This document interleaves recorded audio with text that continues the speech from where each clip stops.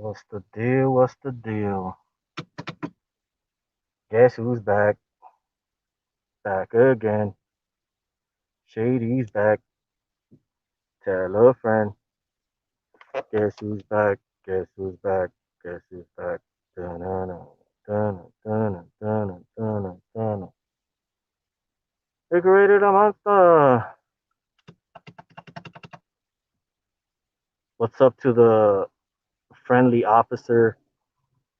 I remember at one point of my targeting, there always used to be one person that would pop up automatically when I would start a live feed because they would watch me so closely that they would want to know what I had to say. So there was a handler always first to comment, first to jump on my live or whatever, and I would just be like, damn, like, and they would report obviously to like not only the AI that was listening, but to other dispatcher cocksuckers that are high up on the pedestal of bitches.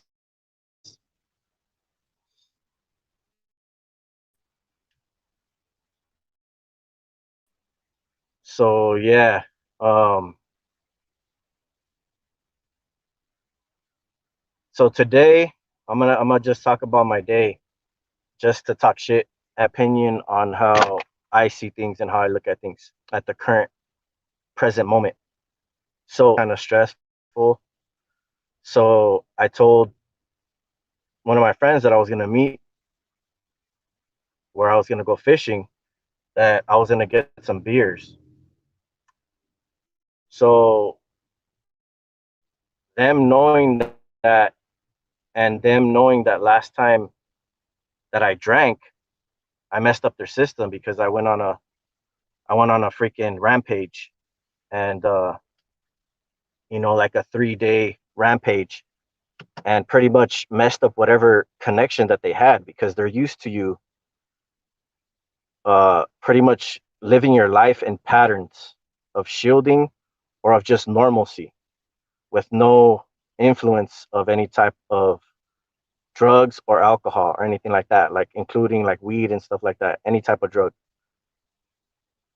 Because most of us, I mean, dealing with this program, we have to find some kind of, you know, I would say like relief or stress reliever. Some of us don't need it. Some of us still dabble, with a beer or two or whatever. There's no judgment on my part. I've always grew up, drinking and smoking weed and stuff like that. So, it's always kind of been part of my family. I've watched my family grow up and drink and stuff like that. So it's normal to me. But the thing is, before we used to drink to have fun and chill with our friends. Now we drink because we're just kind of stressed out and we don't want to think about the current situation, or just sometimes we just want to have fun. It doesn't always have to literally be that we're stressed out.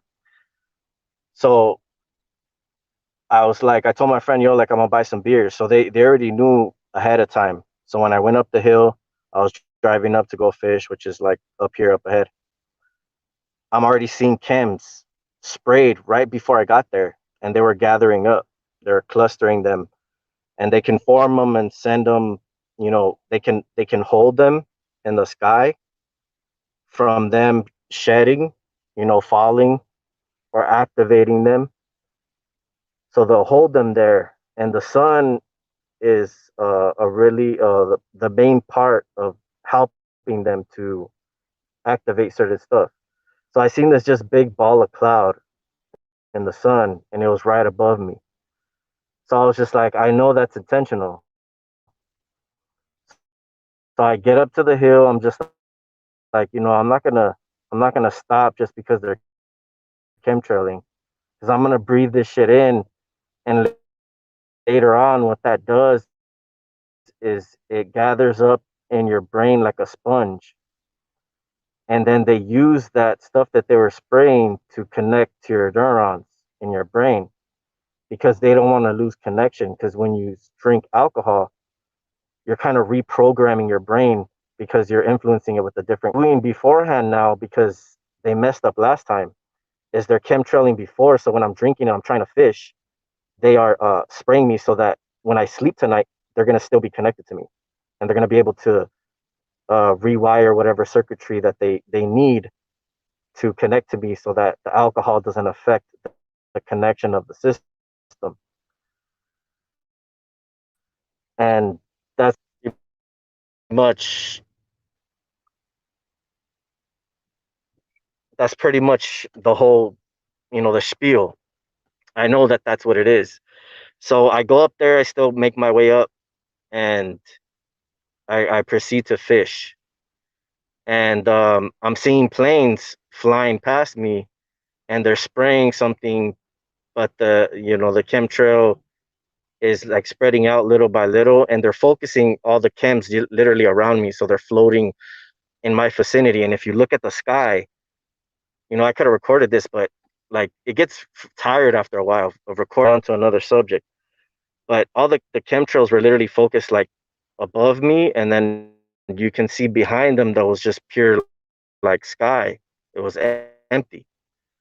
So they were literally the planes would fly and spray the chemtrail right over where I was at. It wasn't to the left, to the right. It wasn't, 10 miles that way or 10 miles that way. It was literally right over the hill that I was fishing on. So to think about that these cowards are literally spraying chemtrails just for me, literally like they're out there spraying just for me. You know what I mean? Yeah, it helps the other perps too to like be more connected, but the main part why they're up there flying is because they want to remain connected to us. And this is somebody will witness this if they shield and and are dealing with the same thing, they'll witness the same thing. But if people are not shielding, they're not going to see this much activity because you're not trying to fight the system. You're going about it a different way, however which way you go about it. I'm going about it trying to face them at their own game. And since I don't have the money or the resources to be able to properly equip myself with the materials that I need, it gives them an advantage. So I know if I did have the upper hand just by myself, having money, and that's all I need is money, I can freaking destroy these fucking cocksuckers. And that's the funny part about it, is that they're not happy until this program is properly working. They're not going to stop. So warfare, with shielding, whatever we resort to, the thing that we think that's going to help us. But it just amazes me that I go up to fish and that they're spraying literally like right above me. And it's just like I was just like tripping out. All these people are crazy. All these people that follow this program are freaking crazy. They're nuts. To target one person, you know what I mean? One person that decides to go against the system. That shit is crazy because if you think about it, like if I'm right, like if I could prove it and I could show you like specifically to target me, then what would you say? Like if there was actual proof, you know what I mean? Like then you kind of got to think about it like, wow, if that's the case, why would they go through so much effort to target this one person? And think about that. So I've messed up their system multiple times. So I've been victorious multiple times. I've seen them struggle. I've seen them bleed. Just like Leonidas threw that arrow at that Persian dude. He threw the spear, and his last breath, and cut that dude's face. And they said, we will see gods even bleed. So these cowards out here that are gang stalking us, dude, they're not, immortal. They're not gods. They're not special. They're just people that know about technology and know about biology and science and stuff like that. They're not, at least they're trying to modify themselves to be. But it's not natural. You see, they cannot target us like this naturally. They cannot naturally, with their own strength, bring us to our knees. They have to intimidate us with other means. So they're not really that strong because they're using technology. It's like a cheat code. We're fighting with the rules of the game. They're using any advantage, any cheat codes that they have, unlimited ammo, all the guns, infinity lives, whatever. They have all that shit, and all we have is just one thing. It's a blessing from the Most High. That's all we have to defend ourselves. So you think about that and grasp that for a minute. And when you're victorious and you're beating these people and you keep on proceeding to push forward, who's the person that is victorious?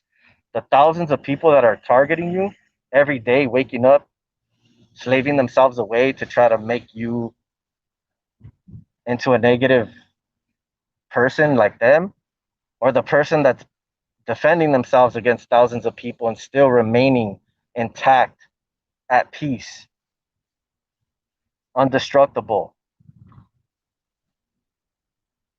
Who's really winning in the end?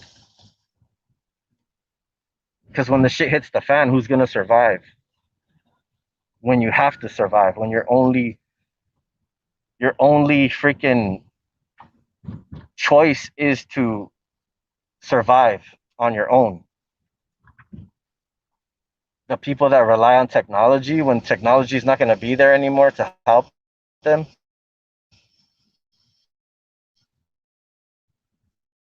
you know,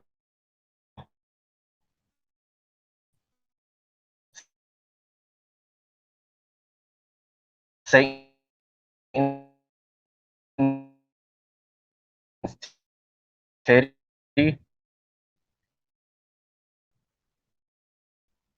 so they could suck on.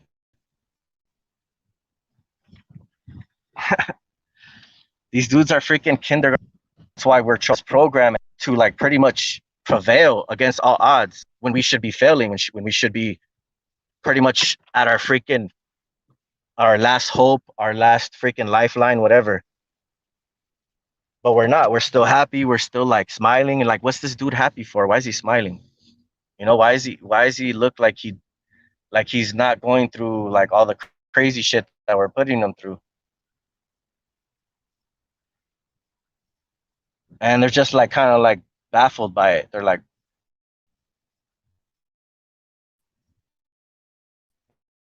if that was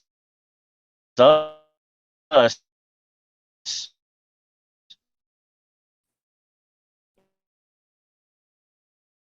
we can't live in those circumstances. We have to have a big house with a nice car, with a bunch of women and a bunch of money, and feel like you we're like a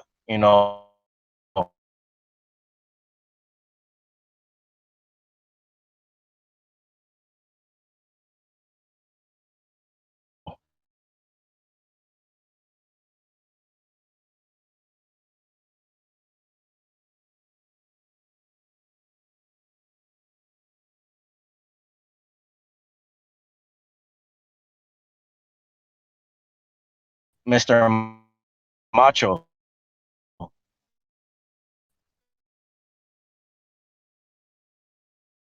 you know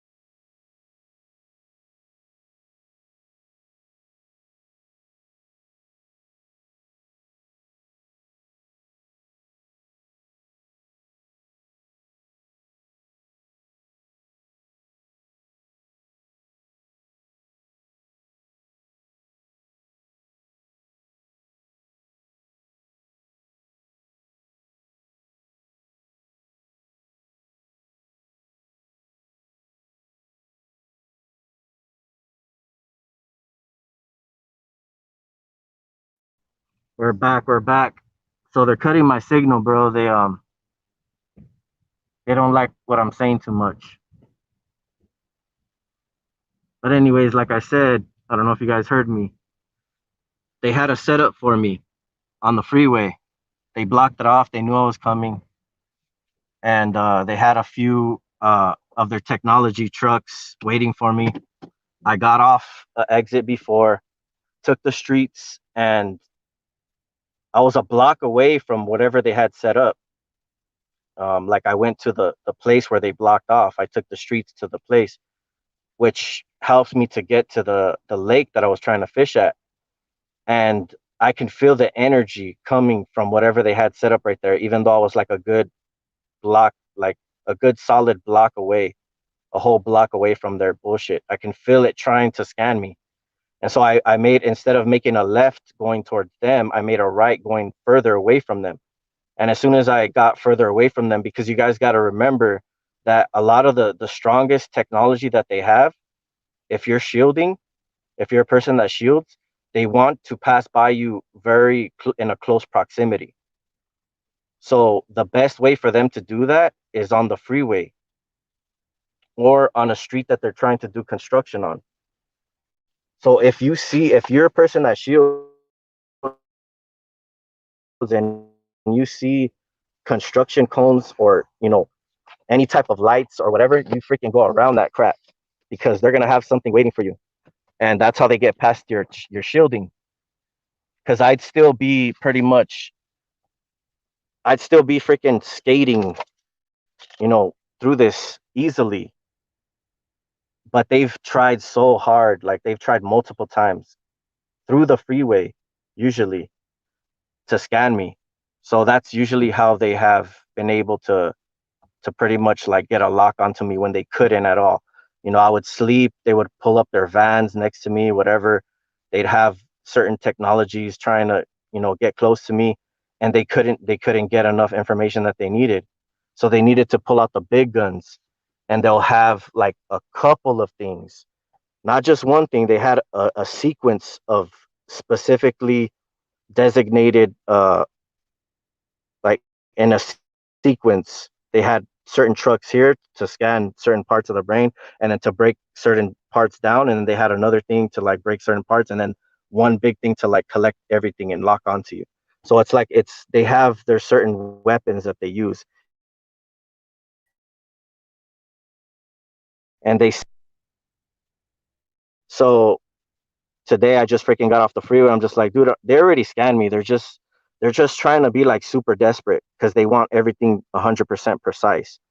So they're able to lock onto my visuals. Right now they have a good lock onto my visuals. So wherever I look, they're touching themselves, they're touching their little badges approximately every time I look. So they have a lock on my sight. What they want to have a lock on as well is my thoughts. They don't have a lock on my thoughts yet, but they're working on it. So once they get more information, then they're gonna be able to like mind, all about mind. If they can hear what you think and they can see what you see, they can make more money. And so whenever they have a good lock onto you, they want you to travel to certain areas that have so that they can broadcast you and lock you into different sections of different cities. And they pretty much like update all their crap through that. Because if you stay in one spot, they don't like that because it's only literally in that one spot. And you can leave to different areas, but sometimes their stuff isn't as accurate as the place that you're always staying consistently. So the more that you travel around when they have a good lock onto you, the more that they're able to spread like a net over your biometrics. So sometimes I just stay put, and like literally if you just don't drive because your brain is more active when you're driving around. Your brain is at a heightened state, so they're able to collect even more information. So it's probably better if you have somebody else driving for you that you trust, so that you don't have to pay attention to them, because when you are driving, they're collecting information and they're going to use that against you if you're vulnerable to their stuff. See, because if you're not driving, you're in a passenger seat, your brain is in an active, like a really active state. It's awake, but it's not more heightened. So whenever you're driving, they're constantly collecting information on you, and they're able to pretty much, you know, link up other people to you because that's what the information that they're looking for. They don't want you sitting in a passenger seat. Like they don't want you in certain doing certain things. They don't, because that they're not gonna make money off of you. So they want you to work at a job where they can focus energy on you, where it's like where it's hard for you to get away from.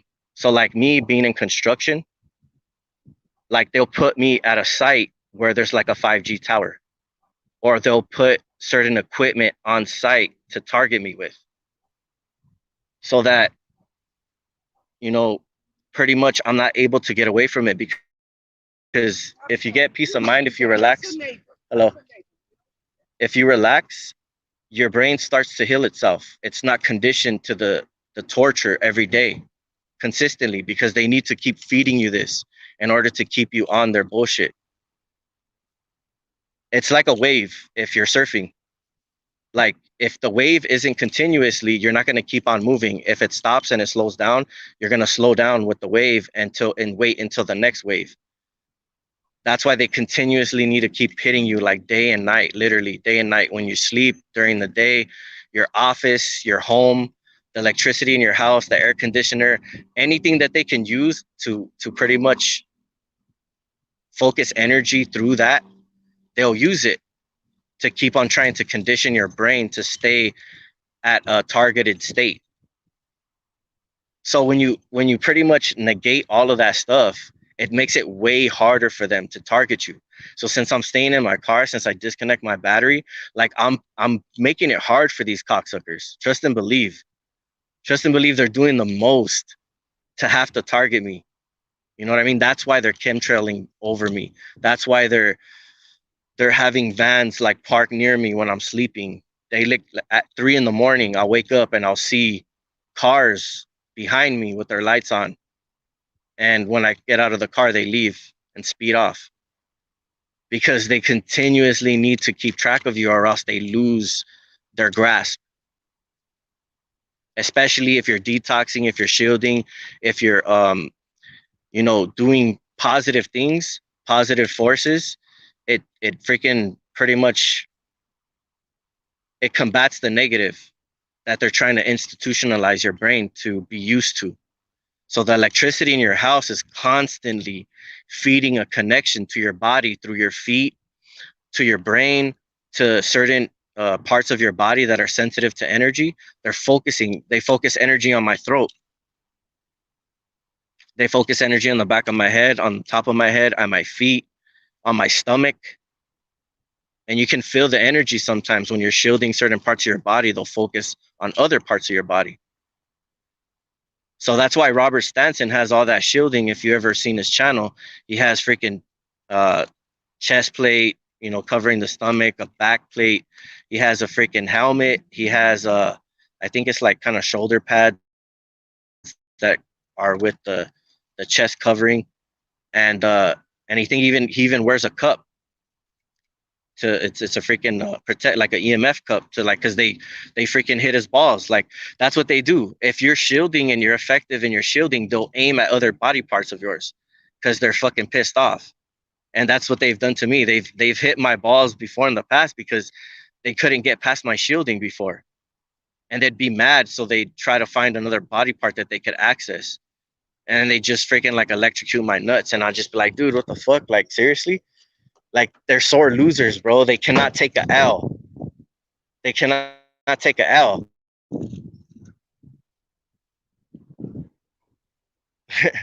That's why it's funny, bro, that we're going against $1 billion system. I am, especially, and I've been victorious against it.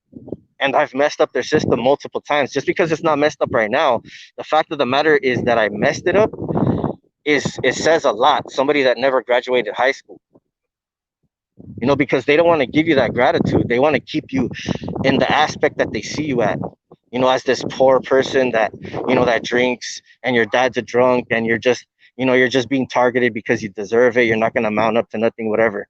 That's what a lot of these perps think of you. And that we're like, oh, we're part of this group and we're special and blah blah blah, and they think highly of themselves, but they're just pawns on the chessboard. These people don't give a shit about them, dude. The potential that they could reach is nothing. It's nothing. What they're giving them is crumbs. The technology that they could be hive mind and share information and stuff like that. That's crumbs. That's a freaking system of ants or a hive mind beehive. It's not nothing where they can go and build their own hive on their own. They can't do that. That's not what they're training them for. They're training them to be part of the hive, to be a worker, and to keep on slaving away like the fucking good little slaves that they are. Keep them distracted with the money and the freaking, the gifts, whatever fucking benefits that they get for being a sellout. We're gonna take care of you. We're a family. We're going through this together. Whatever, blah blah blah. Whatever bullshit cockamamie story that they're trying to feed them. When we're the ones on our own, freaking going against all odds, still prevailing.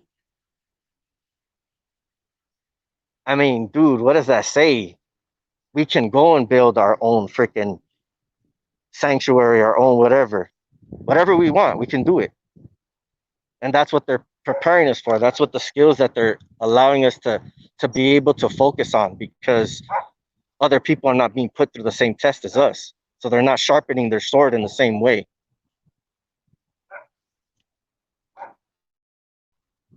So in a way, you kind of got to look at it as a blessing. Instead of complaining about it, use it to your advantage and do something about it.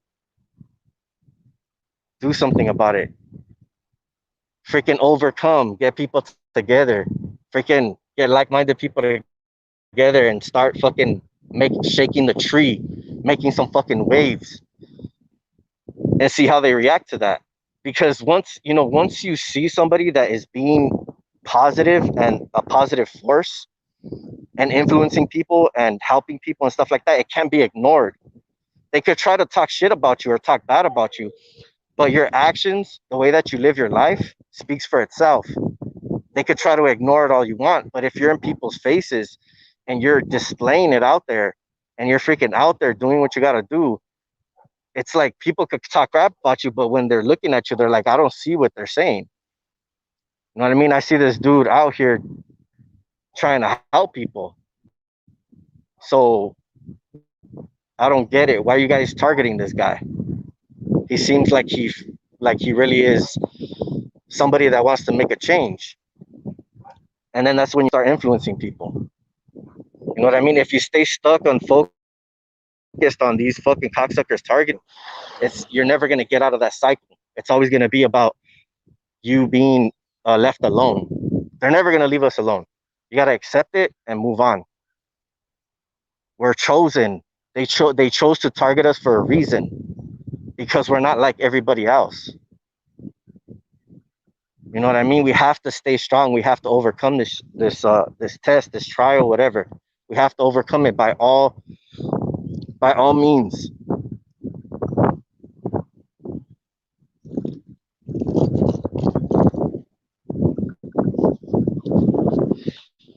And it's not easy for sure. It's not easy, but it's doable because we're blessed by the Most High. So we have extraordinary favor, and that's the only cheat code that we have. And it's not really a cheat code. It's pretty much us obeying where we come from. So if he says, I made you in my image, we're just obeying where we come from. We're following what our Father has done for us. So in a way, it's not like it's more like if you choose to follow him, you get rewarded by him putting a hedge of protection over you and blessing your everything that you touch, and wherever you walk, wherever you set your foot on becomes holy ground, instead of being part of the world and and pretty much everything you touch turns to shit. You just don't see it in the spiritual realm. In the physical realm, you might think that you're doing good, but spiritually, you're fucking killing yourself. Spiritual suicide. Uh, freaking and eventually, it's abomination against the Holy Spirit. It's the the worst sin that you can do, and they drift away from the Holy Spirit. The Holy Spirit leaves them, and they're because they're performing witchcraft, they're doing sacrifices, doing all kinds of wicked stuff. The Holy Spirit ain't gonna stick around with somebody like that, unless they ask for forgiveness. They really gotta repent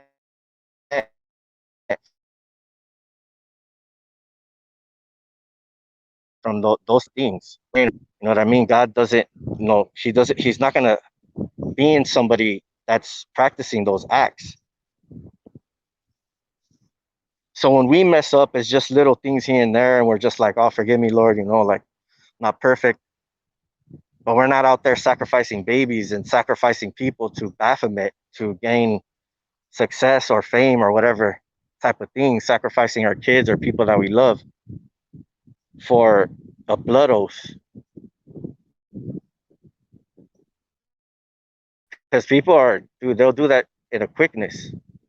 If they could sacrifice us, if they could put us in a situation where we can get hurt, us being who we are, they'll easily do it. And I'm pretty sure a lot of us have stories where we've possibly could have been set up or been in a bad situation because of people that we trusted.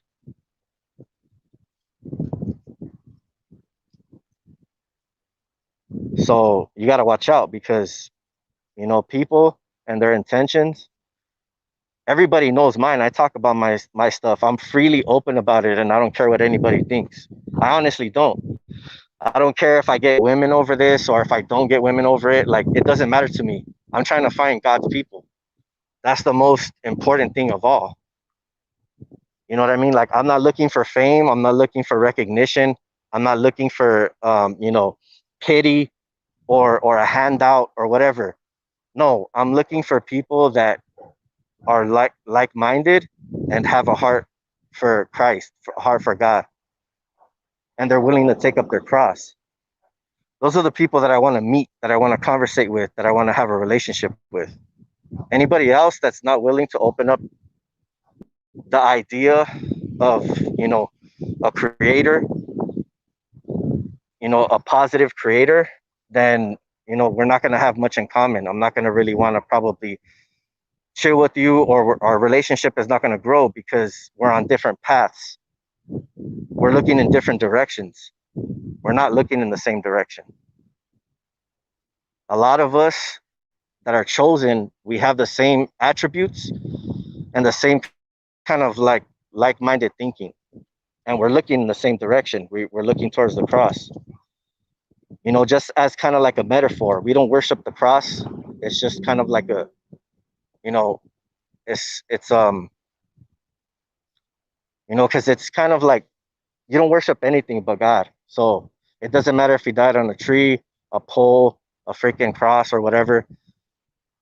It's like kind of like a metaphor. It's not something that you have to literally do or wear, because a lot of things have been twisted. The cross has been used in many ways. The devil always tries to pollute things, and so you don't know where that comes from, where it originates from, because a lot of people have been hung on crosses. They hung people that were criminals. They've hung witches and all kinds of crazy stuff. A cross comes from a bunch of different cultures, and they have different meanings for it. So you don't focus on that. Like, when I say take up your cross, it's just literally like to follow Jesus. It doesn't mean you have to wear a cross or worship the cross. No, the cross is a representation of Christ dying for our sins. It doesn't have nothing to do with us like worshiping anything that's idolizing anything. So, when you see Jesus on the cross, on a chain on somebody's neck, he's already risen. He's not on the cross anymore. He died, and he's risen from the cross. So, if Jesus walked up to you and seen him on the cross, right? If that's where he actually died on, and he's seen him around your neck, do you think that he's going to be proud of you for wearing that cross, symbolizing his death, or when he rose up from the grave in 3 days? You know what I mean? Because you didn't experience that, he did. So it's going to be way more personal to him. So that is kind of like, it's kind of disrespect in a way. You know, if you wear a cross, it's going to be him off of the cross. Jesus is not going to be on the cross because he's already risen. So if you ever wear a cross, make sure that Jesus isn't on the cross because he's already risen. He's not on the cross anymore. You know, so that's how you got to think about things. You know, personally, it's a personal experience that we're having. You know, all these people out here, they don't give a shit. They're not. It's not personal to them. They're making money and they're driving off. They don't lay down at night and think about us because we don't have no lasting effect on them. They just passed us by, swiped on their phone, and they're on their way, or they did some stupid little act, street theater, whatever. It's just business to them. You know, to us, we're being affected spiritually, mentally. That's creation. Our brothers and sisters are targeting us when they should be helping us instead. So it's upside down, you know, because Satan's the god of this world and he wants them to do his bidding. So since he can't be victorious with us in the spiritual, he's going to attack us in the physical and get us to focus on the physical aspects of the world because he knows we're too strong spiritually. So what does he want to do? He wants to distract us with the physical realm, have his people, his children, you know, that have pledged allegiance to him to mess with you because he can't get to you. So he's going to send somebody else to.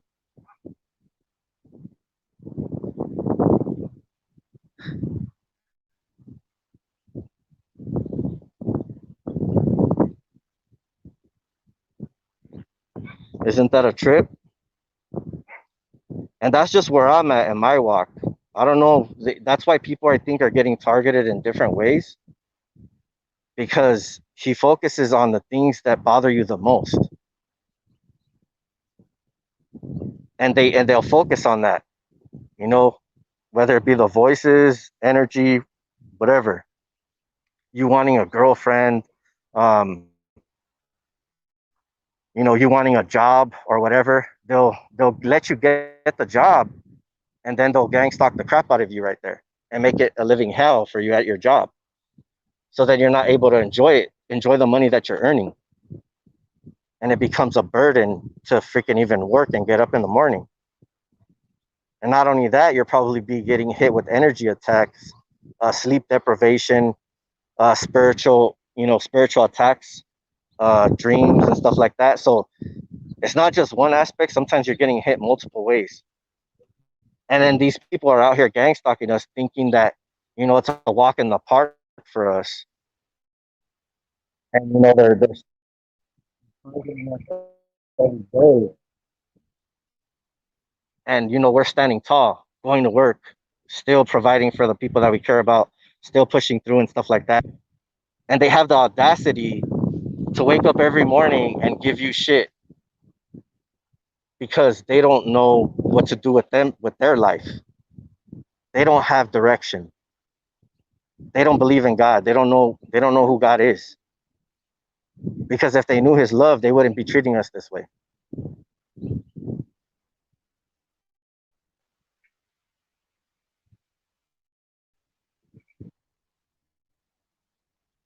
So don't pay attention to this crap.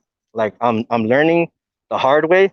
You know, it's taking me longer than others, but it's the experience that he's putting us through to make us learn this and to get it through our heads.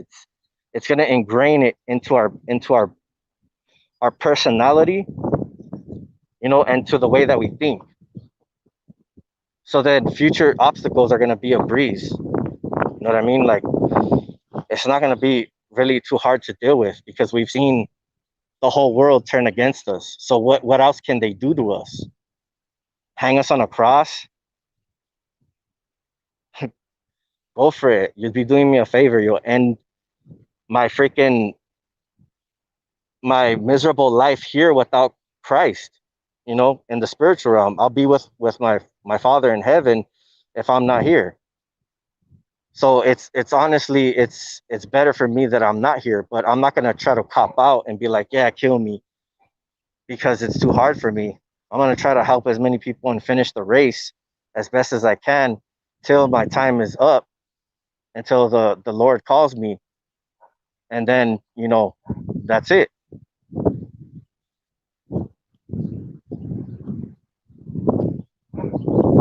Because things aren't really that bad when you look at it, because God,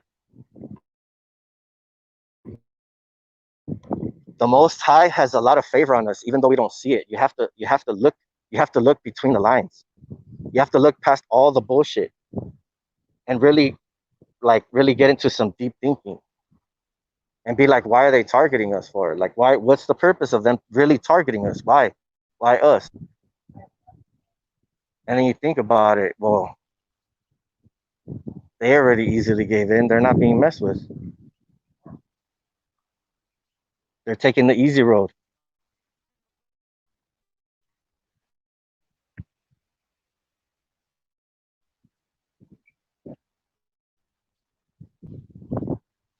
Yeah, we take the freaking the most treacherous, dangerous road, and they take the road with unicorns and fucking pedophiles.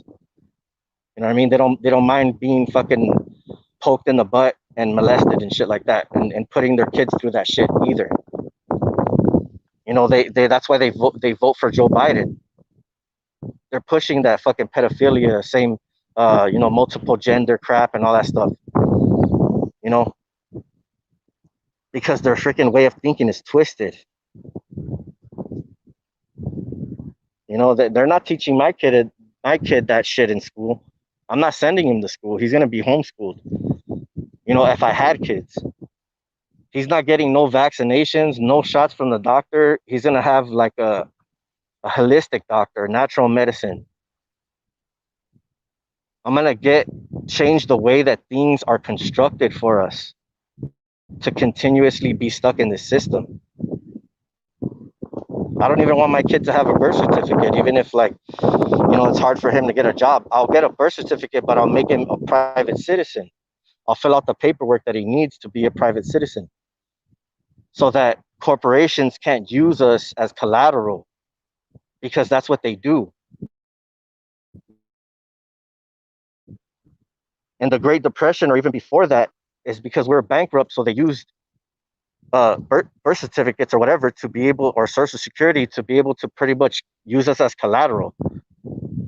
So if you look into the law, you'll see that we're like a dead entity to these people, to the justice system, to corporations or whatever. We're a dead entity. We're considered a dead entity. We're not alive.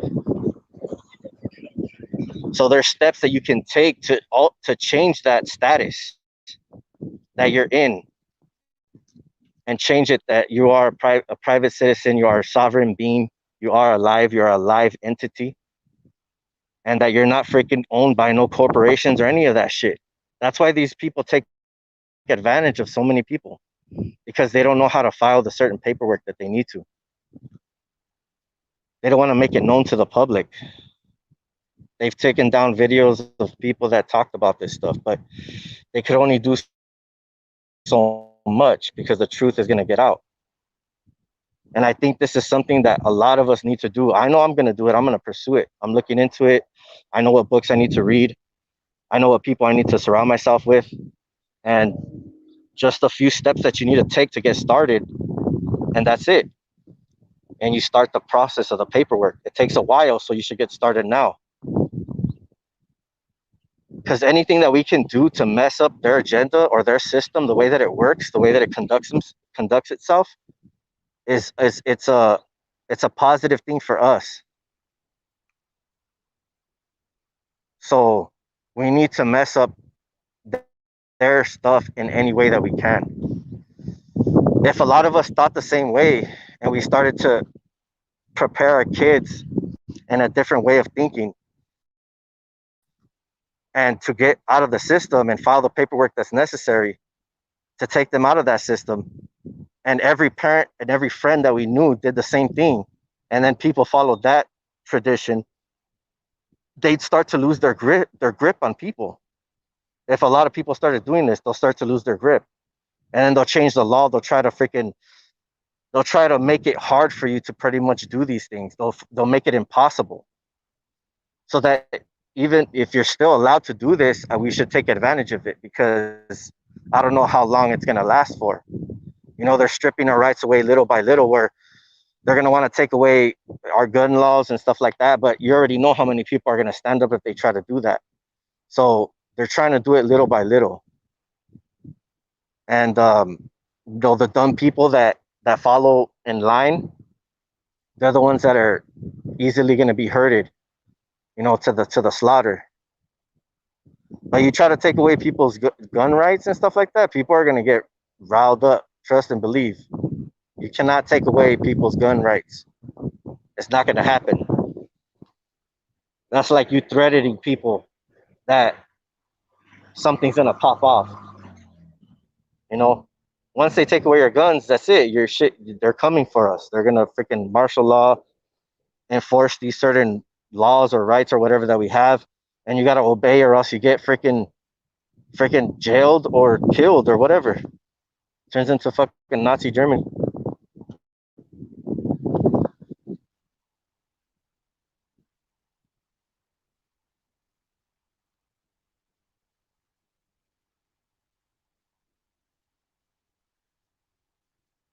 Well, I mean, if you're paying them, they're gonna do it for you. But I think it's better if you learn the process. It's not that hard.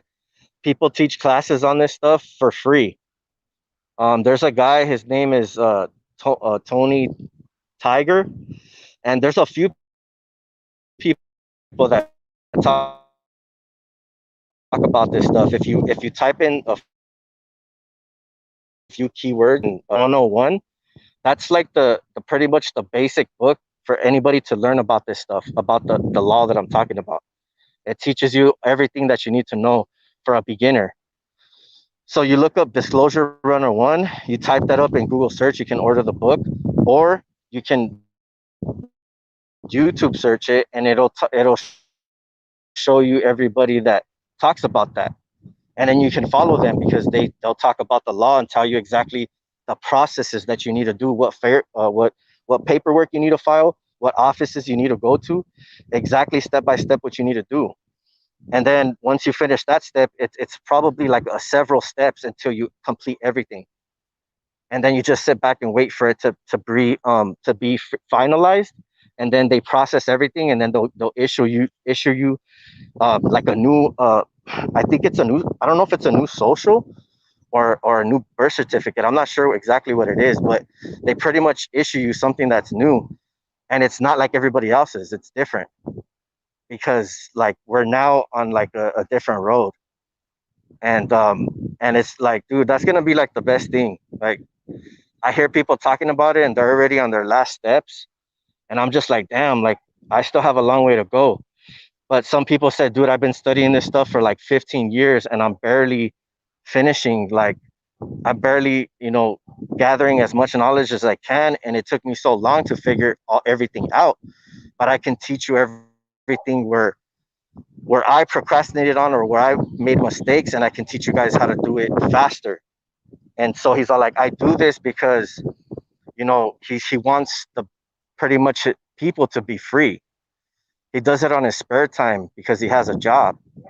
So he does this whenever he has spare time. And I commend the guy. He actually has a group chat that is on Telegram. And on his profile, you can join the group chat, and you can hear and you can read everything that people talk about law, or about stuff that they're stuck on. And they'll ask him questions, and he'll pretty much give you whatever answer that he think is best. and he'll pretty much share information on there. Everybody's just sharing information to pretty much help their situation in the current time that we're living in.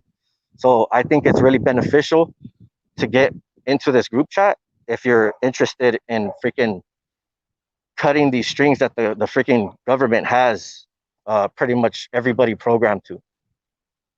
It's not gonna freaking stop your gang stalking. Who knows if it does? I'm not sure, but it'll make things a lot harder for for them to even give you a ticket and stuff like that. I think once you take these certain steps, you don't even need to carry a driver's license around with you.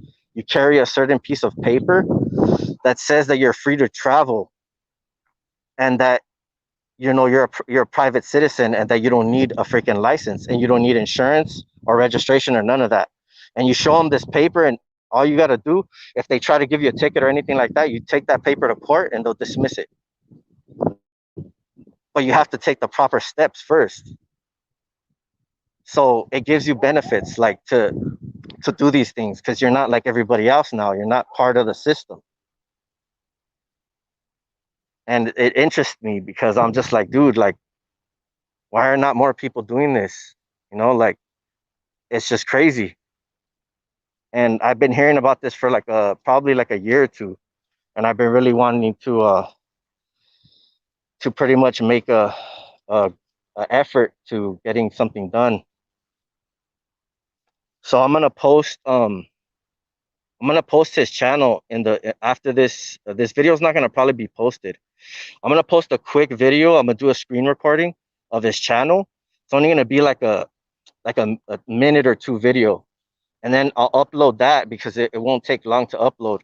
And I'll put his link to his channel, the link to the Telegram in the bio, so that anybody that wants to learn about this stuff can learn about it. And trust me, I'm gonna have it up today because usually when I'm talking like this, it's because I'm like putting some fire under my ass, and I want everybody else to pretty much do the same thing because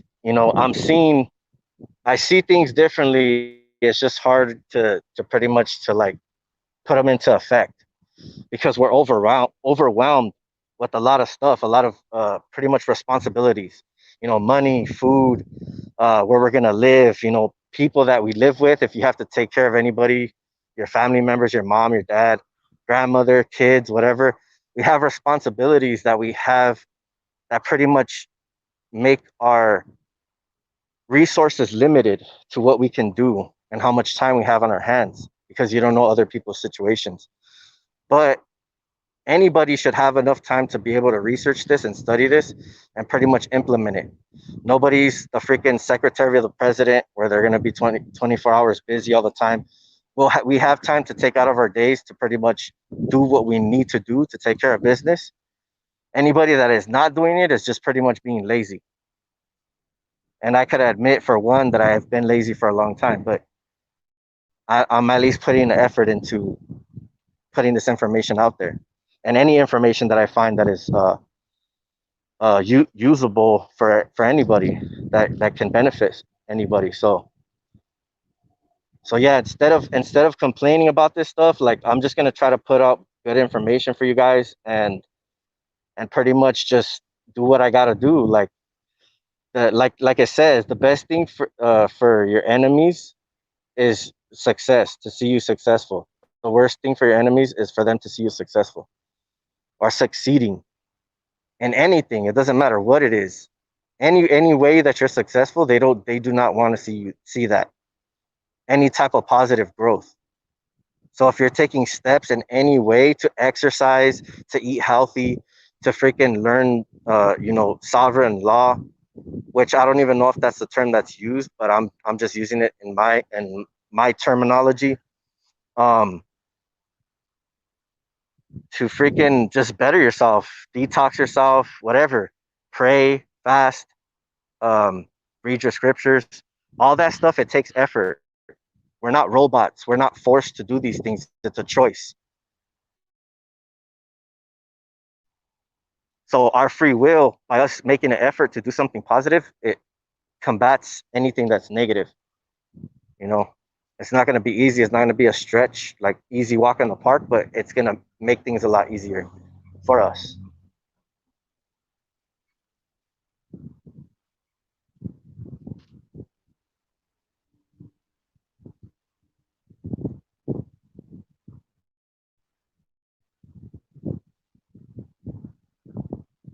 Need waste your time, energy on separating just like way. Like separating in what way? Like becoming sovereign.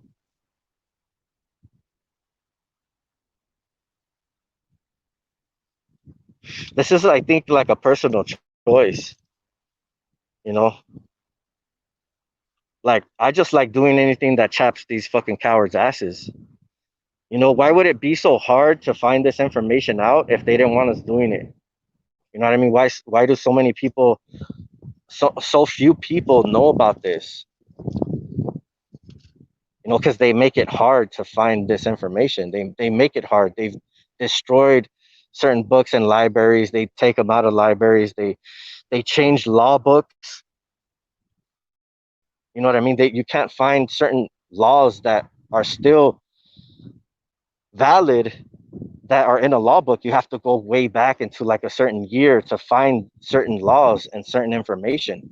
And they make it like super hard for you to find these books where you would have to order them online. So this is a personal choice. I mean, anybody that's spiritual, they say, well, all you need is God and stuff like that. This is just something that I want to do just because I want to shove it in their face. Because this is the way that I would want to be treated. You know what I mean? Like they should have made it like this from the beginning. We shouldn't have to change this. We're God's people. We are sovereign. We are sovereign beings. We have rights. Our minds are our own. They shouldn't be invading our privacy like this. The spiritual battle against Satan is spiritual. But what they have done is pretty much involve everybody in your life and try to make things personal, to try to make you dwell on what what the majority thinks of you, and how they're following you around and not and constantly harassing you.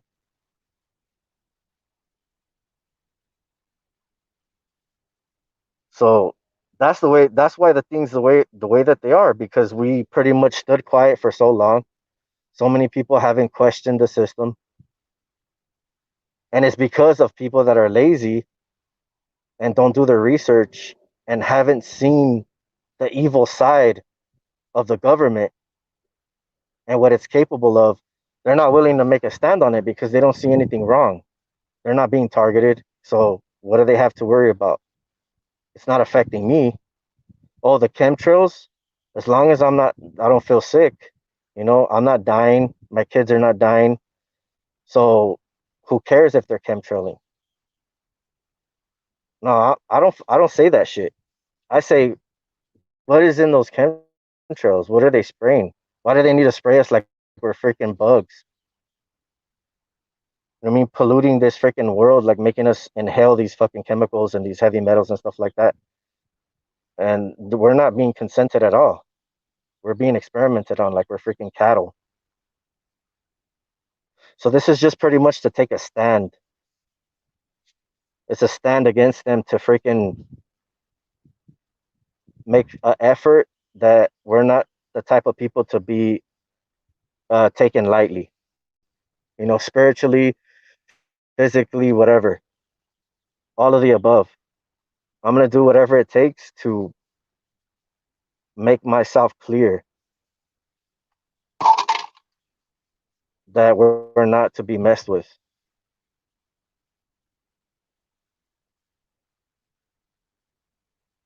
See, because the thing is that the early disciples, like a lot of the stuff that we're probably dealing with now, I don't know if they dealt with back in the day. Did they have to deal with mind control? And did Jesus have to deal with them reading his thoughts? I know he was stalked and harassed, but did he have to go through the same things that we went through? What the technological aspect of it, that the disciples have to. You see, because it was all spiritual. Lucifer and his demons were keeping track of them. But now people are keeping Lucifer and his people, his children, and the technology that he's built around this system, around this world. He's trying to make himself omnipresent, and he's trying to keep tabs on us because he doesn't want us freaking influencing anybody else. He likes the way that things are going.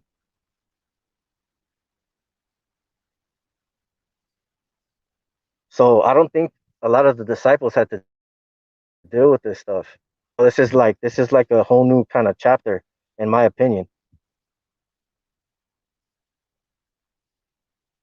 So if it says in scripture that he said that, even he said, people that believe in me will do greater things than I. So that we're going through this crap and we're still, surviving and prevailing. I feel like that's what he's talking about. Just on a very small note, spiritually is more stronger. Preaching the word and saving people, bringing them to Christ. That's where the real power lies. But being a prosecuted saint and and still looking at the positive side of things, it's not easy. That takes a lot of freaking guts and will, and His will in your life, that keeps us freaking sustained. So yeah, so this is just a personal thing that I want to do, and yeah, I'm gonna do it. I'm stubborn anyway, so until the Most High tells me otherwise, then I'll stop whatever He doesn't want me to pursue. But He doesn't speak to me, as much, unless I'm really diligent in prayer and in fasting, or my word. So if you feel anything that is like questionable or whatever, you have to go to prayer and ask Him, because I could only give you advice, but sometimes, not, like, man is wrong. You don't trust in man. It says it says not to trust in man, for he will fail you. Anyone will fail you, but Christ will never fail you. So His advice is the best advice. So you always ask Him before you do anything.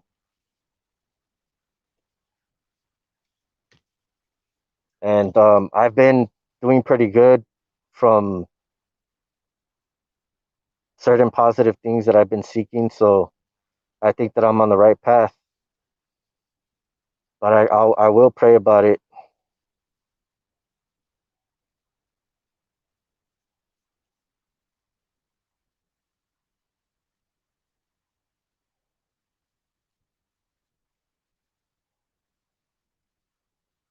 Oh, for real? Yeah. What's up, bro? I mean, this is how we do things, man. Speak the truth that people don't want to hear. Nobody wants to hear the truth. He's all like, how come the people didn't listen to you? Because I told them the truth. Well, that's the problem. They don't want to hear the truth. They want to hear lies. They want to hear freaking bullshit stories and fairy tales and shit. And then you'll get their attention. You start making shit up, making a crazy story that, like, nobody would believe. And that's the type of shit that they'll like to listen to. But you tell them the truth, how things are corrupt and how things are going and stuff like that. They don't want to hear that. They want to hear the lies. They want to hear the lies. They gotten used to living a fictitious life on a fictitious entity that is being monitored by corporations and pretty much owned by corporations. And they like the way that things are. Some people have knowledge to make a change, and they don't, because they're part of the system. Sheriffs out there, cops, firefighters, judges, lawyers, presidents, freaking nurses, doctors, everybody.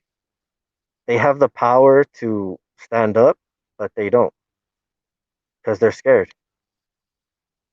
So they just remain silent and play along, or else they'll get a target on their back. So a lot of these people out here are faking. They don't want to be part of this system, but they have to because they'd rather be in good standing with Satan than in bad standing with him and the world. Because trust and believe, people find out if you're serving him or not. They know if you're taking part in their freaking rituals or in their programs. They recognize each other. These people in the system, they recognize each other. They recognize one another, just like the mark of the beast. They can see it. And when they see us, they don't see the mark.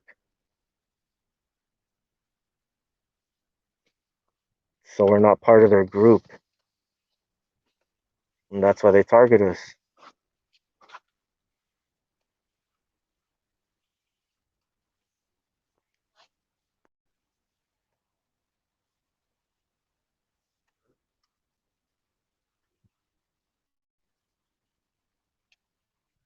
So they recognize their own kind pretty much, especially with the influence that they spread.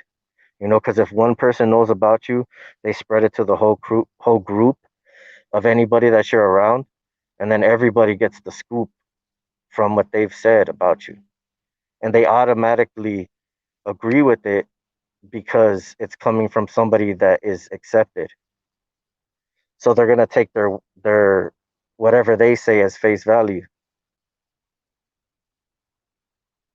and pretty much start going along with it. That's when like the pack starts to turn on you, or show their teeth when you have your back turned, because they've made it into like a little child's play fucking system where people are not telling you shit to your face. They're talking shit behind your back, and that's how it remains. They try to act like if it's a little secret, because they know that what the technology can do, and they know how corrupt the system is. So they don't want to go against that. They want to keep their little benefits, their hush money, and everything that comes along with it. If they choose not to participate, they're risking themselves becoming a target, because the AI is always watching, and your fellow freaking constituents are always observing as well. And they're monitoring everybody's thoughts, and freaking pretty much what happens is they record your thoughts every day. When you want to go to the restroom, you have the same thought every time you need to go to the restroom. So they record that thought, and they record what you're doing. So they match that thought to what you do, and they say, okay, whenever he has this same pattern, it's like a electrical signal that's on a freaking earthquake. When there's an earthquake, it's like a pattern like that. Okay, well that's kind of like the same thing with your thoughts. It's a similar pattern. So they match that, they record it, and then they know that when you go to the restroom, you have that same thought.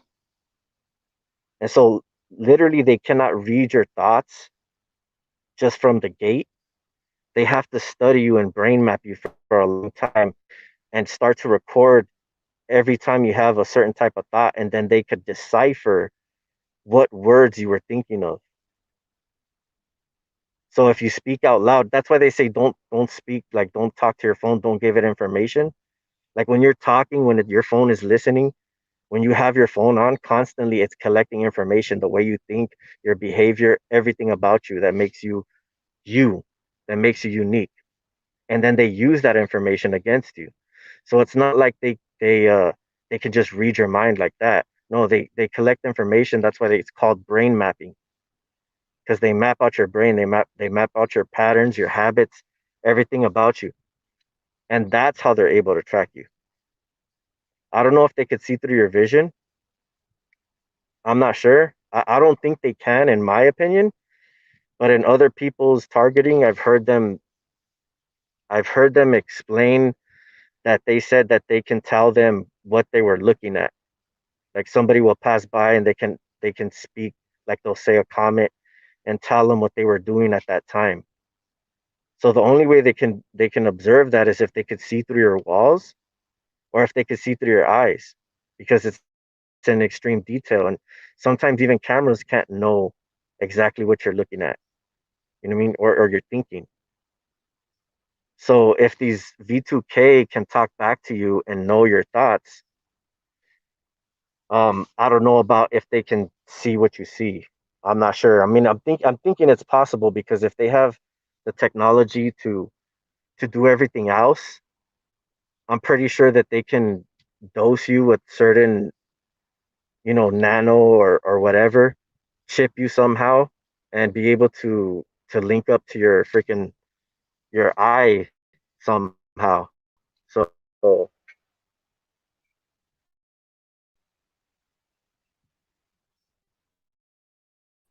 me, it's already a wrap for these cowards.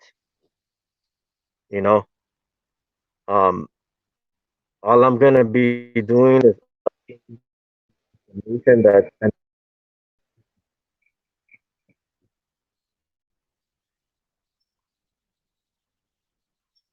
exactly. Well, that's why they're putting the vaccines. These vaccines, dude, they're gonna freaking. I mean, they're gonna give them a lot of access instead of them taking like years to brain map somebody, because it took them years for me to actually get everything on me, and then my shielding to not be effective anymore. They have to continuously keep on collecting information.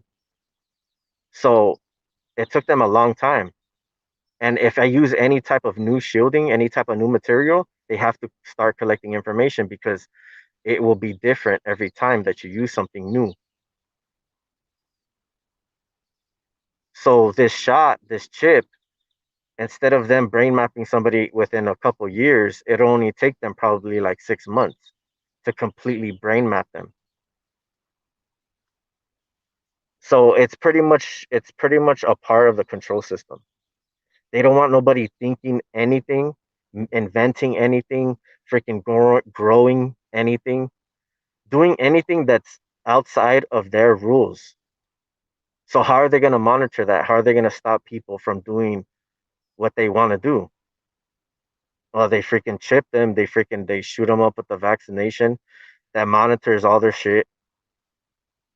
Even though the cell phones and the stuff that they're spraying already is doing that, but they literally want to be inside your body. They want to be like close to you, like if they were your twin, then they'll be happy. So nobody can invent anything. If somebody does invent something they don't like, they'll freaking raid your house and put you in freaking, kill you or detain you, whatever. They see you growing food that you don't have a license for. They'll find some law that they could slap on you and try to put you in jail. They see you freaking doing anything that's positive, they'll just crack down on people and take them out one by one,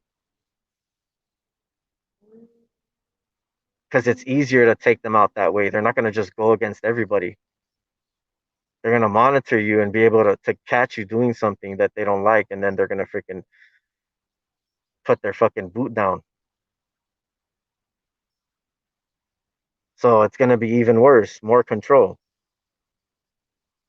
So people that want to turn, they don't like how the system is going. It's actually turned into a prison state, of a mind state of prison for your mind. Your thoughts are not private anymore. Your feelings, your freaking heartbeat, your vitals, your freaking, you take a crap, whatever. Anything that you do is now, you are government property. Once they put that chip in your body, you're considered, you have a patent of theirs inside your body, which the government owns that patent. So now they own you because your body is now part of the government. So your body becomes government property. Now they can test on you and do whatever they want because their shit is in your body. And you know what else? Your life insurance will not cover you if you got the vaccine anymore. So if you call your life insurance and you ask them, do you still cover me if I got the vaccination? They say, no, we don't cover you. Your policy is not acceptable anymore. Interesting, right? If you don't believe me, go find out for yourself.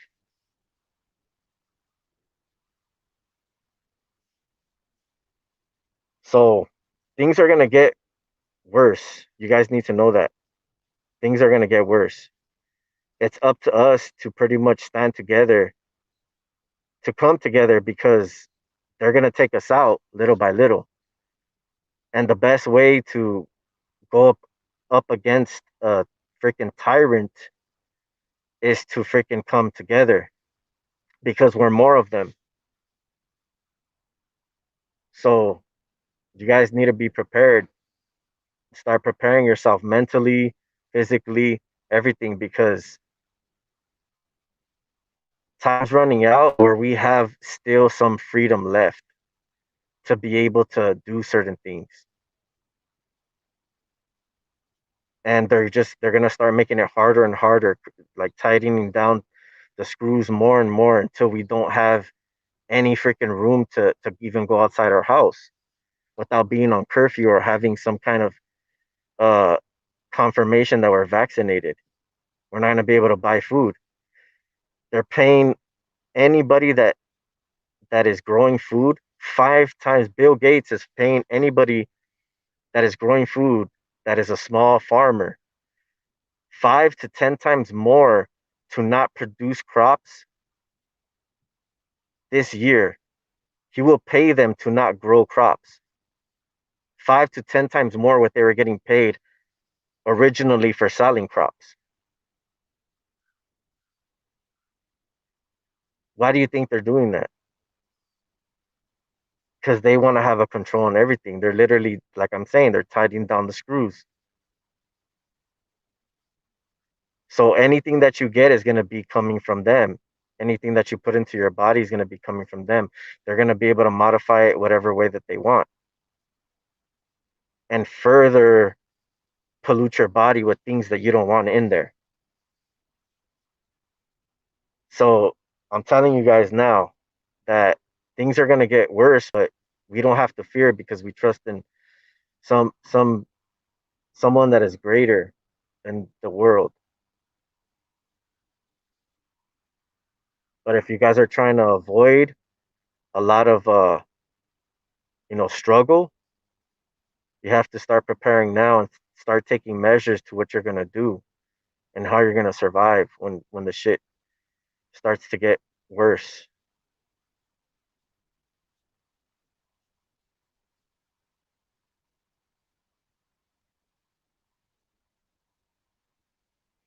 Yep. I don't trust the doctors anymore. Honestly, I don't give blood.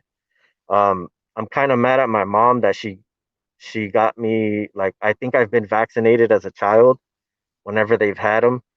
I've gotten multiple flu shots. They keep a book of every shot that you've taken. So they've been experimenting on us from way back. Everybody that's been getting dosed with shots, I mean, that shit is like, it's abomination against humanity. Our system, I think our bodies are built to withstand things. The reason that they're putting stuff in our body is because they're trying to test things on us. They've been trying to control us since like years. This is the great deception. This is the freaking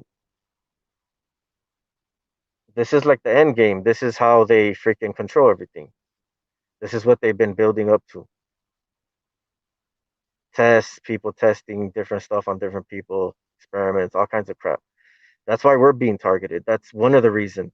In in their eyes, not on a spiritual level.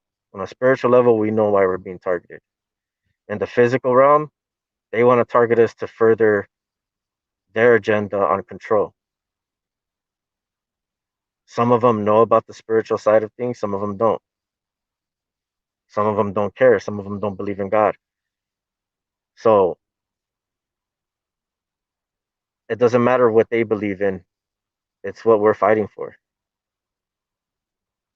You know what I mean? So, like I said, you know, trust in the Son, not Son worship, not the Son itself, but trust in the Son, Jesus of Nazareth,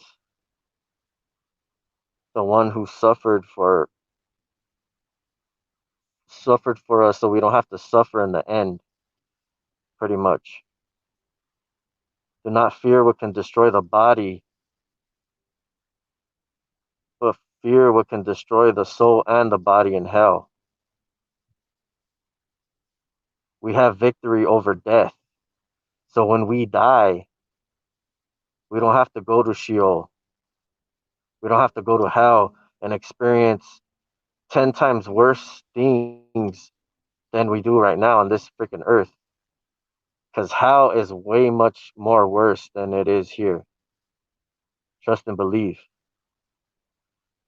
Do you think that what's the reason why they haven't taken over already? Like, why haven't they pushed this agenda and I've already be in power and let everything come to light that's in darkness? Because they can't. There's a universal law that everything abides under, this firmament of the creator. So they have to play by the rules, and that's why they can't touch us.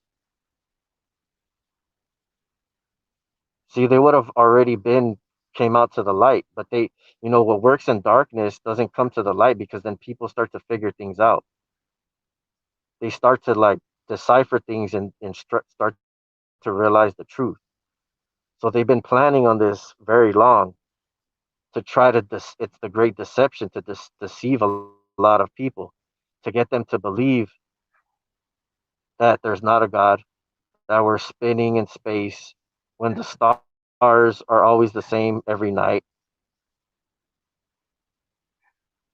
And a lot of stuff about our universe and about everything, all our history, ancient history, you know, they even like the aliens or the Nephilim or whatever, they probably fear God because they know the truth, but they're going to keep us deceived to try to believe that there's a different creator or whatever. But if you got kicked out of heaven and you were stuck here on earth, wouldn't you be mad and start to leave behind history, your own history, for what people to believe in? So if you're stuck here and you're pissed and you're pissed off about pretty much like being fallen or forsaken or whatever, people, they're going to be like, okay, well, this is what we want people to believe, so this is what we're going to leave behind to deceive a lot of people.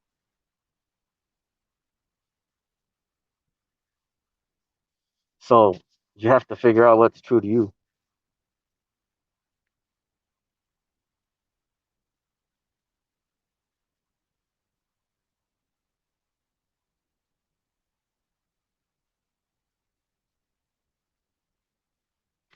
Yeah, they would have already pretty much like had us as slaves.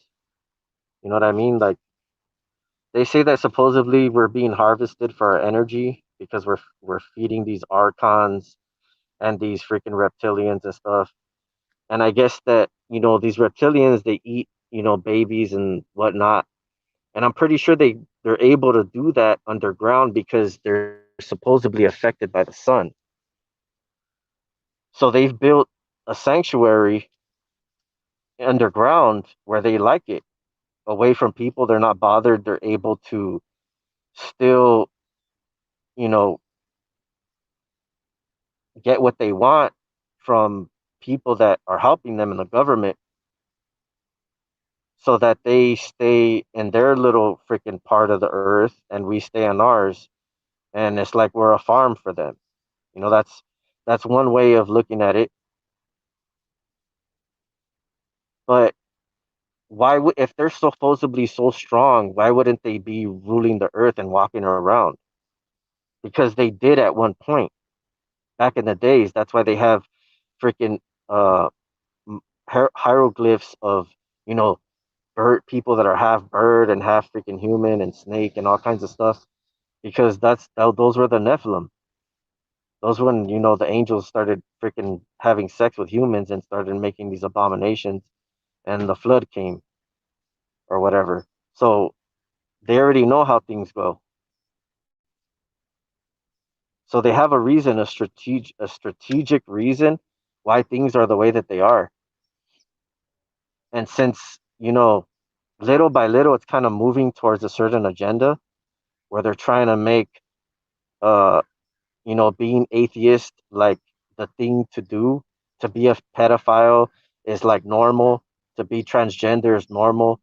And like all this corruption to corrupt people's minds, to turn it like into Sodom and Gomorrah over again, because they want to defile the purpose that we were created for originally, to serve the creator. So they want to drift us away, far, far as much as away from our true purpose as they can. Or else, why would they keep things hidden so much? Like, it's because we're too smart. We can figure that shit out. That's why they stay in hiding, you know? And that's why they're talking about these aliens all of a sudden, because maybe they want to come out. If they've gotten so many people to pretty much serve technology and serve this beast system and be okay with having a fucking pedophile as a president, these evil entities that are watching are like, okay, well, they're kind of going along with this stuff. You guys are able to contain them, manipulate them, and control them. So now we can come out and it'll be easier for us to deceive them, because it doesn't take, it takes time to shape people's minds, because that's where loyalty is built and faith and all kinds of stuff.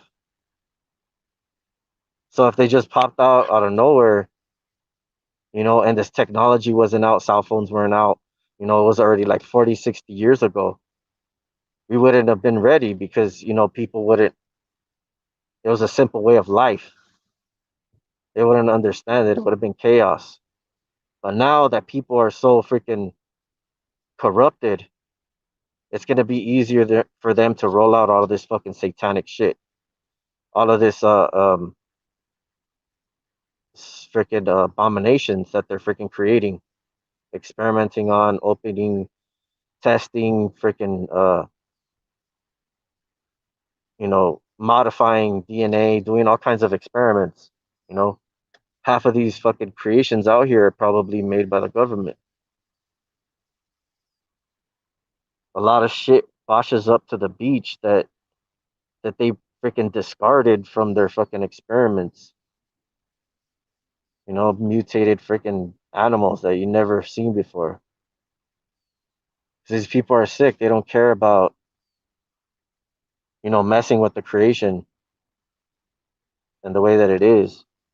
They don't have no freaking principles or morals, you know.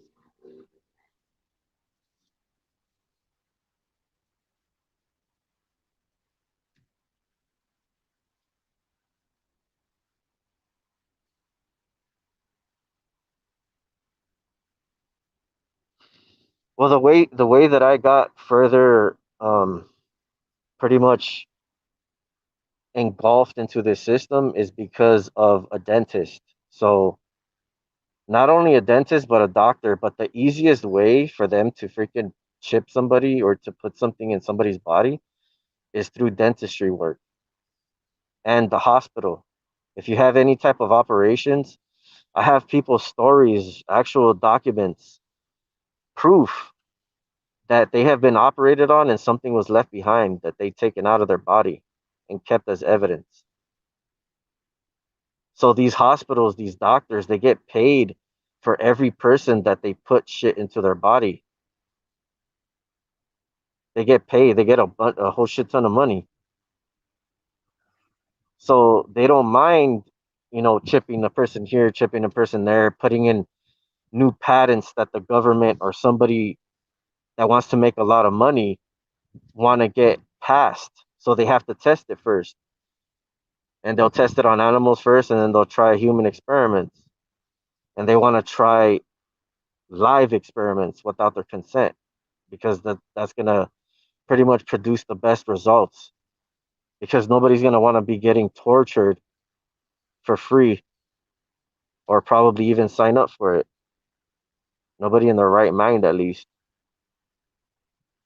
So they see us as expenditures because who's going to believe us? How are we going to prove it? Unless, you know, we know a doctor that's willing to take the shit out of our body. Because once it's put in there, they don't want to touch it because it's a liability. And then it's, it causes like court issues and people that are responsible and stuff like that. So they don't want to get involved with that. That's why it sucks that, you can't even trust your own doctors. The person that took an oath to help people, to make people better, is putting shit in your body without your consent. Like, that's fucked up shit, dude.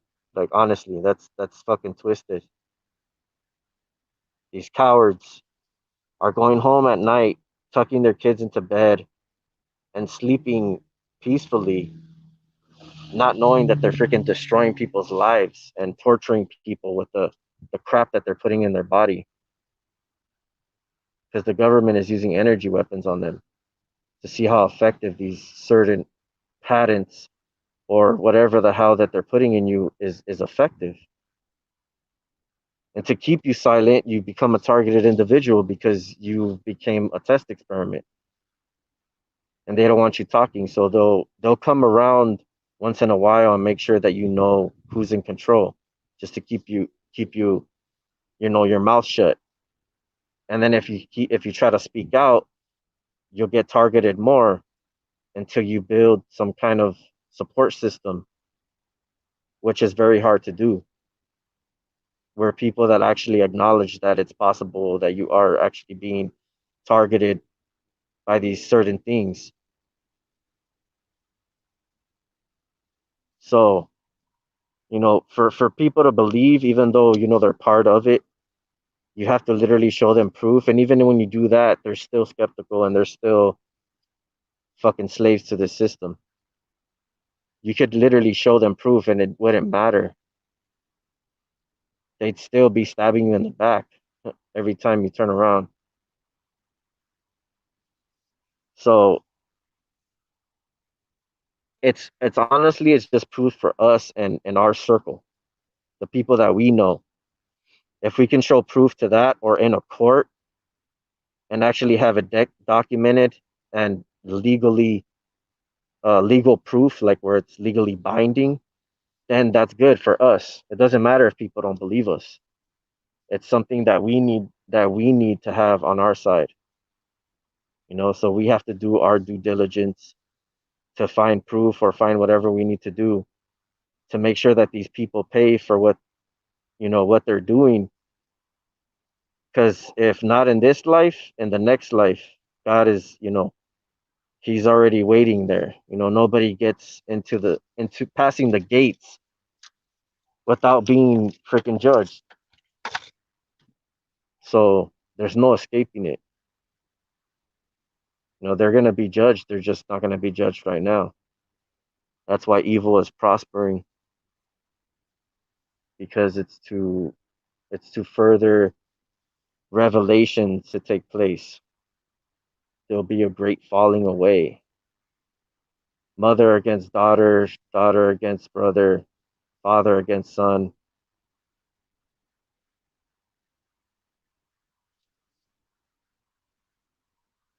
I guess that's the messed up way that it has to be for people to realize to trust only in the Most High, because it says in Scripture that man will fail you, man or woman, even if they're your father, your mother, your daughter, they're gonna fail you. The only thing you can do is try to show them the right way, the right path, lead them in the direction to Christ, because His way is is the true way. You think about it, who lives like Christ, who practices His laws, who lives in His ways? Nobody out here, none of these people out here that are targeting us are living like that. So it's abnormal to live in this type of lifestyle. That's why it makes sense that they're targeting Christians, because of our faith and how powerful our faith can be. It just makes sense that we're the ones that are being targeted, because we're not like everybody else. We don't think the same. We don't see things the same way. We can speak about the truth and not be you know what I mean, ashamed of it. We're not ashamed of who we serve, because we know that that path is righteous. Not trying to think that we're better than everybody else, but we're trying to be like Christ. That's who we're trying to. That's who we're trying to please, to serve. You know what I mean? Even though we're gonna fall short, but still we try, because it says in scriptures to stay close to Him. So that's what we're gonna do, and it just feels right. It just feels right. It just like, if you be like them, if you be like everybody else and fall into sin and not give a shit, you're just doing the same thing as everybody else. So what difference are you doing? But just waiting till the end comes, the end result of whatever the hell's going to happen. So to live in a different way, a different lifestyle that only a very few walk that path, it's not normal. They do not like it. The government doesn't like it. Satan doesn't like it. They target you for being different, for being good, pretty much. They don't want you. They want you to have a fucking polluted way of thinking, a freaking perverted mind, uh, freaking twisted, satanic, murderous intent. They want you to be full of hate. It's evil and good, light and darkness. It's always been that way, and it's always going to be that way. The battle that is going on in the spiritual realm, we cannot see. But trust and believe our side is stronger, because the darkness cannot comprehend the light.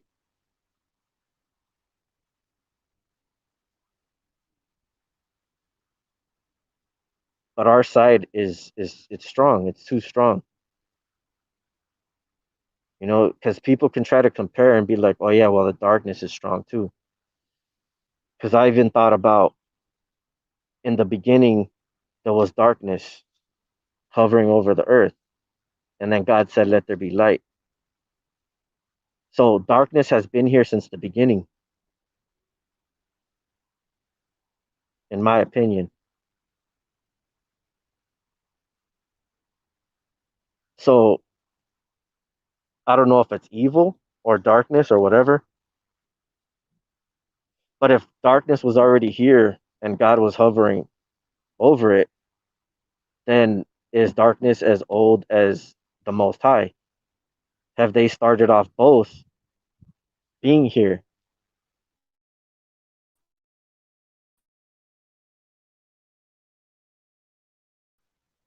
since the beginning? Because they say you can't have one without.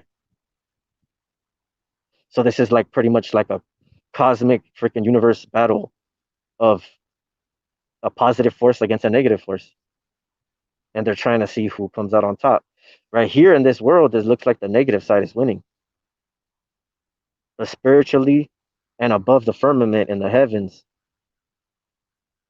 who knows who's winning? Why do you think they haven't implemented their stuff yet?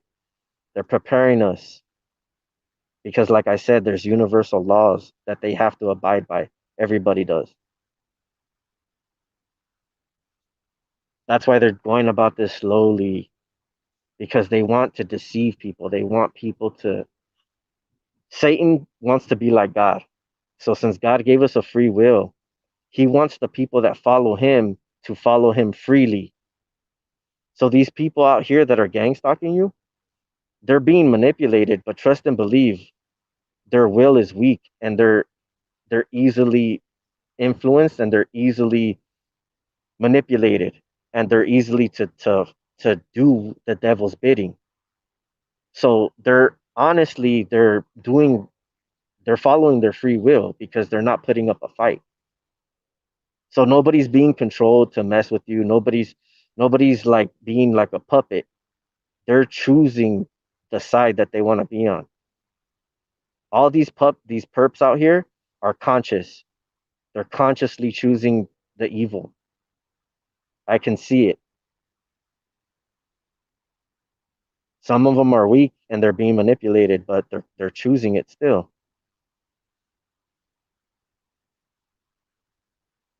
So honestly, in my opinion, people are not being controlled. They're allowing themselves to be controlled.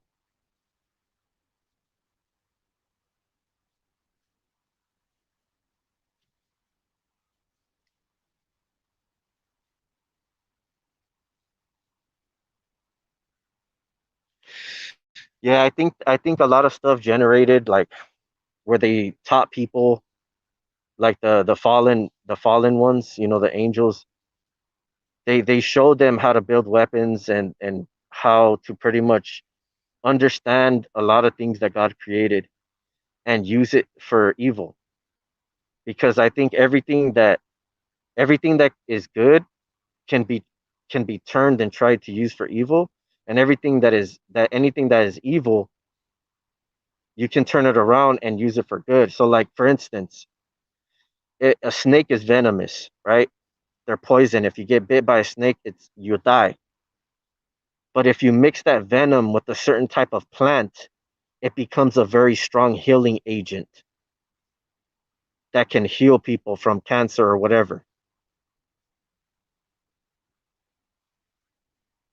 So if you think about it, anything can be switched around. Like so there are ways of targeting us, trying to lock onto our brains and monitor us and stuff like that. If you shield your brain, you're putting interference between their weapons or their electromagnetic field or whatever, and you're putting something in between that. So it's just like an atom. There's a negative and there's a positive. So every negative has a positive. You can do something that's positive that the creator created.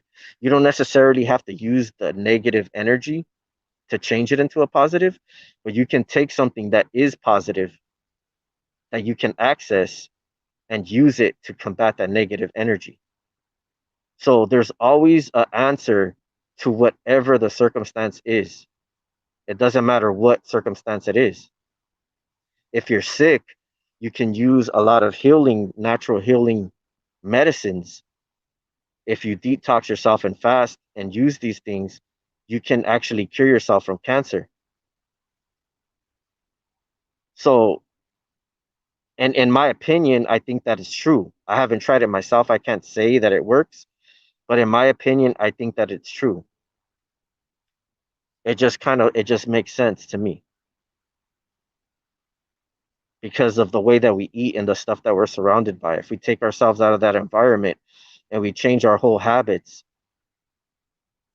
you don't think there's going to be a change in our biology, in our system that was causing those problems in the first place?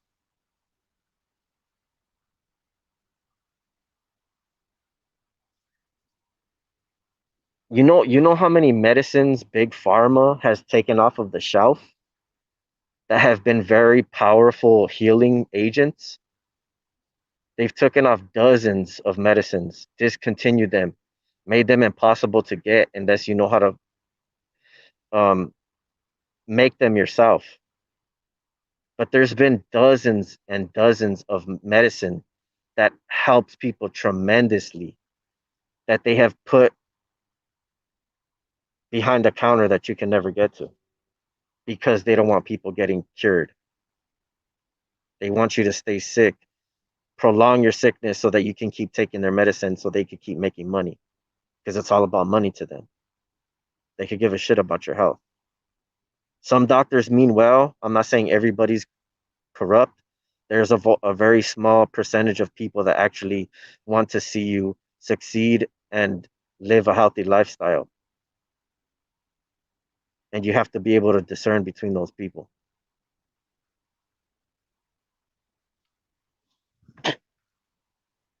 But literally, this world, this system is based on corruption.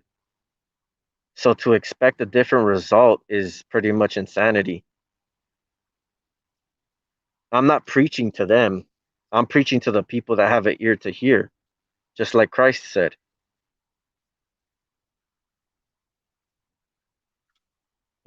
He said, I didn't come to the people that are well.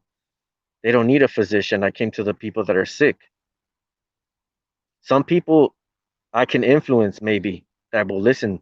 They still have a couple, uh, a few cents left in their head where they still have time to turn away from their wickedness and seek the Most High because they see Christ and His people in the way that we live our life as an example.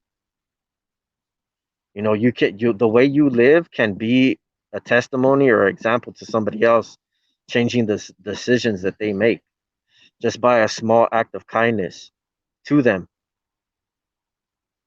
Because somebody that is treating you like shit is going to expect the same thing from you. If they punch you, you're going to want to punch them back, right? That's the normal way of conducting ourselves in a humanistic way, nature. But if you turn the other cheek, just like Christ said, it's not normal for people to do that. And the devil hates that shit. He does not want you. He wants you to grab a gun. If they kill one of your family, you kill their whole freaking clan. You eradicate them from the face of the earth. There was wars in the Bible. I mean, God sent His people to go and take out people that were wicked because it was necessary. But Christ came when Christ came after that, after the Old Testament, Christ came. He died, so none of that stuff needs to continue. He taught a new curriculum of lifestyle so that it avoids hate or war or anything that is of the enemy that kept people in bondage. Because the father, he's more of a savage. Like I mean that in a good way, not like because I use that word like me and my friends use that word like when you're like I guess down when you're down to do things that people aren't. You're like we'll call each other, dang, you're a savage. So God is like he's like a savage dude. He doesn't, he's more like boss. He gets down to the root of the problem. He doesn't wait around and want to freaking baby you or pamper you. If you don't get the message, he'll take you out. He'll wipe you off the map. So luckily Christ came to die for us because we didn't have a chance. Before that, we were destined to fail. And since Christ came down and he pretty much rigged the game, he rigged the game and allowed his son to die for us so that we kind of are exempt if we seek him from punishment.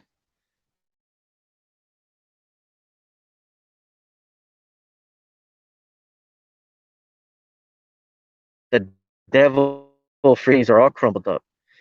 All the people that he was expecting to have control and to have dominion over, have power over, he lost a lot of his power. He lost his throne pretty much.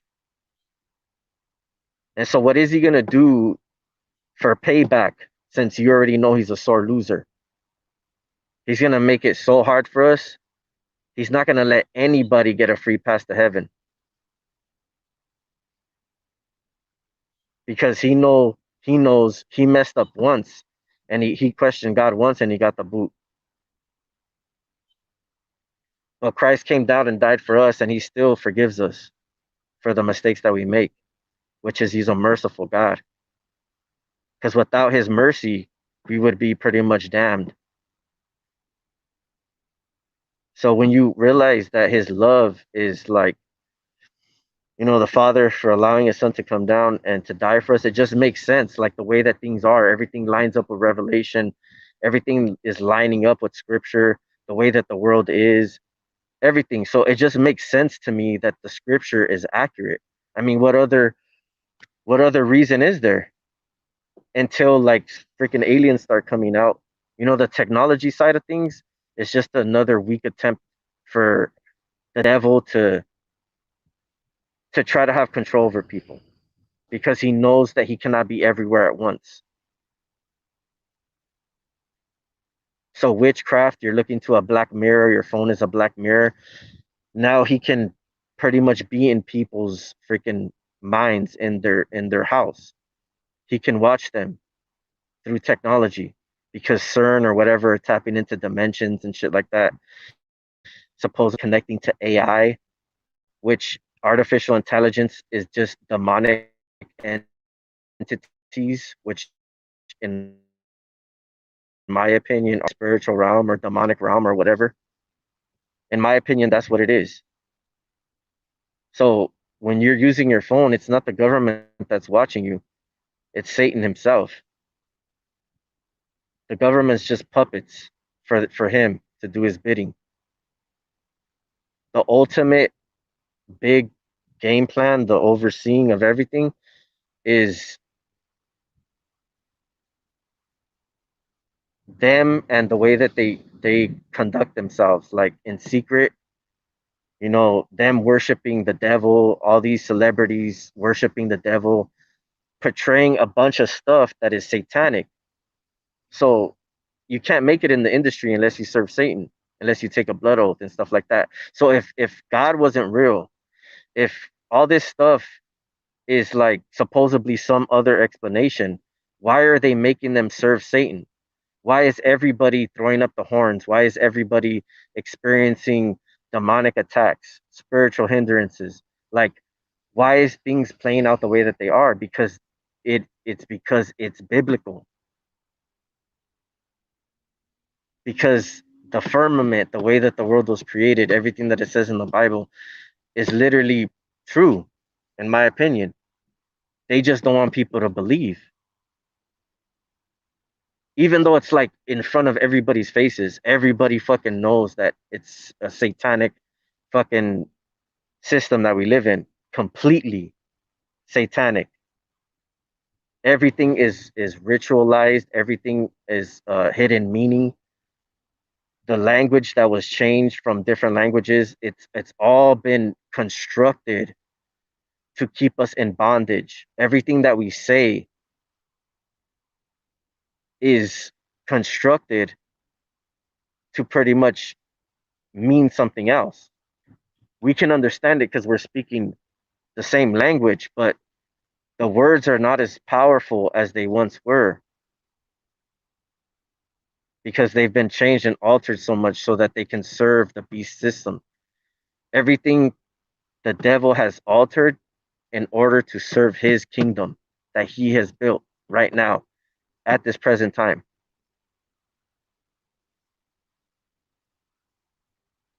Technology, freaking the food is being polluted, freaking our water is being polluted.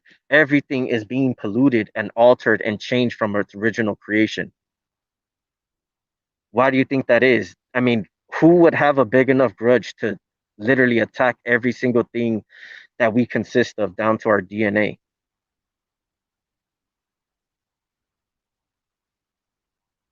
Does it make sense? Who would have a big enough grudge to want to do that? Satan. Who else would want to do that? Humankind? People are not that smart. They are being led by certain entities. All these moves are not made by humans. They've been guided. These elitists, these fucking people, they're not that smart, dude. They're not gonna build the freaking pyramids. You think if they created humans and left two people on the earth to survive, they would have died like in a couple days.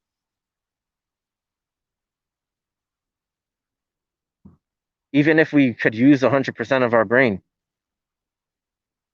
because being human, you don't know what's poisonous. You have to learn. So even if you're the smartest being, you don't think people can make a mistake, even if they're smart as hell, get bit by a snake or something that's poisonous accidentally and die. Nah, bro, it's a freaking it's a system that has been implemented for a long time. There's been people there's been entities influencing people since the freaking creation, since Satan fell.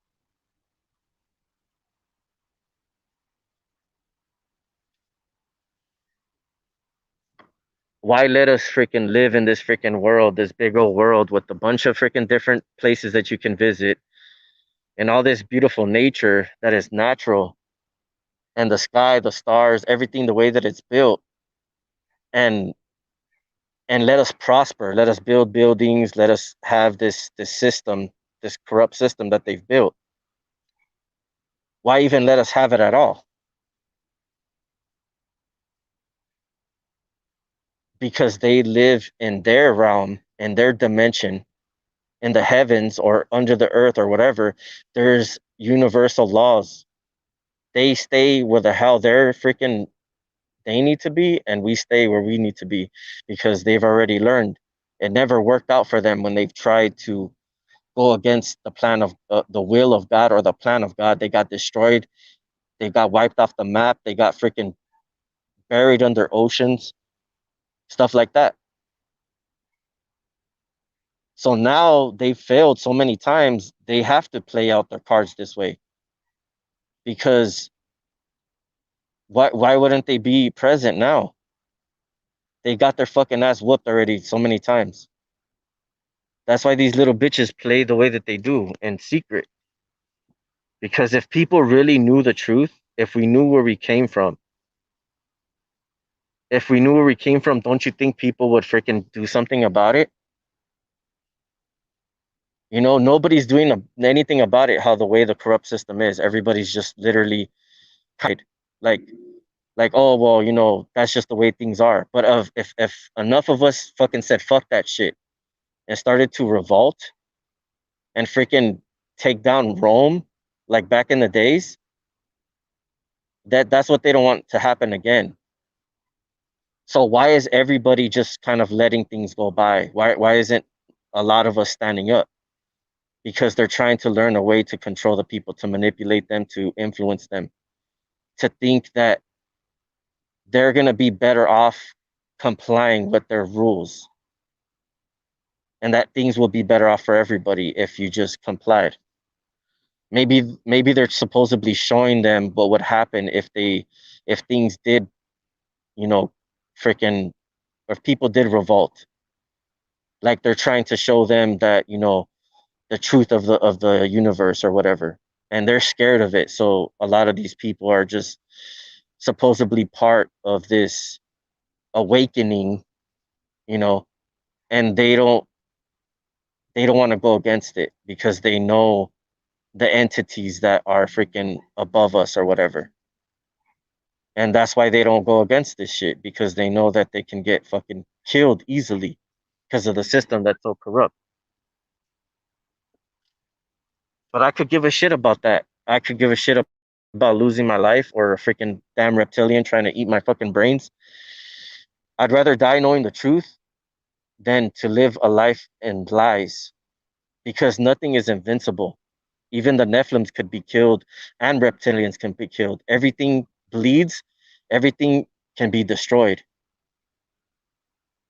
especially by the creator. But that's why these fuckers don't come out either, because they can be touched, they can bleed, they can die. They are affected by certain things. They're not invincible. That's why they stay in their little fucking hiding place, because they are vulnerable. See, if they were immortal or whatever, they would have already been present. They would have been showing themselves. But they're not looking for acknowledgement, obviously, because they're not here. They're not showing themselves. They're not looking for praise. They're not looking for riches or whatever, because that's why they're leaving us alone.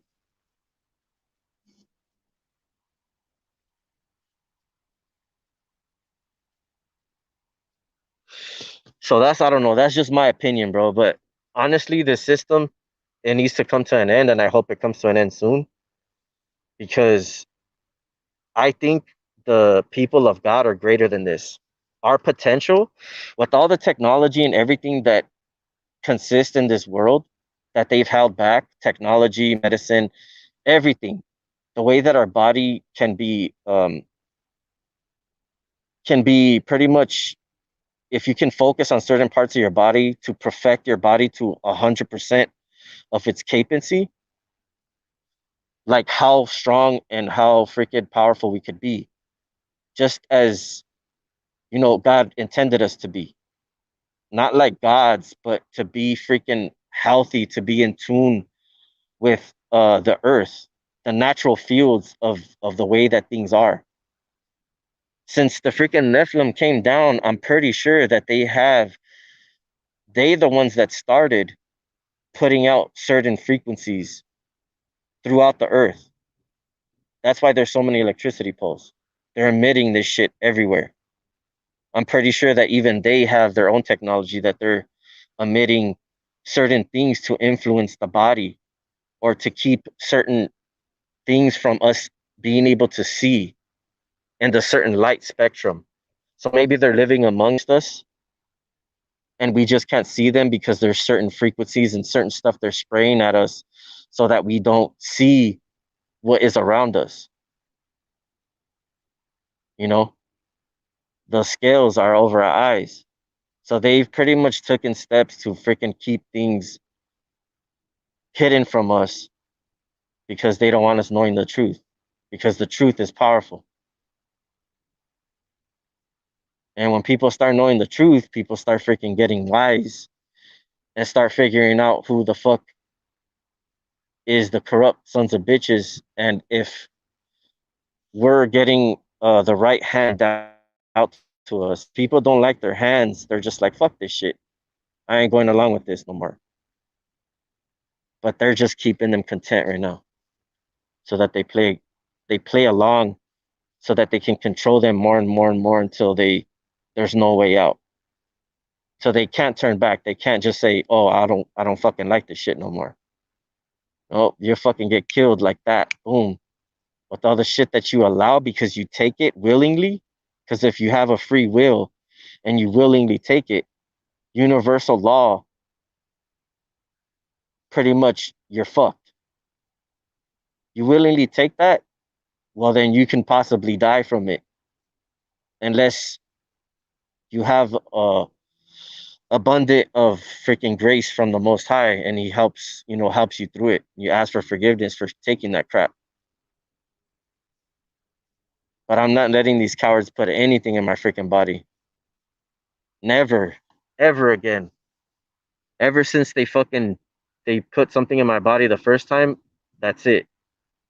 Doctor, I don't care if I have a freaking tumor freaking growing on the side of my freaking head. Like, don't touch me. Get the fuck away from me. I'm bleeding on the floor. I'm gonna die or something. And paramedics come and they want to take me to the hospital. I'm like, fuck you, leave me alone. I want my parents to have my body, and I want to be burnt. I want to be burnt to ashes. I don't want you guys to have my body. I don't want them to touch me, bro. I don't want to even be around these fucking coward motherfuckers. Because you know what they're gonna do? They're gonna take shit from your body and they're gonna fucking build some fucking abomination, some clone of you or some shit. Which I don't understand why God would allow, but the only way for people to understand is through freaking suffering. So they build their own freaking hell. He allows it, but it's not gonna have a soul. It's not gonna be his creation, literally. But he's gonna allow it because they're gonna freaking, like, from whatever they did, they have to pay for it. So when they freaking atone for their sins, everything's gonna be shown to them that they've done.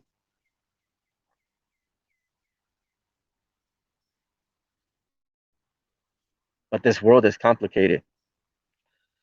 We don't know. I've never seen a clone. I don't know if they can make chimeras and stuff like that. We've seen videos and stuff like that.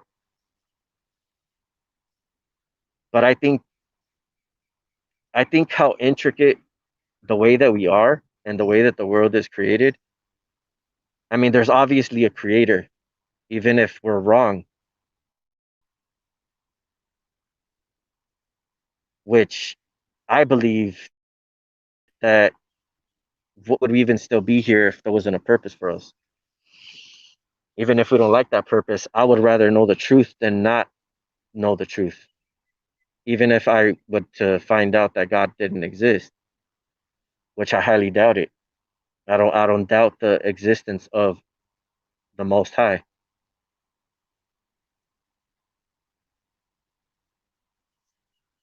That's the only thing that I accept. There's no other freaking choice for me.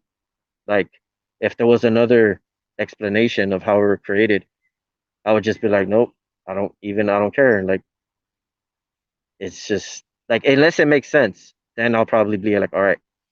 But if it doesn't, I'm just like, nope, I don't give a shit what you say. Trusting in God. When I die, I'll find out. Unless I'm reincarnated or whatever. And that, which I don't remember anything. Nobody remembers the past life, supposedly, which is like, just doesn't make sense to me. You're just gonna keep being recycled in a new body, and it's like a freaking never ending story. Might as well just not even exist if there's no purpose. You have to have a purpose. There has to be an end to everything, an end game, like the end of the level, the last level when you beat the boss. Like, you have to freaking see what happens, or else there's no point to life.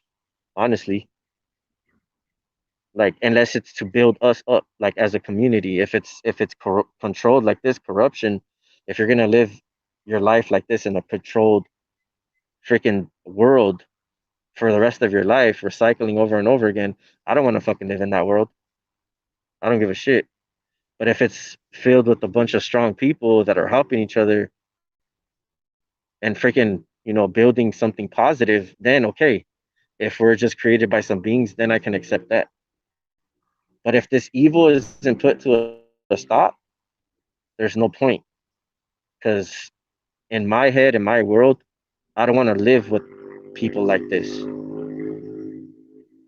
Because we're not used to seeing a world where people are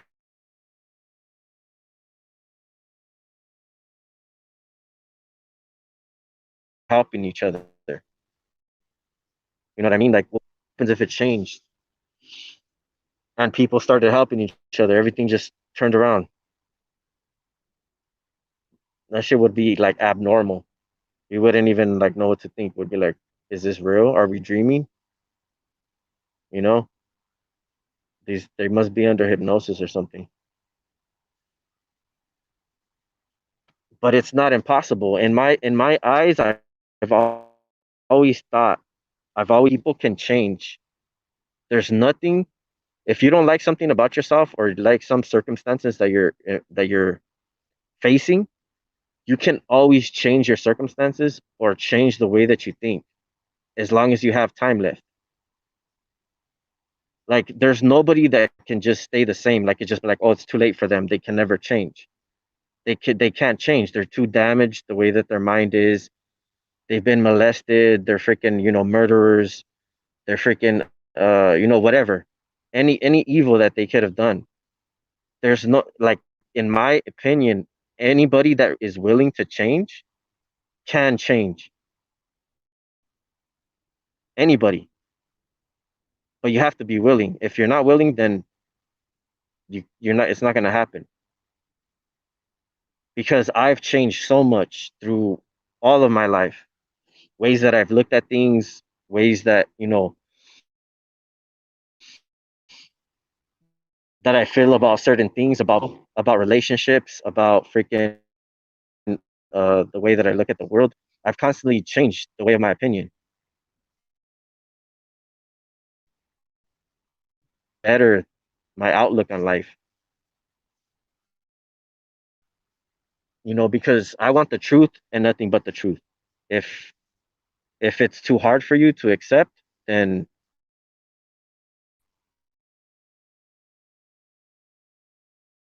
you just might as well give up. It's called strong people. And anybody that's going through this is pretty much a strong person, hands down. If you're still alive and breathing and you're still fighting and waking up every morning and trying to look at the positive side of things, you're a freaking warrior. You're not like the rest of everybody else. To not give a shit, it's easy to be part of the fucking cycle. The fucking snake that eats its tail. That should never ends.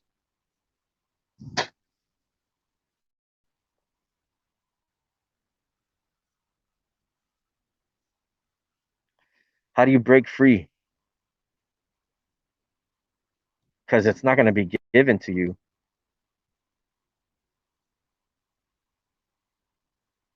They say nothing is free in this world,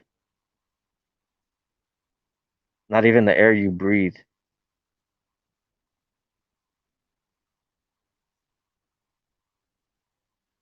The only thing that I know that is given freely is God's grace and His love, His mercy. Because He calls everybody to repentance and He will forgive you if you repent. What kind of God is like that? But you have to truly mean it and turn from your wickedness, turn from your ways, and stop practicing those things that you used to do in the past. You can't live a wicked lifestyle and expect to get into heaven. You think God's gonna want you like and it has to be like pretty like knowledgeable wickedness, like where that you're messing up and that like the stuff that you're doing is like God would not have no part to do with it at all. Like it's really wicked. If you're just like, oh, you mess up, you drink, you fornicate here and there, whatever, and you still ask for forgiveness, He knows the intentions of your heart. He knows that you want to be, you want to try to serve Him and be Christ-like.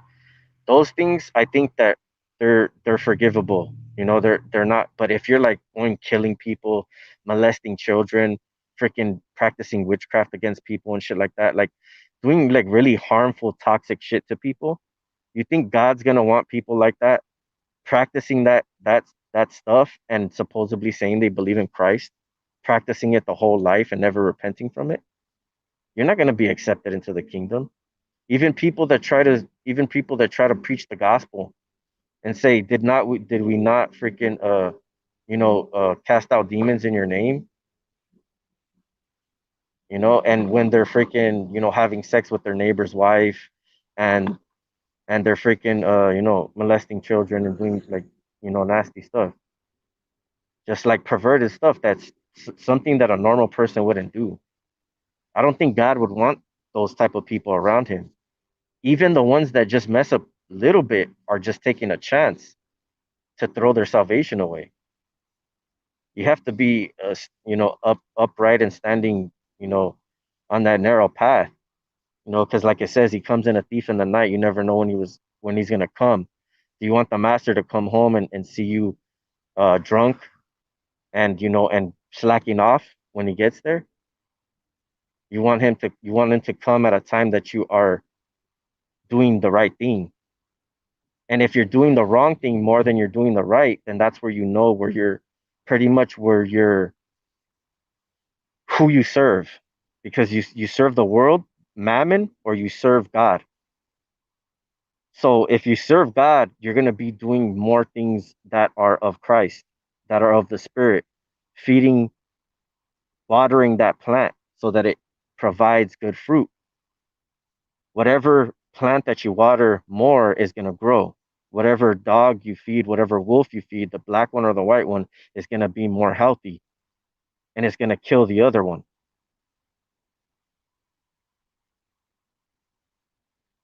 And that's just how it goes. That's your works of your life.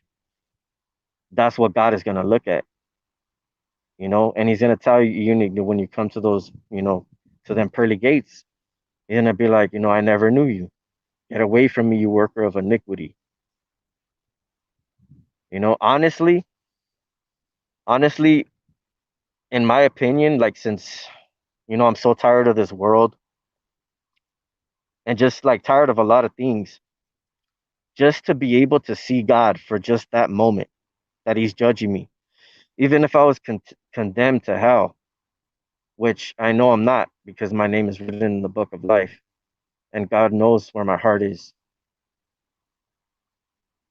And if I'm wrong, then that's for him to judge. But in my heart, I believe that he knows where my intentions are and how I want to help people, and never want to bring harm to anybody. I want to see them prosper and to trust in him, to lead them to him. The greatest thing you can do is lead somebody to Christ so that they put their confidence in him. Because once they do that, they could never fail. Because I don't tell people to put confidence in me. I'm not gonna save you. You know what I mean? I'm not your savior. I'm just the instrument that Christ is using. I'm a mouthpiece of the Lord.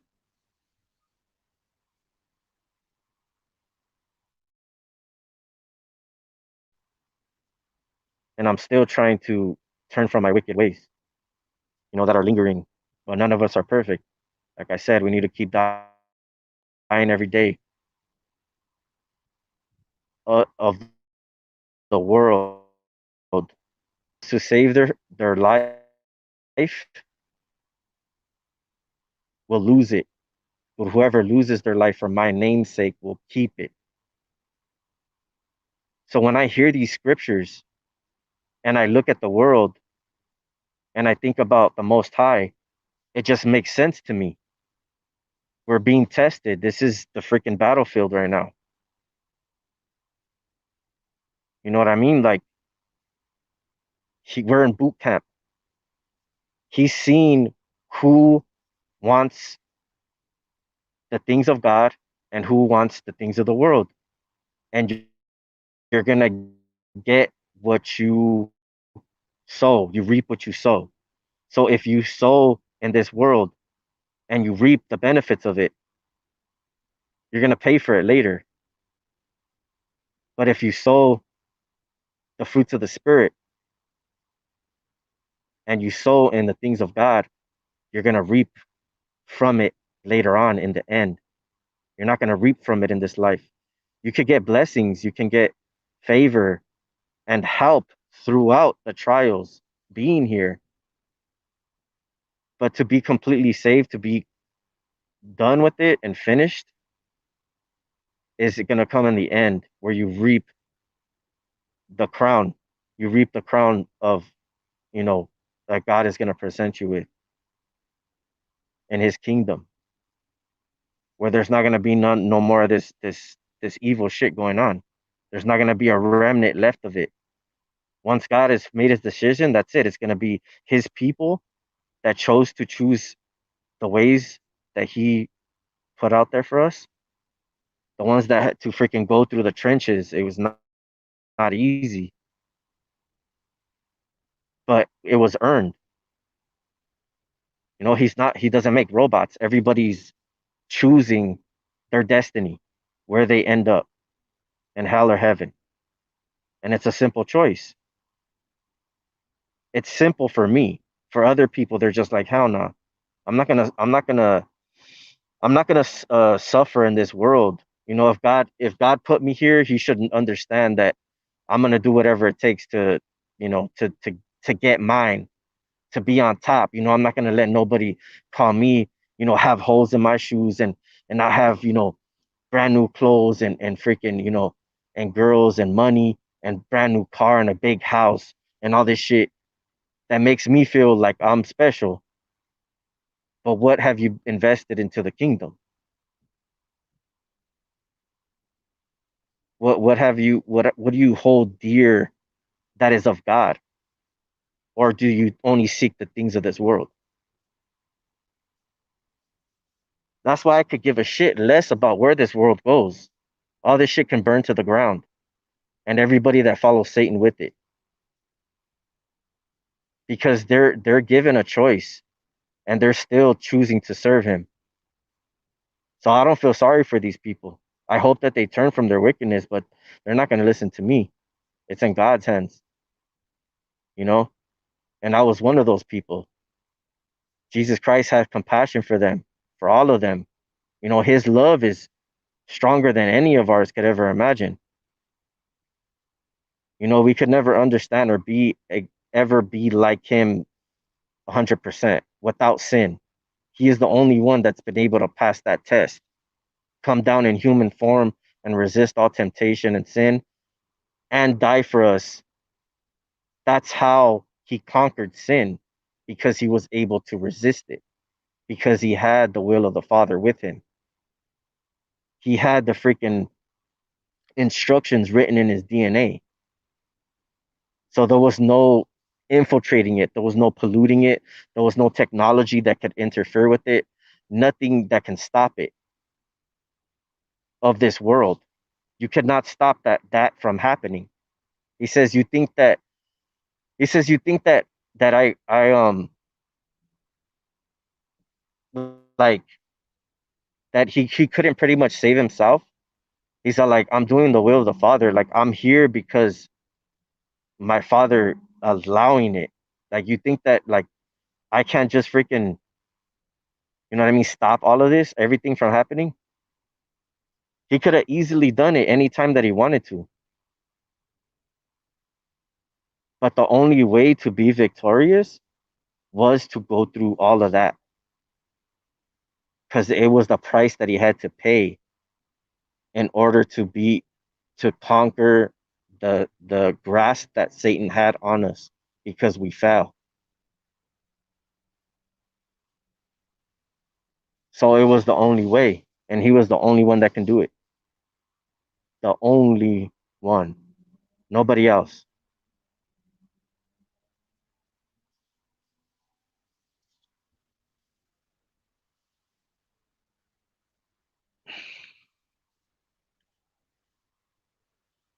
And that's why when he says he made us in his image, I think a lot of people out here that are capable of doing good are really selling out the gifts of God. The way that he made us and created us, intended us to be, to help each other, our brothers and sisters and stuff like that, they're really doing a disservice to God. I mean, that's not even a word to know. That's the thing. They know that I'm talking about this right now. There's people listening in right now that know that they're plotting against us and that they don't believe in God, and we're telling them that there is a God. They refuse to believe, they refuse um to stop pretty much their evil towards us, and they choose to remain in that state because of however their outlook is on the world. You know, they don't have faith. They don't trust in God. So they don't know the love of God. How are they going to show the love to you, the love of God, if they don't know what love is? God is love. So if you don't love God, how can you love? Because that's where the true meaning of love is. I never understood love until I felt the love of the Father and the Son. Then I truly understood and appreciated the love, where it comes from. Because without God creating us, I would have never been able to love. I would have never been able to experience it. I would have never been able to experience everything that I've been through.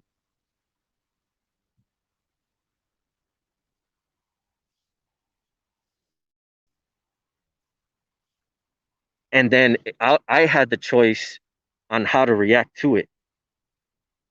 You know what I mean? With the Holy Spirit kind of guiding me, trying to show me the way, or the right way to go about it. And we don't always make the right decision, but it's a learning process. That's how we're the potter shapes the vessel, the clay. He shapes you. He tries to keep teaching you, and if you want to, if you want to think that you out of whack, and then you mess up, you fall apart, and then you come back to him and ask him for his help, and then he shapes you back to where you need to be. So it's a constant process, but you have to seek it. People that are not seeking it are not going to find. They're knocking on wood, you know.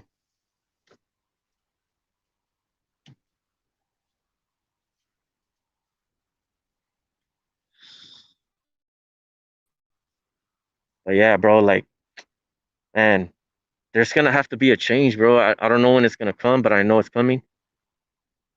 And I just hope that I get to see like some, God working in like people's lives, bro. Like, cause I know he is, but I'm talking about really working. I'm talking about stuff that you cannot turn your a blind eye to.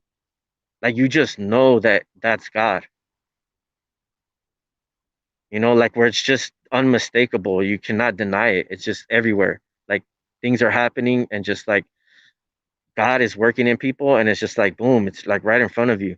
You can try to find it at the churches and stuff like that, but I'm talking about like, you know, in the freaking in the areas where you don't expect them to be. Mind and people that you don't think that are going to be saved, people that people that you want to turn to God. He starts working in them. You start praying for them and you start seeing him work in their life. Then that's where it starts to become more personal because I mean anything is possible. Anything is possible and it's on them to freaking open their ear to it or open their heart when he tries to reach out to them because they're going to be stubborn, maybe in the beginning, but you keep on persisting, he breaks through because he knows them the best. He knows you the best. And any stubborn ways that you have. So man, he's broken me down to a T. All my pride, all my ego, all my freaking you know, my anger, my freaking lust, my perversion, anything that I've ever had that I've dealt with, pornography, all that stuff, like it literally doesn't satisfy me anymore. Like not as much as it used to, if anything, very little. You know what I mean? I can't continue to live in sin and and and be happy, like just like live a sinful lifestyle normally. He won't allow me to, because I'll get convicted and he'll be like, dude, this isn't where you belong. You belong with me. It's just like it's like once he reaches out to you, once he touches you, it's like you know where you belong. It's you know what to fight for. And if you try doing anything else, it's just not gonna work. It's never gonna work. You're never gonna be happy. You're never gonna be content. Because if you stray away from his will in your life, you're never gonna be able to accomplish what he has for you. And I think that's what a lot of us a problem is, to give him the freaking steering wheel and let him take control. That's like us letting go of the steering wheel and we're driving on the freeway and the car starts drifting to the side. We're not going to let the car run off the road, so we have to grab the steering wheel. We cannot help it. And I'm not saying to go do this and have faith that God's going to control the car. I'm talking about spiritually. We're trying to drive the way our life is going or where we want it to go. And we don't want to let go of the wheel because we don't trust fully in the Most High. We're too stubborn, prideful, whatever. And to just pretty much to surrender to Him, and tell Him that, and just tell Him, let Your will be done in my life. I give You control, complete control. Let Your will be done in my life. Do with me as You will see fit. Put me where You want me to be. Send me where You want me to go. I will do it, no matter what the consequence, no matter what the obstacle is. I will follow You.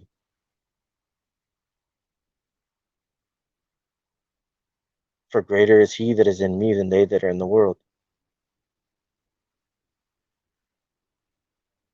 You see, Christ gives me that confidence, because He made me in His image. So without Him, I wouldn't be the amazing person that I am. Not to be boastful, but I'm glorifying God because He's amazing. And since He is my creator, I'm grateful to Him for making me the way that He has, to be able to reach out to other people and not just turn a blind eye and not care about others and the way that things that they're going through and the pain that they feel, the loneliness that they feel, the hurt and the confusion, the loneliness, whatever. To see somebody that feels the same way as you, that's out there speaking their mind and their heart, it kind of gives you somewhat of a comfort, of a hope that there are still people out there that give a shit about the true things that matter, which is, if you love me, take care of my sheep.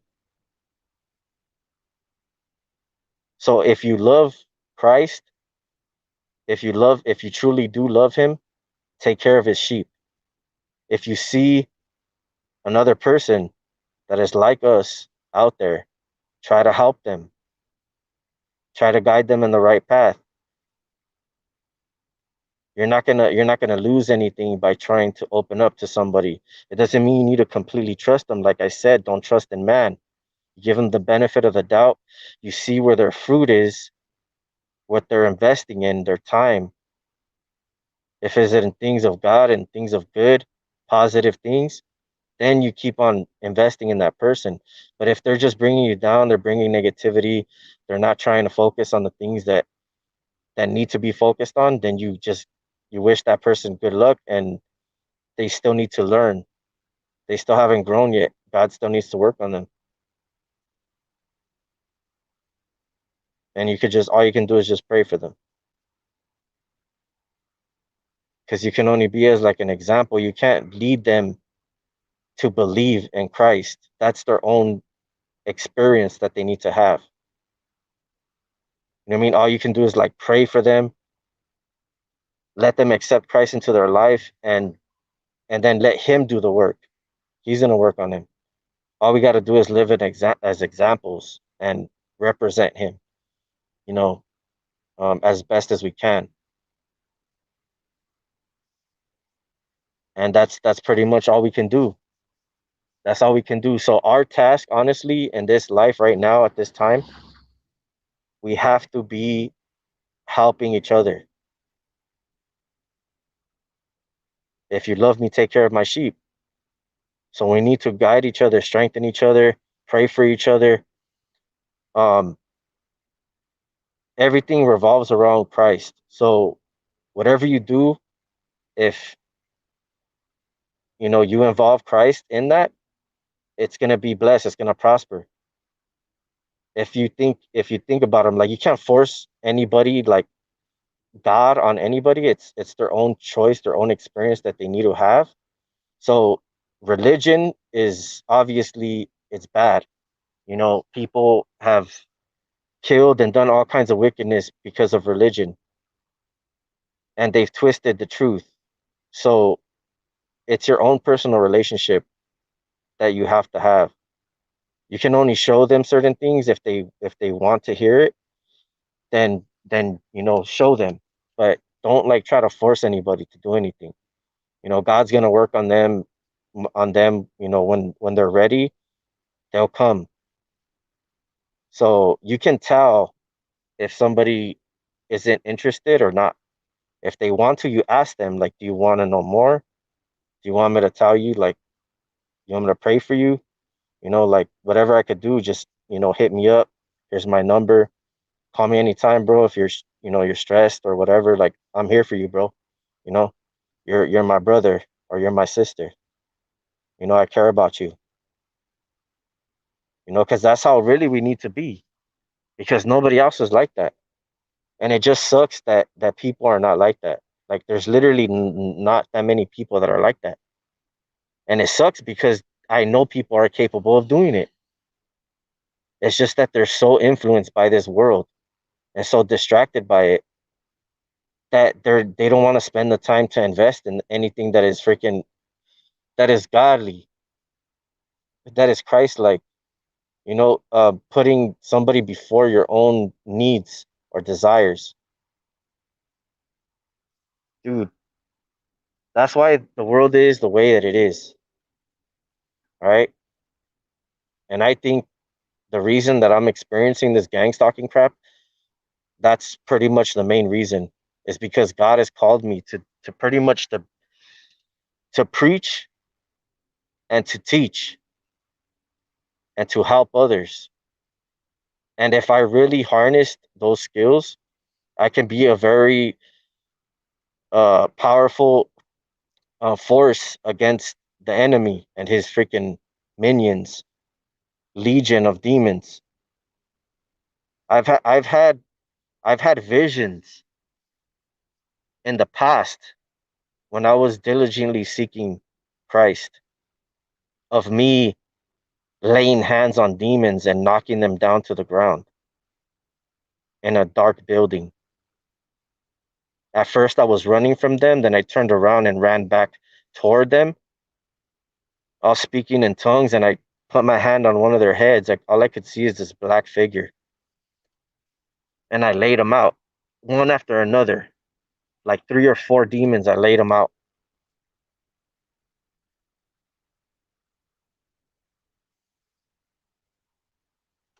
and I know that that means something. That means that, in my opinion, that I'm gonna be a freaking threat to his kingdom because of my faith, of how much faith I have in him, and what I see him doing in my life if I just trusted in him completely and really helped his people. Like not just talking about it, like really helped them and had a desire and a concern to do that.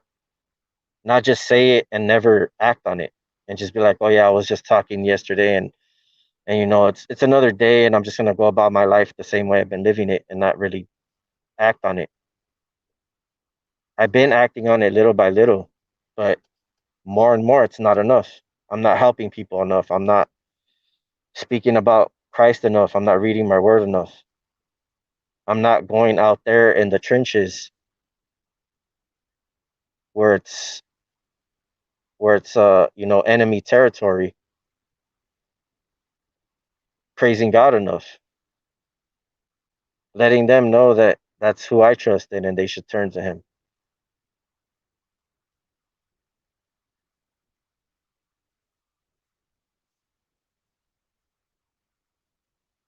This is, what else could we do but lead people to the truth? Because wouldn't you want that? Wouldn't you want somebody to tell you the truth if they knew what it was, or lead you to the truth? Just because I figure it out and it's something that I'm passionate about, and it's my own personal experience that God has touched me and spoken out to me. And it was just a little bit that he spoke and little things that he did to let me know that he's there. It was nothing major, but it was in a powerful way. The experiences were profound for me to kind of discern that there is evil and good.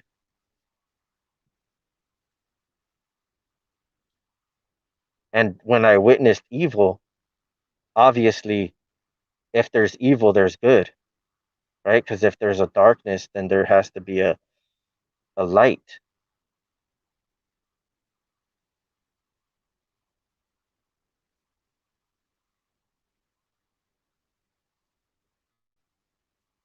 And I think there's a movie that I watched, which I don't know if I condone watching these types of movies, but sometimes I do get, you know, kind of a message from them. Um, but it was a Exorcist movie, but I forgot what the name was. But pretty much that dude, uh, Hannibal, plays in it. I think, yeah, the movie's name is Right, Rite, and it's an Exorcist movie about this boy that grows up, and his father is a mortician. So, he buries bodies, or he prepares the bodies for burial. So, he was, I guess, raised Catholic, and he ends up going to like school to be a priest. And he was having doubts about it, but he stuck with it. And he meets that dude Hannibal Lecter. And this dude is like casting out demons, people that are possessed, start coughing up nails and stuff like that. And he's tripping out because he believes in science a lot. He always thinks that there's an explanation to everything scientifically. So he's like, oh, well, she could have ingested him, maybe when she was asleep or something like that. And he's just like, well, no, it's like the demon probably either ingested it or, you know, something like that. So eventually, like, there's there's like, I guess, sessions that she has to go through because some demons can only be cast out by praying and fasting. So I guess this demon was latched onto her pretty well because her dad molested her and got her pregnant. But the Catholic priest didn't know. They didn't know until he found out later on after like the second or third visit. And because once you start to figure out where this demon is coming from and how it was like manifested, then you can learn how to cast it out. And then especially if you know the name of the demon. So eventually he got to the root of the problem and he was able to cast out the demon. But instead of it going out, um, I forgot what had happened. I think a patient of his had ended up killing himself. So he got really depressed. And so when he cast out that demon from the girl, it transferred into the priest. And so the person that he was teaching didn't know at the time, but that dude was like kind of out of it. He was like, he looked kind of like in a dark place. He didn't really want to do nothing. He didn't want to pray. He was aggressive or whatever because it was the demon that transferred into his body. So pretty much this dude ends up having to face up with this demon that this priest has pretty much is taking control of this priest. And this dude, his faith is like kind of shaky. He's, He doesn't trust in God that much. And so when he starts to have to face up with this demon, he's pretty much confronted. And he's shown a vision. But I'm not gonna tell you guys that part because I want you guys, if you guys haven't seen the movie, because it's a really good movie. It's one of my favorite exorcism movies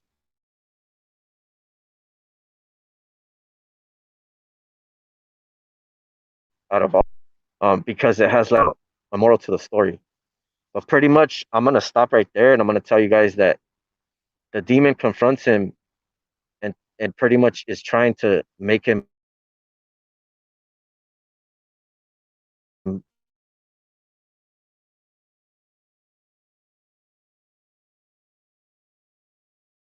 renounce God. He wants him to accept and like figure something out that was hindering him for a long time that he didn't know took place until it was shown to him, which gave him the strength to realize that if the devil is real, then God is real. And then his faith pretty much kicked in right there. If the devil is after him and he was having doubts and he was weak, that he didn't believe that demons existed. He didn't believe that God existed. Until he was confronted by this demon.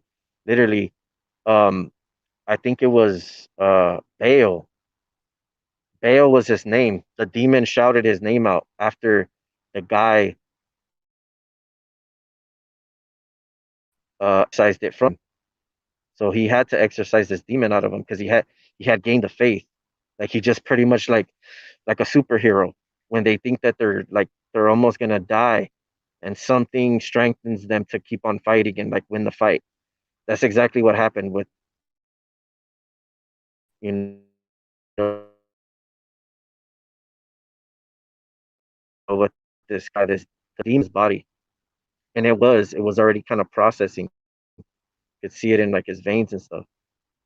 And that faith kicked in. He seen that vision and he just freaking he said like, he started preaching the word and stuff. And the demon just started freaking like losing its strength. It started losing its strength. It started getting weak. The dude puts puts the cross to his head and says, "What is your name, demon?" And he's like,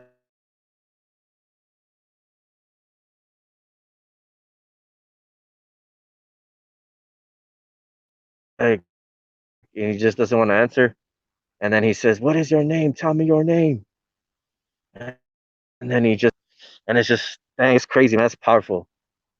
But I was just like, dude, like that fool, like, it takes a lot of faith to face evil, like up close and personal.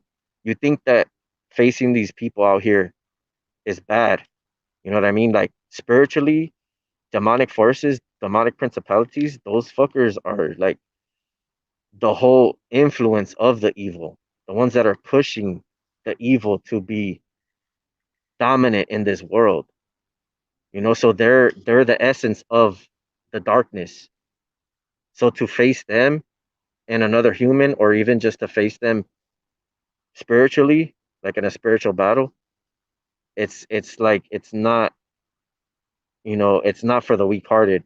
I've been demonically attacked spiritually, like they were trying to possess me at one time, multiple times. I've been held down in my sleep as a child growing up. Every time that I would realize that I was sinning and that I knew that God didn't agree with it, a demonic force would try to attack me because I was starting to have conviction and it didn't like that I was acknowledging it. So whenever I would acknowledge my sin before God, because I know the Holy Spirit was watching, the demon would just smell it right away. It was like they would bring their presence within the room and demonically attack me because they wanted me to stay in that lifestyle of sin, of not thinking about my creator, not even involving him. The devil will leave you alone if he likes the place that you're in. you know He'll leave you alone, but as soon as you start trying to do good, spiritually, the fucker comes and starts to fucking mess up your life in all kinds of ways.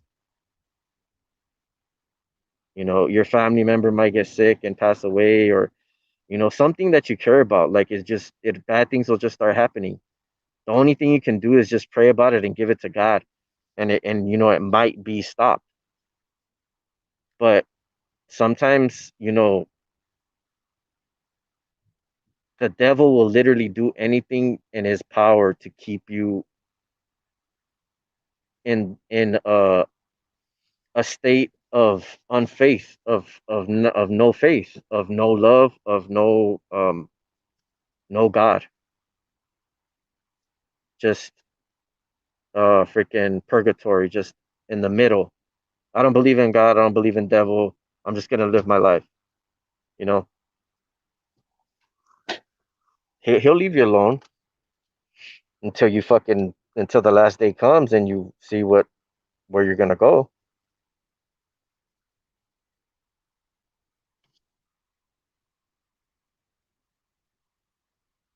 See, the devil can't literally he can't get to me anymore spiritually, because I have such a passion for Christ in my own heart, in my own walk, in my mind, that he can't really attack me spiritually anymore until I grow to the next level of my walk in Christ. Then he'll come and show his face. Once I grow above where I'm at currently, or to I grow to a certain level he doesn't want me to reach, then that's when you have to constantly be warring against in the spirit, and praying all the time, because I'm not putting in work in the spiritual realm as much as I should be. I'm trying to reach out to you guys, trying to figure out the gang stalking in my life, trying to win them when I already have victory in Christ.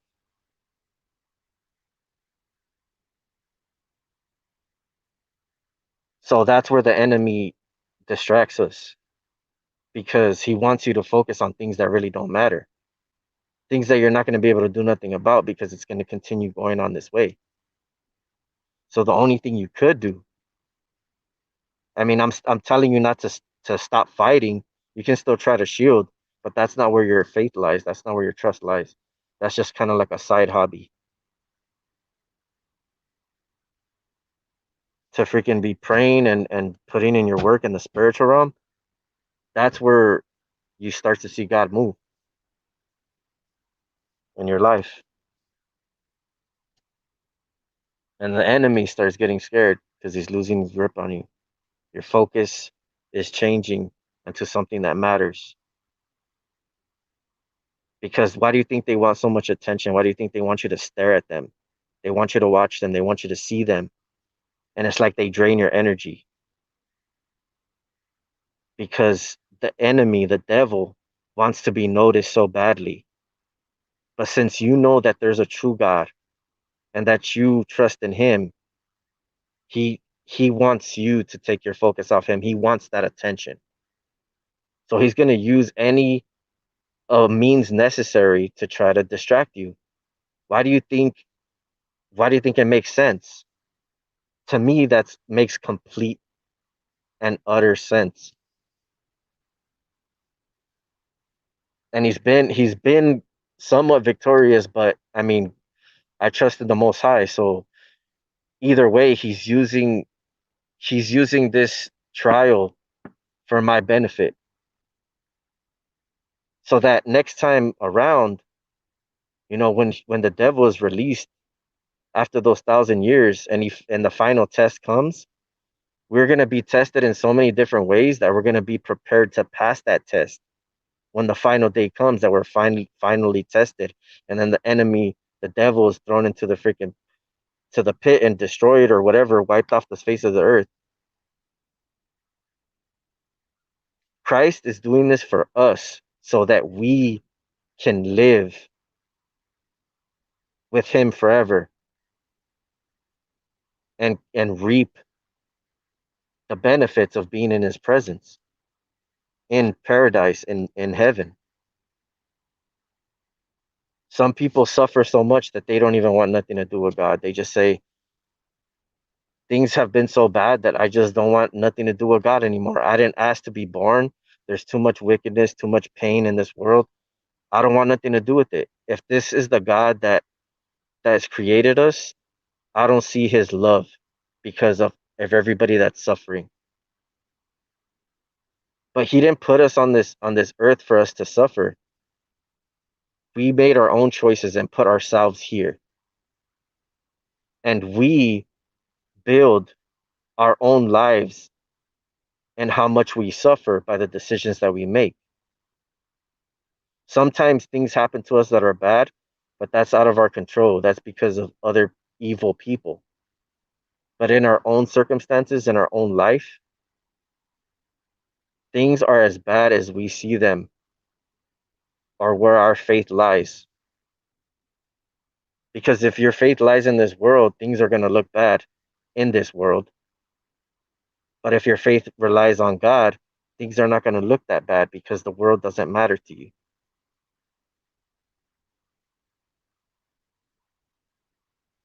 So you lose the cares and the desires of this world. And that's why you're not accepted. That's why people don't want you around them. That's why people do not accept you. That's why you're targeted. That's why the police, the freaking ambulances, everyone is evolved, structured around this system because this is the beast system. This is Lucifer's playground. And he has a lot of resources that he can use and taking a lot of time. You don't think that dude's smart? Even though he fell and he lost a lot of his beauty, he's still a freaking snake. And he still convinced Eve to take a bite of that apple, which caused us to fall.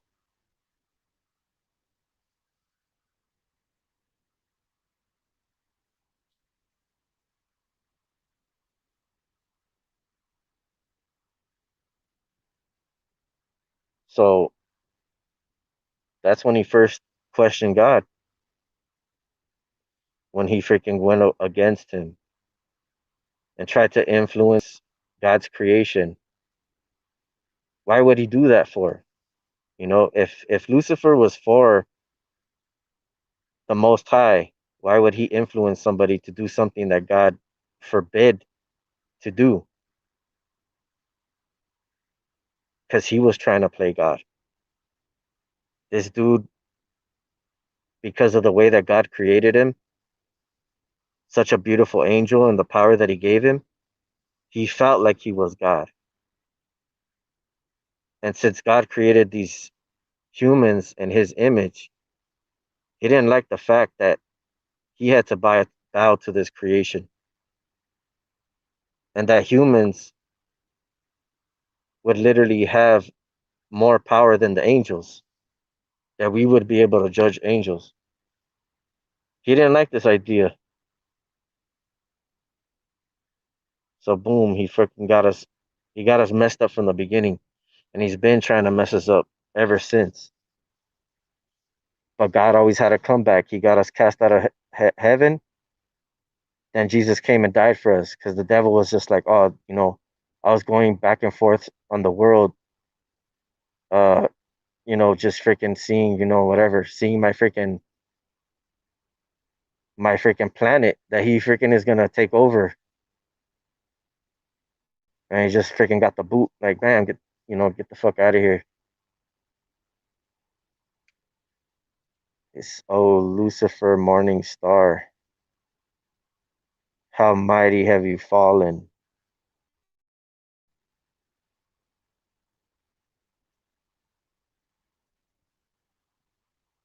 And ever since then, he's been giving us a hard time. And Jesus came, boom, took the throne from him.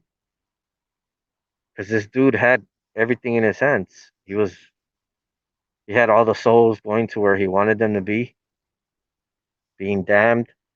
So he got what he wanted because since he got kicked out of heaven, If he can't have if he can't have what he wants and have his throne above God, sitting above God, he's gonna put his throne here on earth in the first heaven or wherever the hell he's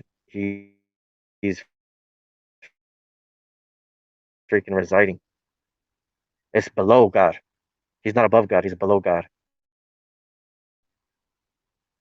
So he's enjoying his rule right now, for the meantime.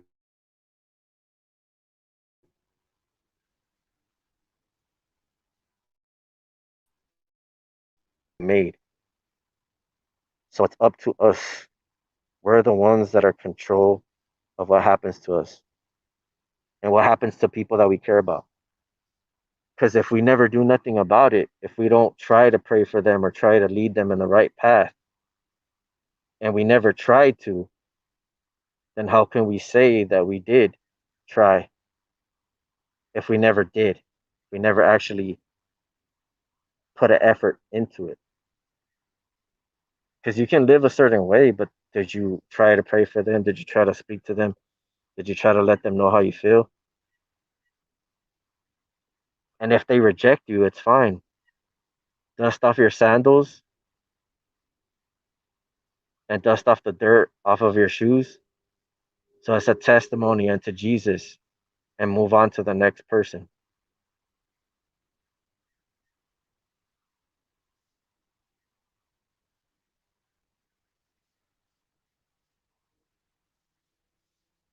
Because whenever you're sincere, whenever you trust in the Most High and you do something in the love of Him, sometimes it plants seeds in people.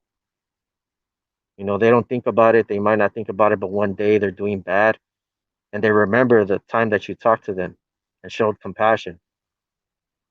And they were just like, man, you know what? I was messed up to them, but he cared about me and he was trying to show me that God loves me or whatever. And then boom, they just happen to just remember that and then they pray to God and ask for forgiveness. Like you never know what the influence you can have on somebody by speaking the truth, you know? And that's for believers. Whatever truth it is, whatever love that you feel, whatever you believe in,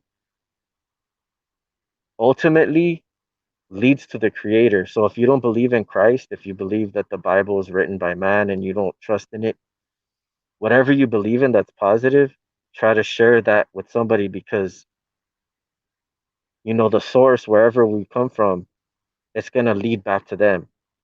If love is God and you have love and somebody shows love, like they're going to they're going to be drawn to it. Eventually they're going to be drawn to it and they're going to be put through a trial or some test.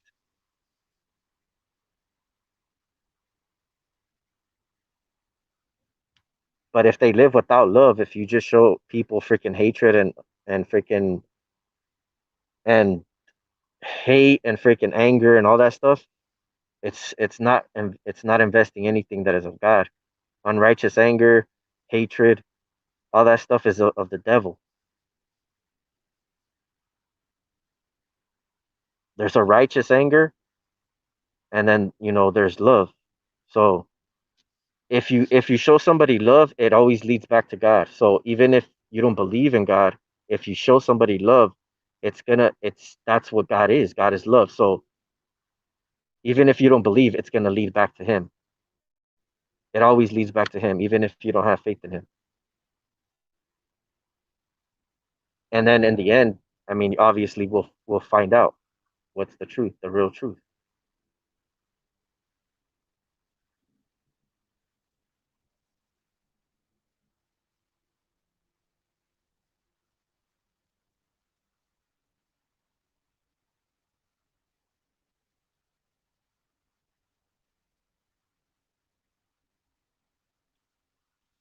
Yeah, so I mean, I've had a lot of negative thoughts that has forgotten about us because I'm reading your comments here, and for us rebelling, and literally he's just left us here because of the choices that we made, and they said, you know what, if you want to serve the devil, then this is your world. This is where you can stay. This is where you're going to be. You guys chose that path, and this is your God. But see, the thing is, if the Bible wasn't real, if God wasn't real, why would they leave a remnant of it, right? Like, why would they even show us the truth at all? You see, because there has to be a fair match between Satan and the Most High. So if you don't give people the truth and are able to let them make a choice whether to believe in it and follow it, he doesn't get the satisfaction of them renouncing God to his face. So the ones that know of God and still choose to do evil, Satan gets such a thrill from that. He loves when people that know better don't do better. So that's the reason I think they even allowed us to learn about it, because if you just took out the Bible, it never existed. Then it literally would not be a fair match because people don't know about God. We don't know what to learn about him.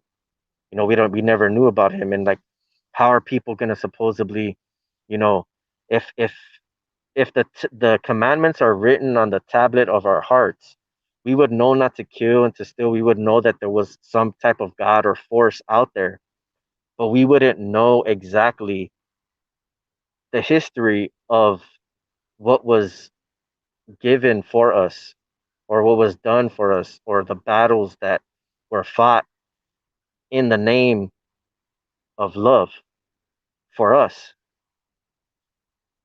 So the fact of the matter is that the enemy had to allow the Bible to be exist, or else it wouldn't be, he wouldn't have no competition to pretty much to steal people away from. So that's the only thing. God doesn't have no actual interaction with people, like physically, maybe spiritually a little bit, and he can guide you and stuff like that. But the only trick of it is that they have to be able to be given the truth, and they have to make a choice. So it's their choice in order to seek me, and they will find. So the more closer you get to God, the more you seek for him to like move in your life, the more you'll feel his presence and feel him interacting in your life. If you don't try, you're not going to feel anything. It's like you sitting there with your friend or something, and you guys just stay quiet and don't speak to each other. You literally you're facing back to back. You're in the same room as each other, but you're not talking. You're just sitting there and not interacting. You're not talking. You're not sharing your thoughts. You're not sharing your opinions. Nothing. So the whole big picture of having a relationship with God is sharing your thoughts, sharing your opinions, talking to God, acting like if he was your friend, even though he's not talking back to you.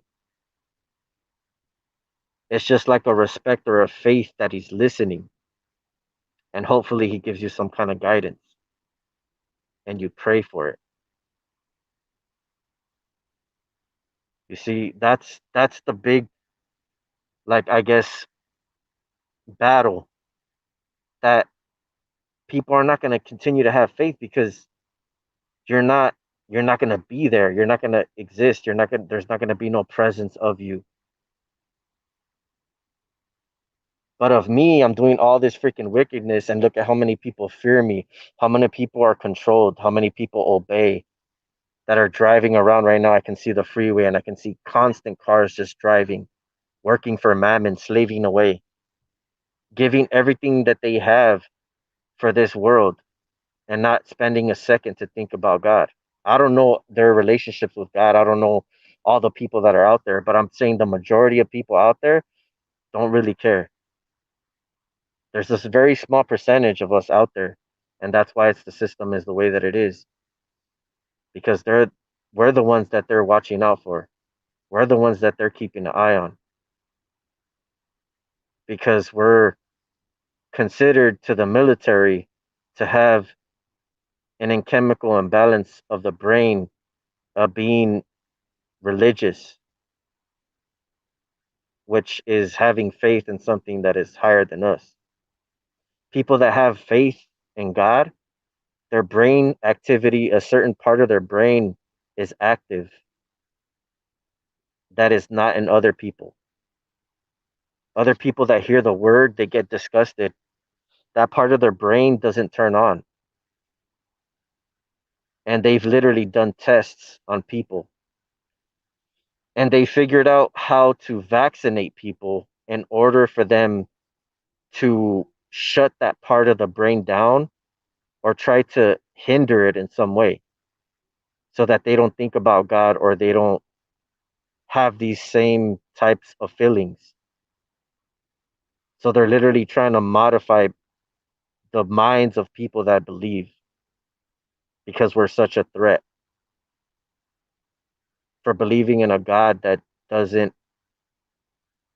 want us to wants us to turn the other cheek and pray for our enemies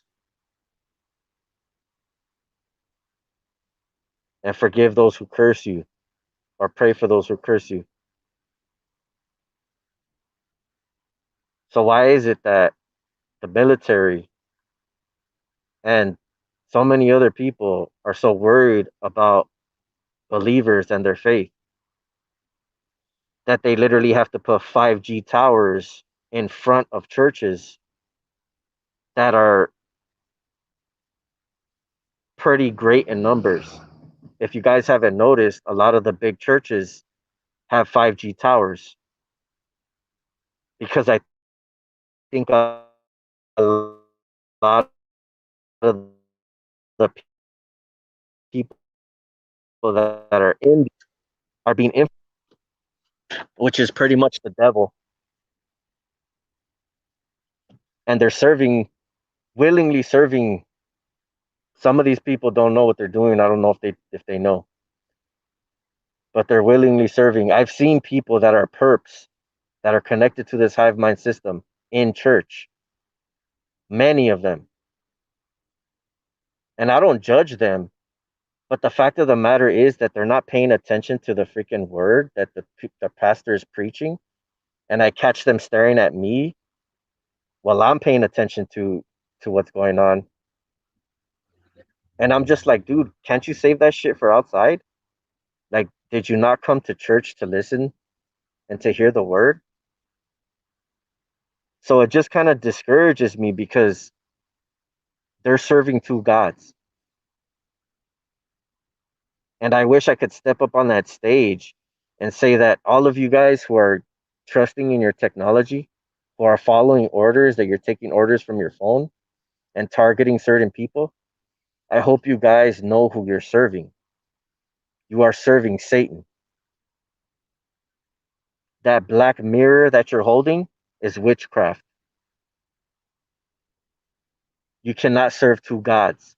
God does not speak through you, to you through technology. That is not even of God. It is made by man, but God doesn't work through technology. He works through the spirit. So all of you who think that you're on the right path, following these things because you know that they benefit you and cast out and looked upon in society because everybody's participating. It's literally like a cult. You don't want to be outside of the group, so you choose to participate. You guys need to really ask yourself who you're allowing into your life.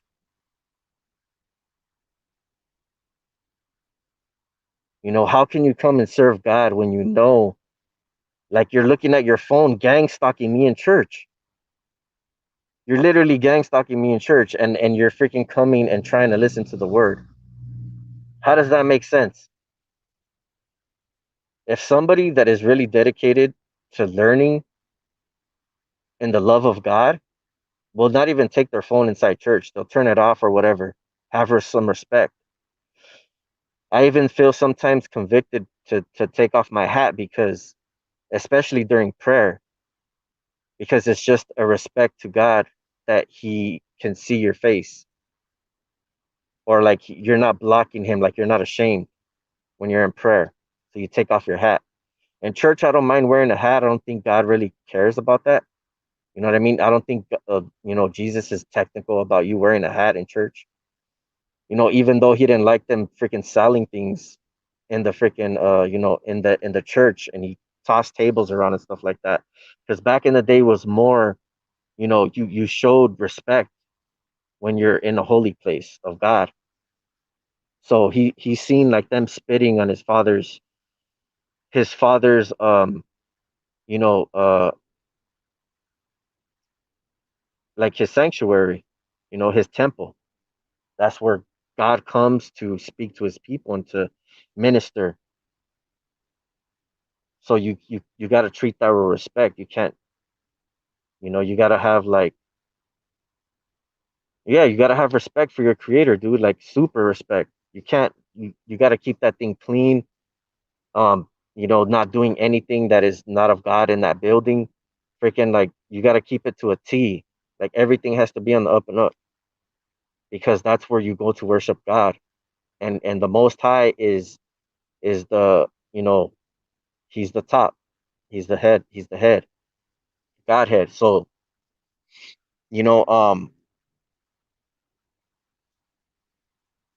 that's just my opinion. Like He says the kingdom is within us. So we don't need to go to church to have a relationship with God.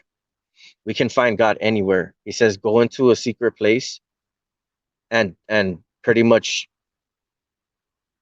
seek Him, and you will find Him. So He says if the kingdom is within us, it doesn't matter. A church is only for people to go and gather to worship and to come into communion with their God. So if that's where you pray and you worship God, you have to treat it as a sanctuary. That's like a temple. So it's sacred ground. So you treat that with respect. And so that's just how it goes. But to have a relationship with God, to be in His presence or whatever, you don't have to go to church. It doesn't necessarily have to be a church in order for you guys to pray or to come into prayer. I mean, God can reach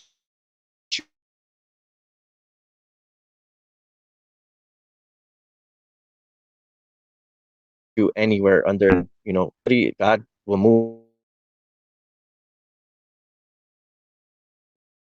anywhere. It doesn't matter where you are.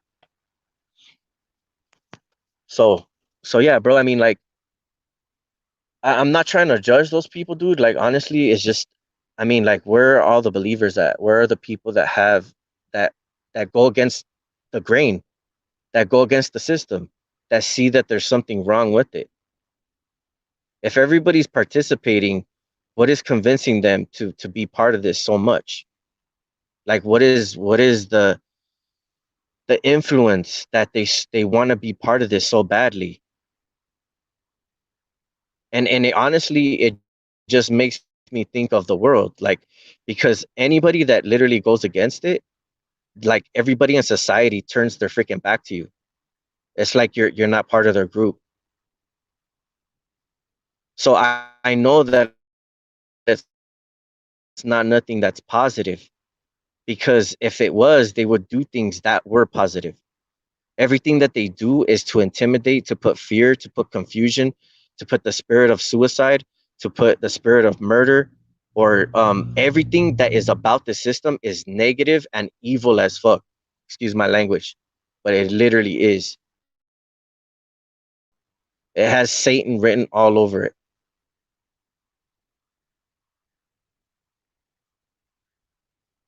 And these people are just eating it up like freaking like crab cakes, bro. Just manja, manja, manja. Give me more, give me more, give me more.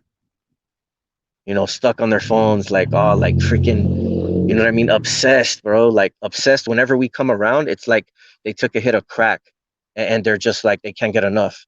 And they're just like they want to be around us. They want to go gang stalk us. They want to freaking get a rise out of us, or have us pay attention to them so that they could get a boost in their ego or whatever the fuck. And it's just like pathetic. Like, dude, like that's what brings you joy. That's what makes you happy to come and mess with me. Like, are you for real though? Like, think about it. Like, stop and think about all of you, every single one of you out here passing by to come and mess with me, taking time out of your day to come and mess with me. You don't think there's something wrong there? You don't think that what they're telling you about me could be wrong? Do you even question it? Like, they don't even probably question it. They're just like, it's too fun to question. It's too addicting to even like try to go against it. You know what I mean? Like, I'm part of this group and I want to be part of this group. And to not be part of it, you have to be crazy, because you get the inside scoop on everything. Anybody that is not part of it, you can literally know about their lives and everything about them if they use technology. So they can prey victim to anybody that doesn't know about this system. Any woman, any child that's growing up. TIs are born every day. Children that are being born could see things wrong. Somebody might step up and just be like, you know what? I don't like the way this shit is. They're different, and they start getting targeted since from that day. They put them on a watch list too. It's what's it called? I forgot what it's called in the beginning stages, but it's not overt, it's covert at first. So people are influencing other people. There's somebody that knows that their parents are fucking perps. And so they know the scoop on you. They don't know the reason why people don't like you. They just know that their parents are a part of this and there's certain people that they target. So they start influencing your friends and start whispering in their ear to not like you. And then start getting to people to like see the same way that they manipulate people to see you as, and try to like exclude you and try to make you feel some kind of way or whatever. So they're pretty much doing like giving you a hard time. And it just follows you, like, no matter what. Like, they've influenced other people's families that are involved with this stuff, and then they follow you to the next grade or to the next school, and then they just keep on whispering in people's ears, and then people just eat it up. Most people do. Then there's some people that actually see you for who you are, and they be like, dude, this dude's cool, like, why are you tripping on him, bro? You know what I mean? Leave him alone. And we're running out of people like that.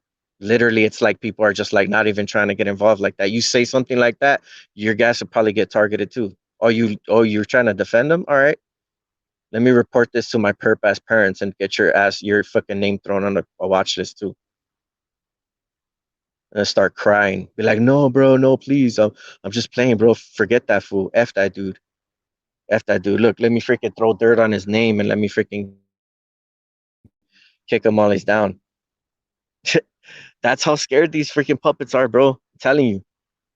It's fear and uncertainty, like no faith. They don't have faith in God. That's why they're scared. And they don't want to get thrown into this system. Trust me, they do not want to, bro. That's why they're so eager putting on their little part just to not be in the spotlight. Because if it was shined on them, they wouldn't be able to handle it. Imagine every girl that you walked up to got a messed up profile or some information about you that wasn't true. And you would never be able to build a relationship because everybody was being influenced to think wrong about you. And this system that's so influential, they literally pay homage to it. So they're not going to go against it. They're not going to look bad by associating with you when everybody is against you. So they choose to not associate with you at all. So they'll lose your number, they'll lose contact with you, they pretend like they never met you just because of a few people's influence. So honestly, when you think about it like that, like I don't even care anymore. Like I don't care about trying to meet people that are easily influenced. I'm trying to meet people that are moved, not influenced. They're moved by the spirit and they can see things for what they are. Those are the people that I'm trying to find, which are hard. They're hard to find. Literally, like it's literally, I would say like 1 in 100 people out there that are like true freaking one, keep it 100 type of person. Like, don't beat them around the bush. Like, keep it just straight up. Like, don't have to lie to kick it. Proud of who they are. And just tells it like it is, and doesn't care what people think. Show me, show me, show me a group of people like that. You can't. You can't. You can maybe find one. You probably know one person like that, and that's probably me. And you can't use me as an example. All right. You got to pull somebody in your circle that you know. Yourself, that's probably the only one you know. And if you couldn't use yourself, then who? Probably none. Probably none. Most people would probably say nobody. I don't know, Jack. Have not met one till this day. Isn't that a shame? You know what I mean? Shouldn't there be more of us out here? You know why? Because of the influence. The way the system is created has so many people falling victim into believing in the way that they think. So it's our job, it's our duty to freaking change the way that things are for the future generation, to teach the younger children, to teach your children, to take them out of that brainwashing system, pull them away from that, and teach them the proper way to look at things from a sensible way of thinking.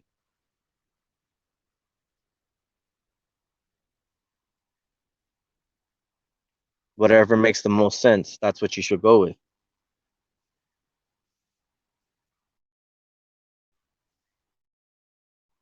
Because it's simple. The truth is simple. You don't have to speak in parables and stuff like that, which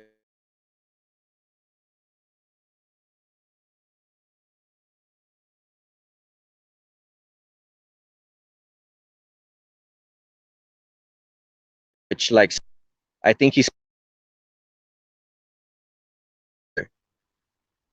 so that's why I think he said he spoke in parables because then other people can.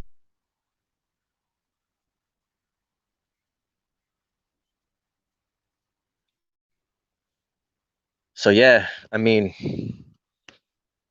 I don't know if my words are falling on deaf ears, but hopefully I'm reaching somebody. I know you guys are listening. I don't care what the haters think. You know what I mean? They've already lost. Once they lose a grasp on your mind and on the way you look at things, it's a wrap. It's literally a wrap because now it's up to you on what you do with that power, with that knowledge, with that strength. Do you use it to let them affect you? Do you keep allowing them to affect you when they're really not? They're not stopping you from walking from point A to point B. They cannot stop you. They can try to get in your way. You just go around them. But literally, they cannot stop you from doing what you want to do. So, for reaching people you want to reach, if you really want something that bad, there's nothing in this earth that these cowards could do to stop you. You could even do it from jail if you had to. I mean, preach from inside the cell. Because no matter where I go, you're gonna hear about Christ, no doubt. Because That's the person that I look up to. That's the person that saved me, that brought me out of darkness, that showed me the light, that showed me his love, agape love, the true love that nobody can give you but him.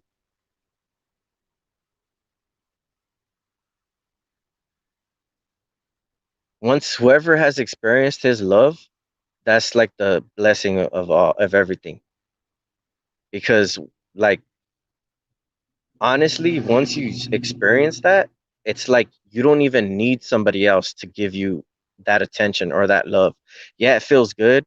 It feels good to have a partner and stuff like that. But honestly, like God, like he literally like he just like sweeps everybody away.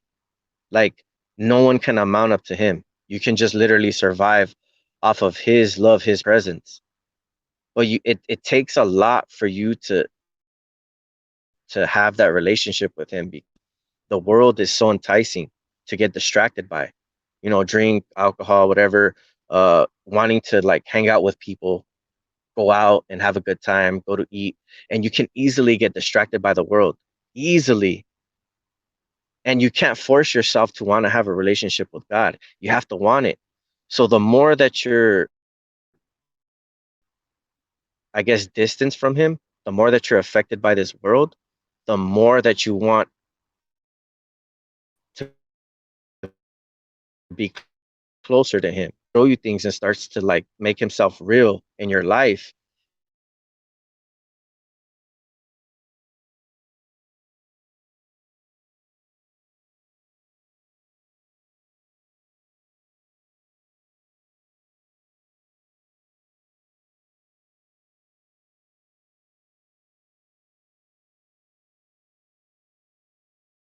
And then you're doing things that you never felt.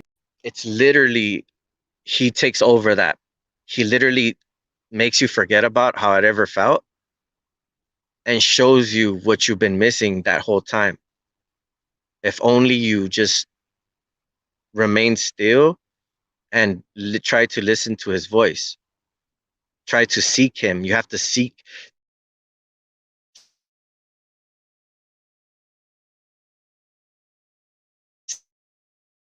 him like with all your being, like literally sit there and pray, think about him and just like meditate on him, meditate on his word, because his word brings you closer to him, he is, and how he thinks. And then you start to understand how like Jesus is. And then you can start to understand that in your own self and like think about the word, meditate on it, and like just kind of like meditate on him, try to reach him, just prayer, just be still in your own little zone, away from everybody, all distractions, whatever. And just do that every day. Meditate on him, meditate. You eventually he'll speak to you. Eventually you'll hear something or you'll have some kind of change in your life, in your heart, in your soul. And you'll just be like, whoa, like what am I feeling right now? Like what is this freaking over passionate freaking like feeling that I have? Like supernatural. Like it's just crazy, dude. Like it's crazy. I just like some people try to say, oh, you just convince yourself, know, to try to make you believe in it. Of pain and like suffering, for him to come and take all that away and place himself there, that just doesn't happen overnight. Like that doesn't freaking like somebody can't just imagine that up and be like, oh, okay, like I'm just pretending to believe that there's a God and he's gonna take away all of my freaking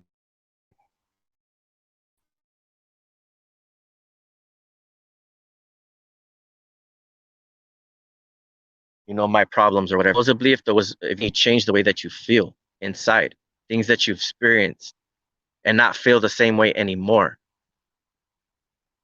to have a everlasting peace that everything's gonna be okay no matter what, and go to him when things get bad. Like that doesn't just come from you just believing it, like believing that there's a God. That's something that happens internally. That's an experience that you have to have. Like you have to go through the emotions, go through the trials, and like trust in him and stuff like that. He builds that up in you. That just isn't created in one day. And that's why I believe, because of all the experiences that I can talk about, like more. There's more stuff that's happened. I mean, I've literally, since I've been targeted, I've got shot at twice. I know I've told you guys this already, but I've gotten shot at twice, and the bullets didn't even freaking touch me. You know, I got shot once when I was 16. I almost died, but I didn't. I should be dead. Like all the stuff that I've done, the stupid mistakes that I've made, or irresponsible, how irresponsible I've been, I should have been freaking dead already. All the risks that I've taken, driving drunk, freaking blacking out. I don't even know how I got home.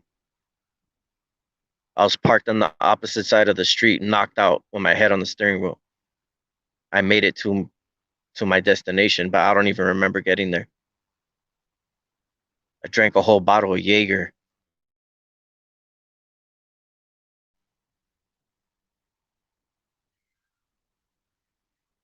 You know, I was close to coming into multiple car accidents, like literally several car accidents.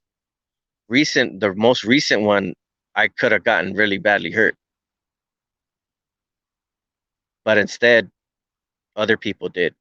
They didn't get badly hurt, but they got hurt. And I was like literally the only one that drove out of there without a scratch besides the cars that crashed, which kind of low key was my fault, but I was that wasn't my intention. You know, what else? Like, dude, there's been so many things, dude. Like, I could just keep going and going. And so, dude, like, I don't know, why am I still here? Like, why haven't I freaking why haven't I went off the wall and freaking killed people because of the way that they're treating us? You know what I mean? I don't have too many friends that are backing me up, that are freaking calling me, trying to influence me to do good. I have more knives in my back than I have any friends, from family, from friends, or so-called friends, whatever. But it doesn't matter. That's not like, it doesn't affect me, because like I don't really care about those things. The things that I care about, people are not really investing in. So how can you hurt somebody that doesn't care about things that you're trying to use against them? It doesn't work. It doesn't work that way. The only way that I would probably be affected is if somebody that I was mentoring, or somebody that I knew that I was a believer, and they committed suicide, or they joined up with this satanic system because they lost faith in God, and they went and they just pretty much like uh obeyed that lifestyle. Like, that's the only thing that would bother me. I wouldn't dwell on it, but it would bother me, and I would pray for them, and like, wish that they made a different choice, or turn from that decision. But anything that has to do with like money, or like people trying to like impress girls to try to make you look bad, or like impress their friends to try to make you look bad, to put you in a situation where the gang stalking will increase in your life because of the technology that they're trying to put around you. I mean, I've had friends do that to me. They'll put me in certain places so that I'll get scanned by their crap. And I don't know if they're being led, like through their phone, telling them when to leave and where to be, or whatever. And I'll just be like, dude, like, is this a coincidence, or are they letting this dude know to to bring me here? That's why I don't get in other people's cars, because expect them to do you wrong. So like, for me to like, and like, I didn't even feel bad. I was just like, dude, it's regular to me to be backstabbed by people. Like, it doesn't really affect me anymore. I just think about it, and I'm just like, wow, I'm not gonna freaking let that get to me. Like, It's not what you're really about. Anyways, like if I got into a personal note and I started talking about God and praying for them instead of like hating them or whatever like that, you're like reversing the effects of what they're trying to do to you. Instead of you having hatred for them, you pray for them, and it's literally you're doing the opposite of what they're doing. So you're not continuing the cycle, the snake that's eating its tail. Because that's the bad thing about being a human being. We want to freaking say, fuck you. I wish you burn in hell. Fucking die. I'll fucking do it myself. You're lucky that I'm a man of God, or else I'd fucking have buried your ass already. That's the first reaction that I have. Like, I want to freaking hurt these people. Honestly, I want to hurt them because everybody that keeps on hurting you is like adding to it, adding to it, adding to it, until you just let loose all your anger on one person that just rubbed you the wrong way. And you're just like, man, fuck this shit. I'm not taking it no more. Fuck you. And just you let it all out on them. And then it's gonna, that's what could happen literally. And that's what they expect. They hope and expect and hope that you do that to somebody and catch an assault charge or a battery charge or attempted murder or whatever. You can get in trouble so easily just by even somebody saying or lying about what took place. Like if you got into a fight and then somebody said, "Well, he was he was screaming that he wanted to kill me," and you never said that, and he said he had a knife but he threw it. So now instead of it being a assault charge or whatever, you're facing attempted murder because of what he said, and then there's other witnesses backing him up that are perps. So now you're facing attempted murder charge because of the people that you chose to hang around with that got to you, and now your ass is stuck in jail because of their fucking stupid, fucking pathetic asses. And that's what they want. On ultimately, that's like literally situations that I've been in that could have ended up like that. I fought in a couple of people. I've literally came close to like getting physical with a lot of people, but I didn't. It's taken everything for me to hold back because I'm a type of person. I grew up in the streets. I was from a street gang. I got shot being in the wrong neighborhood because my enemies lived there and I didn't even know. But they were enemies with the people that were older than me. I didn't, I never went messing around with anybody, but my bigger homies went shooting their friends.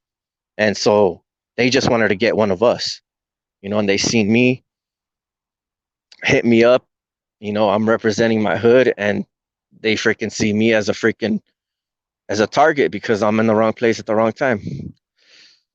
So I get shot, you know, and things change because I thought I was invincible, walking around the street as a little youngster, thinking that nothing could happen to you because you're part of a gang, and and it's cool to be around older people that that carry guns and freaking and party and freaking are, I guess, against the law. And it's like a brotherhood, somewhat of a brotherhood. But once you start to get older and you realize that none of these people give a shit about you, and you're going to end up either dead or in jail, then you start to gain some sense in your head, and you either get out of it, distance yourself from it, or learn the hard way. And so I smartened up, and I distanced myself from it. I just I didn't return. I just slowly just kind of faded away from it. And I never got to get too involved.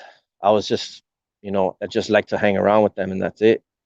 But I was about to get involved.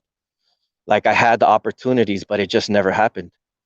Like I wanted to go with them when they were gonna go do a drive by, and they didn't let me go. Like my older homie that was looking out for me, he's all like, "Nah, you're too young, bro."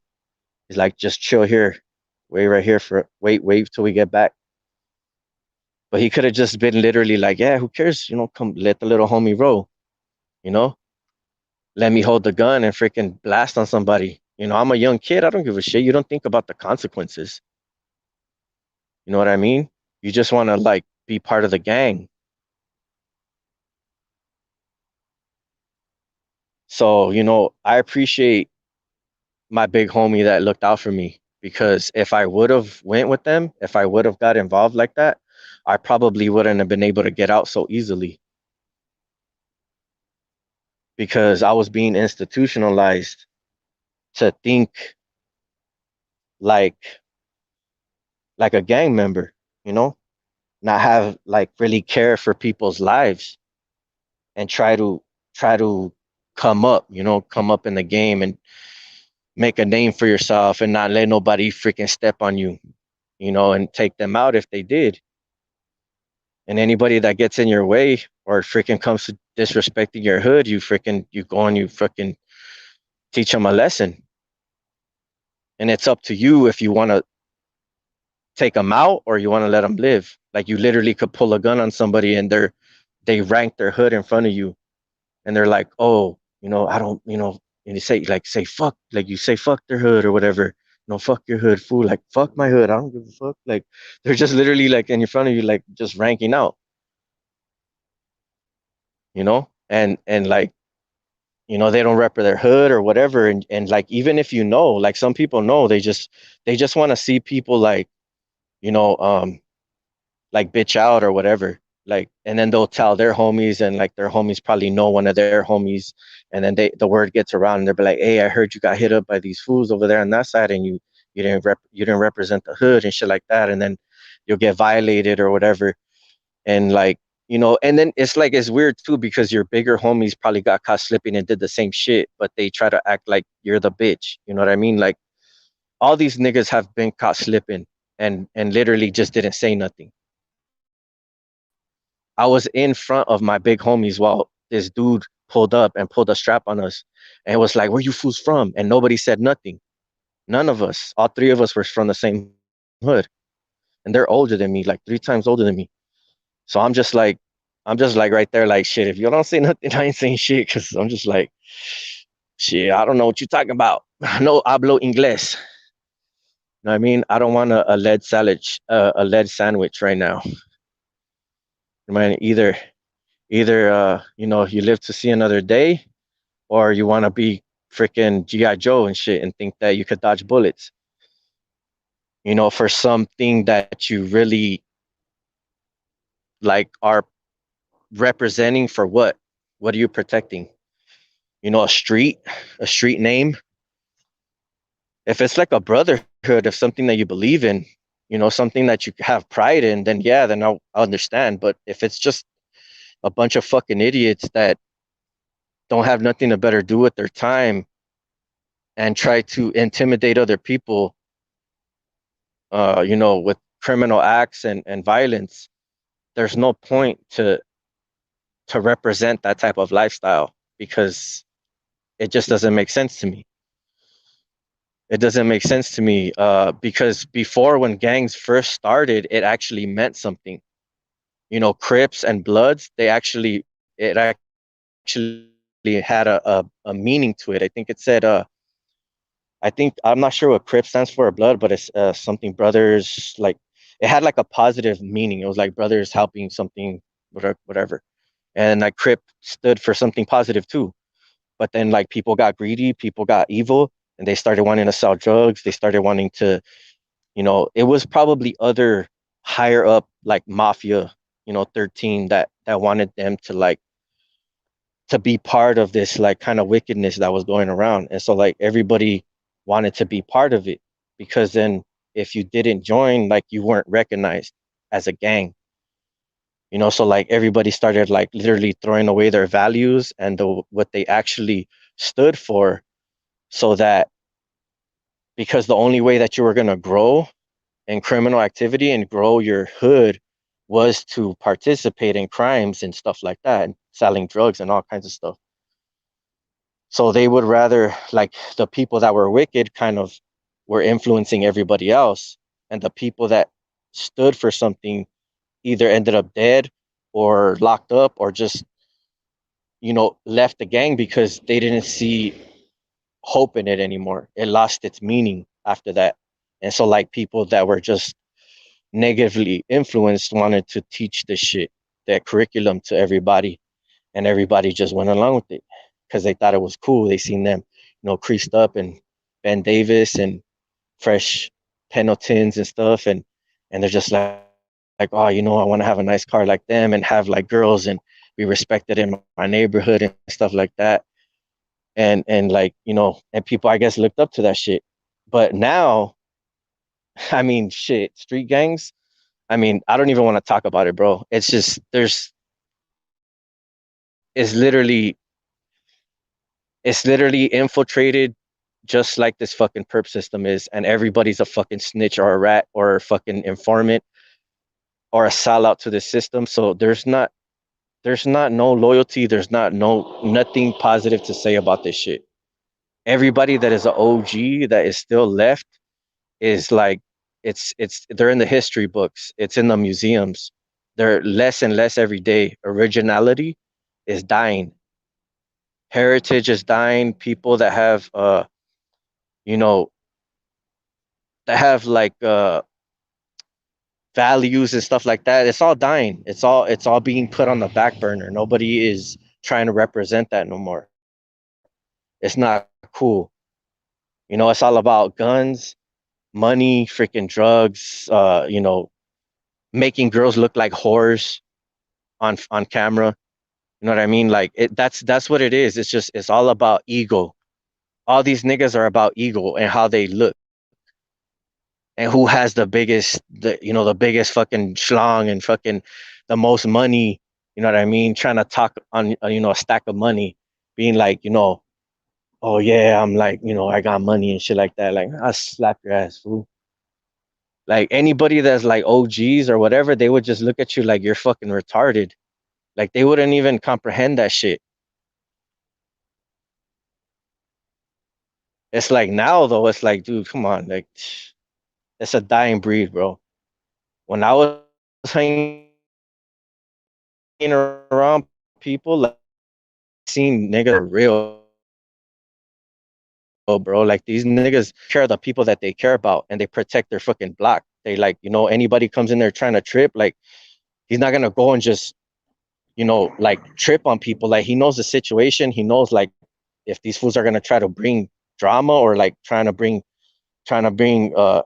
heat, like he can address the situation right away and just tell like how to react or what to do and like who needs to get it. So like these dudes handled business, bro. They came in there like, with guns blazing. They didn't and when they had to, they didn't always like try to just go and try to blast on people. Like they didn't do that. They like, they made sure they knew who they were dealing with. They made sure like everything, bro. They did shit right. They didn't go stupidly doing shit.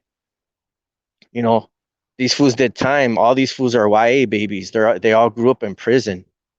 You know what I mean? And I hung around with these dudes. And you think that I'm gonna be scared of a fucking little bunch of fucking puppet ass niggas that follow me around? Like, dude, like I want to freaking smoke all of them.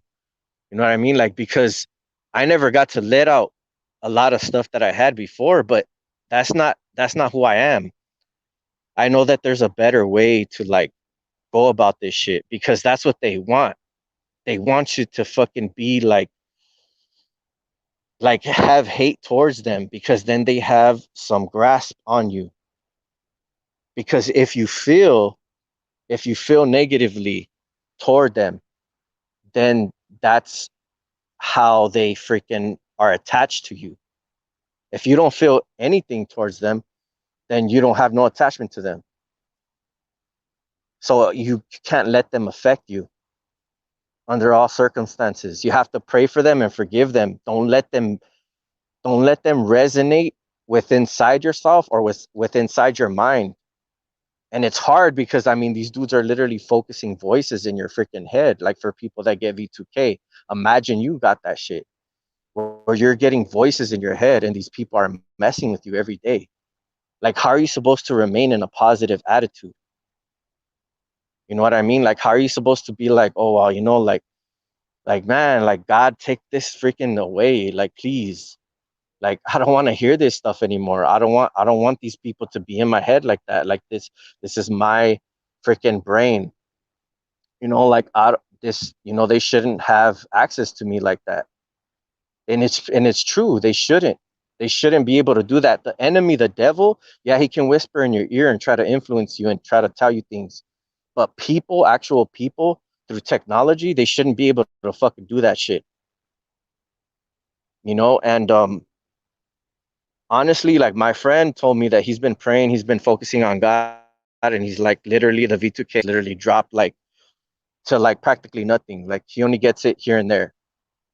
So obviously he's seeing progress by focusing and warring in the spirit, and he's seeing progress on his gang stalking. So I'm reporting what he's telling me, and I trust in the Most High, and I believe that that's possible. I believe anything's possible for God. And I think sometimes we're going through this because we're stubborn, and we're not doing something right. We're not focusing on him enough, or whatever the case is. He can take it away if he wills it. He can drop it. I mean, he could bring people back from the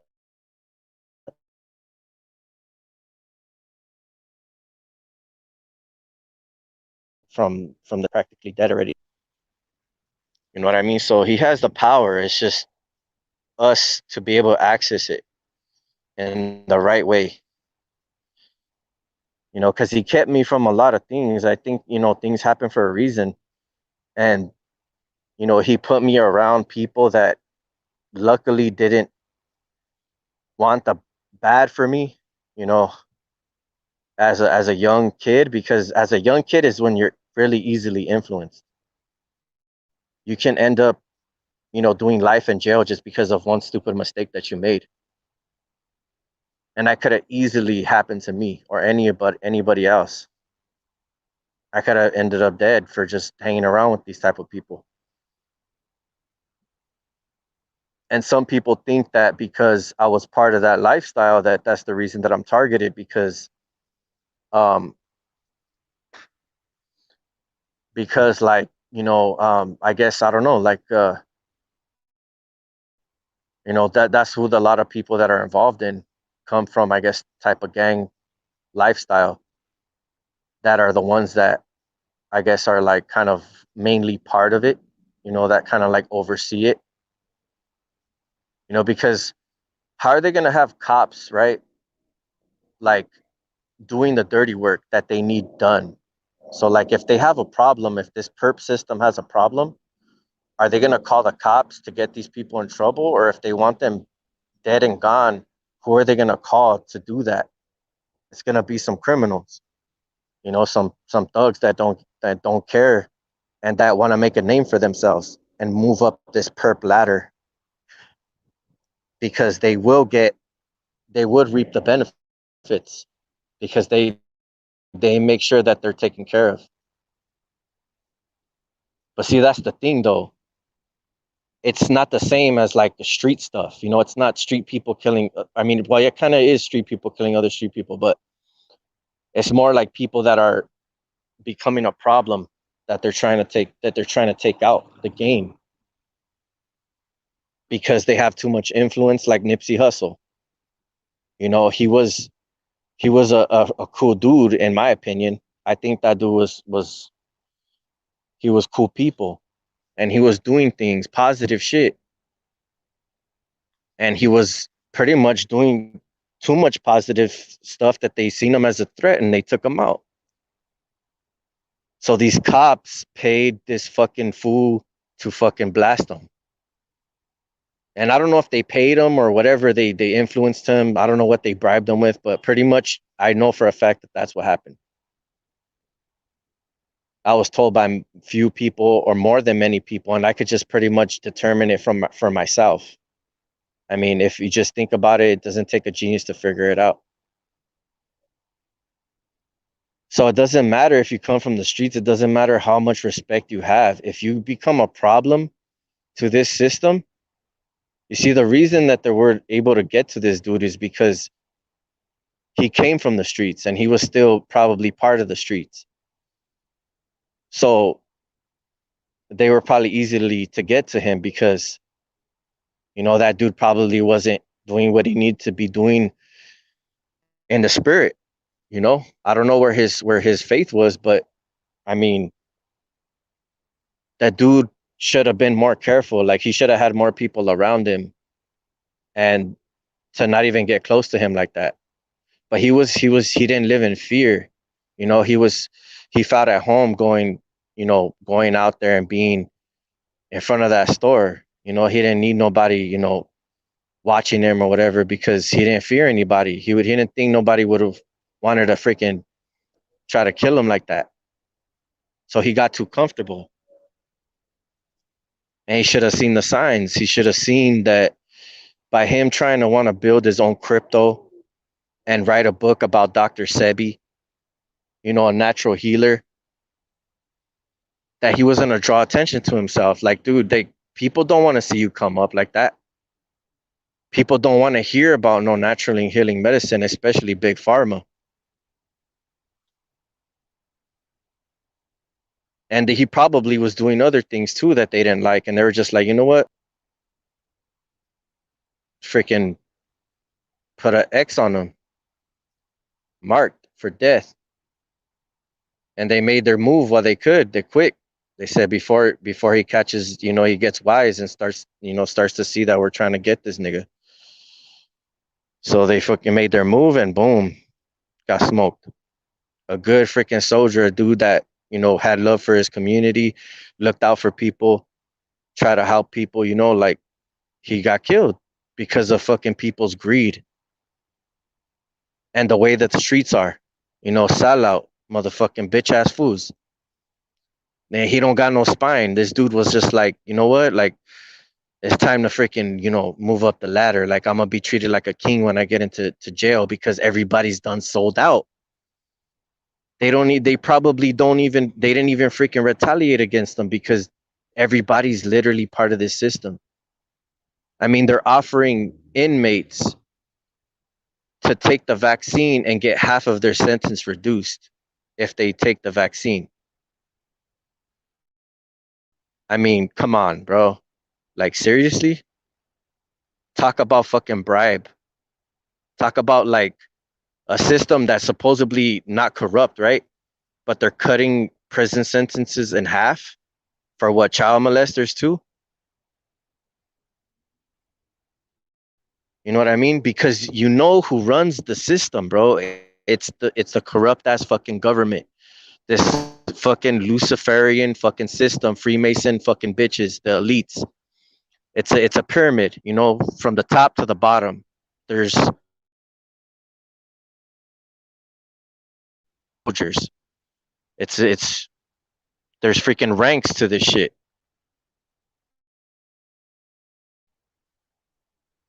These fools out here think that they can make it higher, like be up in a freaking hill in a nice house and have all this money and all this respect and credit, and nobody can mess with them because the government put them there.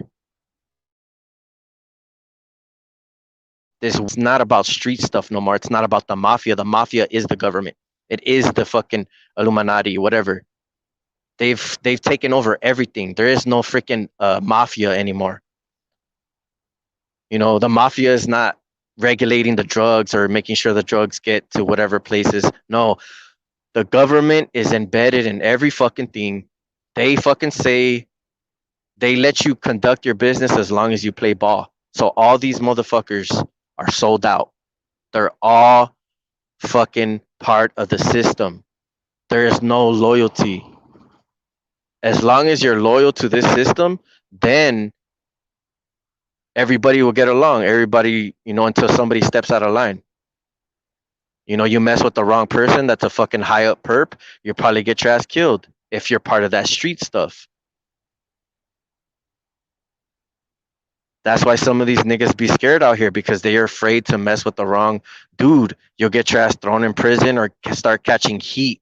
You mess with the wrong person out here, that's a perp, that's a high up perp, you'll start getting cops trying to pull you over. You'll get something planted on you. You'll get your ass thrown in jail. You'll bad shit will start happening to you because you cannot go against them. They're too fucking big. It's too taken over. See, that's the reason that they can't touch us is because we're not on that level. We don't represent that type of lifestyle. Even though I came from it, I don't, I didn't continue it. I never got too involved in it. I never put in no work. I never hurt anybody to freaking make a name for myself. If anything, I got shot as a young kid being stupid, but that's as far as it got. And thankfully, I didn't get involved because then they would use that against me and try to like pull a street card or something and try to act like, oh, you're part of the gang, and you know what I mean, like, we'll get, we'll kill you if you don't freaking listen to us or whatever. Hey, fool, I don't listen to nobody. God is my shepherd. He's the only one that moves. Think that shit scares me? Do not fear what can destroy the body, but fear what can destroy the body and the spirit in hell. Think I'm gonna freaking sell my soul to these freaking lames that don't got no spine? Dude, chivalry is dead, bro. Chivalry is dead. People that are 100 are dead, bro. There is no 100. You cannot be 100 and survive in this system. Being part of a gang that will get you killed. You have to fucking sell out, dude, if you want to survive. That's how it goes now. So like, don't try to come at me trying to act like I'm the bad guy. You know, you want somebody to punch your fucking finger at and say that's the bad guy.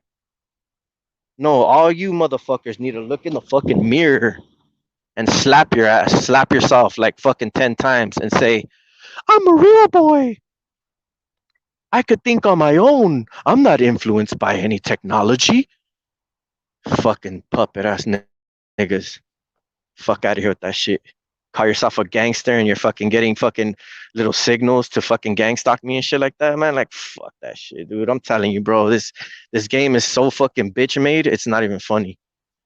Especially if they're part of that shit. That shit's a fucking joke. That's why I don't got no respect, no fear for these fucking clowns.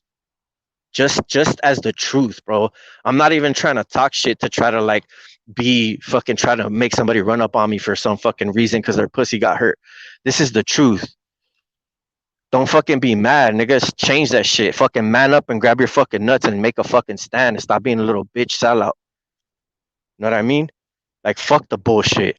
I stand for something that's real. I stand for some shit that actually fucking has some fucking tangible fucking meaning to it. I don't fucking I'm not out here for fucking shits and giggles and trying to speak to fucking look good. I'm not out for the fame. I'm not trying to fucking look good. I'm not trying to impress your bitch because your bitch probably wants to fuck me. You know what I mean? Like, despite the freaking gang stalking shit, she's just like, damn, this fool has heart. This fool fucking has some nuts on him. You know what I mean? And I'm just like, shit, like, what it do? You know? Get rid of the bitch and roll with a real nigga. At least I'll make sure your ass fucking stay safe by my side. I'm not gonna let you get caught slipping. Ain't nobody gonna take advantage of you as long as you're rolling with me. I'm gonna make sure that you stand up for your shit and I stand up with you. You know what I mean? That's how it should be.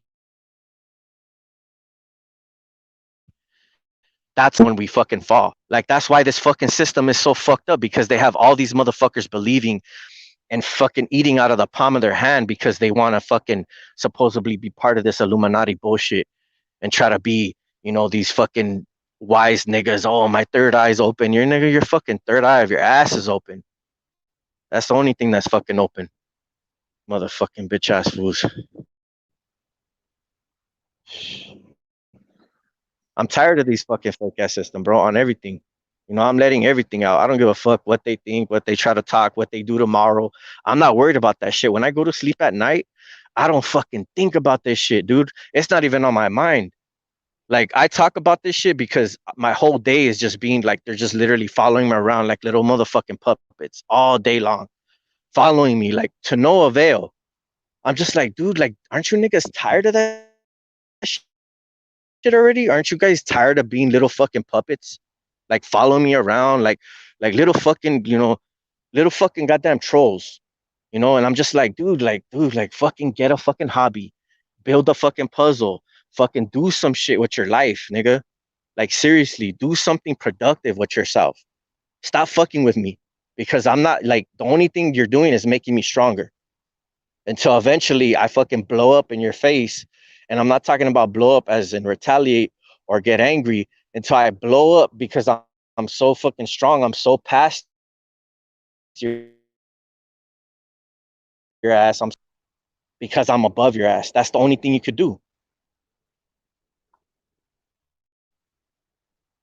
So honestly, these niggas are doing me a favor because shit, like I said, dude, I've been just getting stronger from this shit since day one. Since day one. And the thing is, though, is that I'm proving it to myself. You know what I mean? I'm recognizing this shit myself. I'm not. I don't give a fuck if other people recognize it. I'm seeing it. I'm recognizing it in my life. I'm seeing it manifestate in my life. And that's what matters. It matters what you think about yourself. Can you be happy with yourself at the end of the day? Yeah, dude, I love myself, dude. I freaking love the way that I am. I love that I stand up for my shit. I love that I care about other people that are, being taken advantage of. I don't like not that they are taken advantage of, but that they can't defend themselves. So I stand up for them or I'll speak up for them or I'll try to help them because like dude, like some people just don't know how to defend themselves. Some people don't know how to handle things well as others. So you got to teach them. You got to teach them or just be kind to them so like they just don't feel like they fucking want to die because some people are weak, dude. I had a homie, dude, literally like 2 3 months ago. This dude blew his brains out. I grew up with this dude. He blew his brains out because of this system. He was being targeted, and I didn't even know. I didn't know to the extent that he was being targeted, and he never came to me about it. And I know that I've introduced this dude to my YouTube channel, and he could have gotten so much information from it. But I just think that he thought everybody was against him, so he just didn't really take the time, just one click, to watch a video and to determine for yourself who is with you and who's against you. You know what I mean? By people, by you seeing what they speak about, it pretty much tells you what kind of person that they are. You know what I mean? If you like, that's why I don't trust people that don't put up videos because they don't really talk about the stuff that they're going through because they don't want people to know what they're thinking about. They don't want people to know their life. They're too much pride, whatever. I could give a fuck how many fucking people try to talk shit because at the end of the day, they know that I'm speaking real shit and they cannot deny it. They could try to talk shit and be like, ha ha ha, with their fucking homies and shit. Like, look at this nigga trying to fucking, trying to make us fucking, not seem like the little bitches that we are. Like, nigga, shut the fuck up, nigga. I'll smack your ass up real quick. I'll fucking knock your block off, nigga. You best stay the fuck away from me, nigga, because if you get too close, I'ma fucking boo bop your ass. So all these little bitch ass niggas, they stay far away from me. They don't even fucking come. Honestly, they don't even send niggas to gang stalk me anymore unless they know I'm laying down and I'm going to sleep. They'll send these niggas with these modified exhausts and shit, like because I can't hop out the car real quick. But they don't send them when I'm up and at them. When I'm freaking ready to go. Because I'll follow these niggas and I'll test their fucking, I'll test their little fucking pussy asses. And I'll tell them to their face, you're just a little bitch, and they won't do nothing about it. They'll just keep rolling, just keep moving to the next little bitch act that they have to do. And they're just be like, nah, you're the sucker, you're the bitch, you're being targeted, you're in a box. You know what I mean? I'm not where you're at. You're the fucking loser that's being fucking that's being made look stupid and shit, like your name's being dragged through the mud and through the streets. Nobody respects you, blah blah blah. Dude, like what they believe in their fantasy land means everything to them. In my world, I could give a fuck what you think. You know what I mean? To me and to any motherfucker, and anything that you give birth to is gonna be a little bitch. Because if you teach them your bitch ass ways to fucking be with you and your little son walking down the street, fucking gang stalking somebody, teaching them how to gang stalk them, you think teaching them that shit is making them a man? You're helping them to rely on technology to exploit other people, which the same thing can be done to you any day of your life. They could choose to throw your ass under the system or your kid under the system. And then what? How are you gonna feel about that? You're gonna have to freaking suck the devil's dick to try to get him out because you don't want your son going through that shit.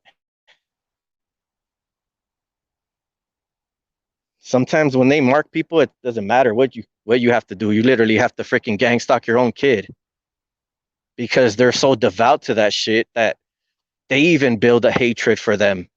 They like like it could be a hatred or just like a disgust because they know that you're different, and they'll literally choose the side of the perps against their own child because they don't like the way that they are. They see the same thing that they do. The narcissistic way that they look at you is the same way that your brother or sister or father or whatever that is loyal to this fucking system will look at you in the same fucking way.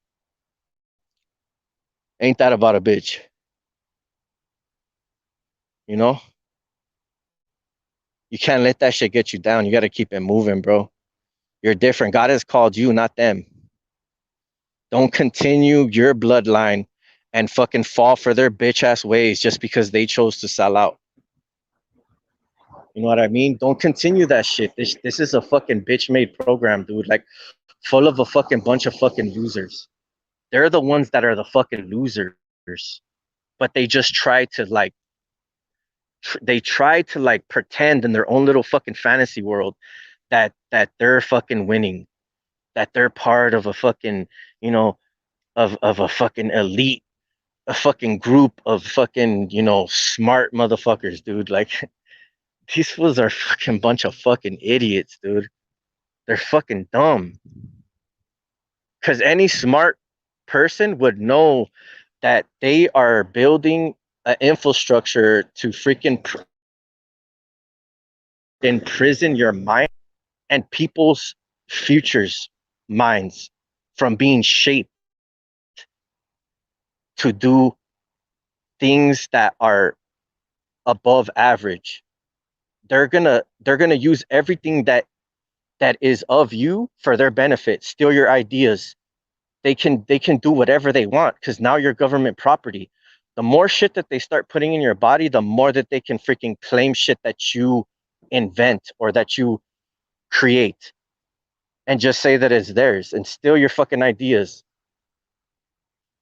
And then what? Who's gonna believe you? You're gonna go against the system and try to speak up against the people that you fucking that you freaking pay homage to.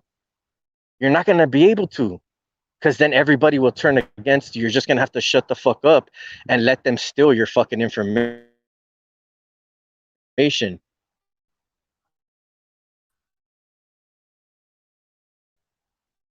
You want to freaking fuck your wife when you're not home.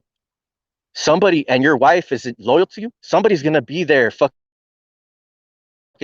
having sex with your wife because it's the system before you. And if you care about your wife, if you have a love for her that like is kind of too strong, they'll use that as weakness and they'll freaking make you not care about her. They'll make things fucking twisted up because that's how Satan likes it. He wants you not to give a fuck about anything that God holds as freaking like as like I forget the word. Pretty much I can't remember the damn word. Just brain fart, bro. Anyways, that's like personal, bro. You don't. It's the sanctity of marriage.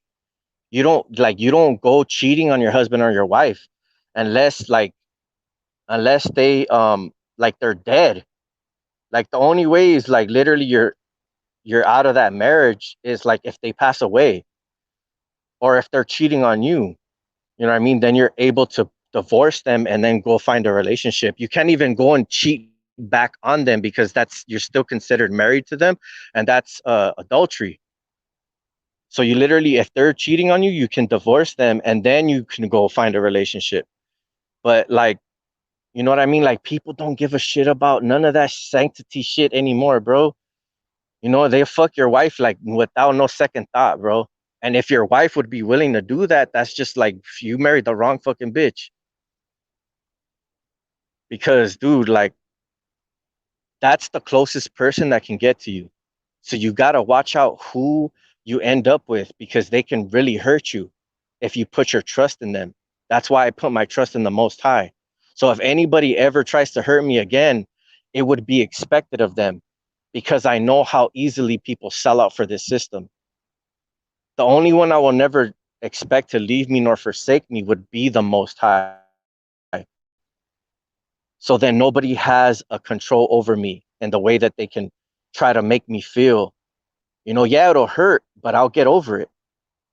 You know what I mean? That's why you don't like don't put your trust in people like too much, like where you're just overly exaggerated of trust and love for this person. If you have an inkling that they might they might do you wrong.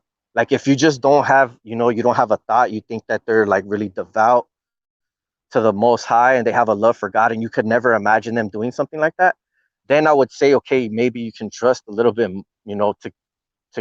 trust in them a little bit more. But even still, like you're putting yourself in a vulnerable state because people, they're scandalous, bro. Like a lot of people out here, they don't care about the same things that we do. If anything, they just want to pollute it to make you feel some kind of way, like just to see you suffer. And this shit's happening all the time, bro. Like I'm pretty sure like there's a lot of people out there that are doing some scandalous shit behind each other's backs. There's a lot of shit going on out there that's like just pretty much corrupt. And it's perversion, child molestation, like a bunch of stuff that's going swept under the rug that we're not being like pretty much, being brought out to light because like they do shit like that in secret. You know what I mean? They don't want people to know the little dirty shit that they're doing behind closed doors. They kind of show you on your technology and stuff like that, but you can't screen record it or nothing. They won't allow it. They'll erase it from your phone. Like perps, I'm pretty sure they're let in on certain information, certain dirt that's going around about certain people because it's like chismosos. They love to fucking gossip and information. So like they'll show you stuff and see if you're interested in watching it. Because if you're not, you'll flip to the next screen. So they'll test people. They'll show them certain perverted shit, show them certain perverted acts, certain sick shit. And if they keep on watching, they're monitoring the way that they react to it. And if they react to it in a good way, the way that they want them to, they'll keep on showing them that stuff. And that's how people are recruited into this fucking sick program. They're tested, they're shown things, they're freaking, and if they go along with it, then they keep feeding them a little bit here, a little bit there until they see how sick these motherfuckers are. And they say, okay, now you're part of the group and you pretty much officially are perverted fucking sick fuck. And we accept you into our fucking into our clan. You know, that's how I think that it is, honestly. Honestly. So they know like who's doing the fucking dirt. Like certain people know certain things. Not everybody is let in on everything, just certain things. But there's overseers, people that are even higher up. They're watching everything. They're seeing everything.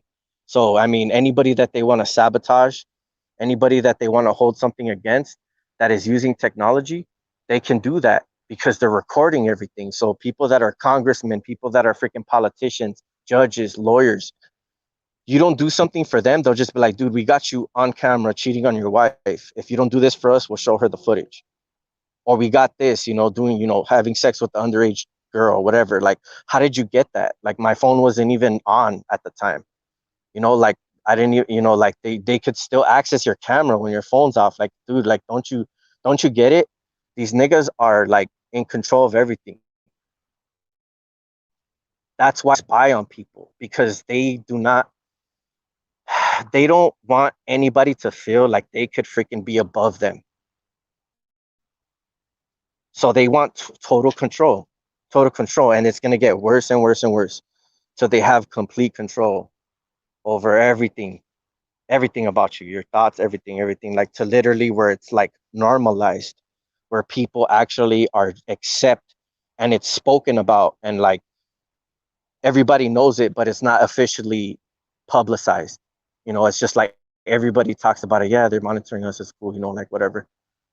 And they give you like money. They give you like money every month just to like be part of the system. So they're making you depend on the government, and you got to get your vaccines. You got to get this, got to get that. And, we'll take care of you pretty much. Just be our fucking slave, and feed this fucking beast system, you know? So that's pretty much like where we're heading, low key. Is like a bunch of fuckery, a bunch of fucking sinning and fucking perversion, and just pretty much just chaos, bro. It's gonna be it's all fucking just bullshit. It's bullshit. And yeah, and everybody's gonna love it because they love that shit. They can't get enough of it. They're out here fucking people's wives and fucking people's girlfriends and trying to make themselves look good and get followers and shit like that. It's just like, dude, you think that they're ever gonna satisfy that hunger of having enough women, or having enough money, or having enough fame, or enough followers, or enough attention? You think that's ever gonna be satisfied? Nah. You can't feed Satan where he's gonna be content with sacrifices, with blood sacrifices, with children sacrifices. They're never gonna be full. You cannot satisfy him as the God of this world. He will never be satisfied until he's dead. He's not gonna stop. Christ is satisfied with us worshiping him. In the small ways that we do. He would want more from us, but he's still satisfied with us, that we're like speaking good about him, spreading information, spreading his word, spreading his love. He's satisfied with that. It's a good burnt offering, pretty much. The aroma to him is sweet.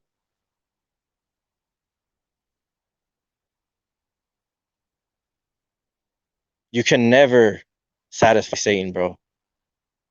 He was never satisfied even when he was with God. You think that God's creation is going to satisfy him? He wanted us to to burn, to die. He wanted us to fail, and he still does. But people serve him anyways, which doesn't make sense, because he doesn't. He wants you to burn with him. He wants you to die with him, and people are still serving him because they're fucking stupid. I don't know. I don't know. I don't see the victory in that. I guess they're just looking at the present, the now. You know.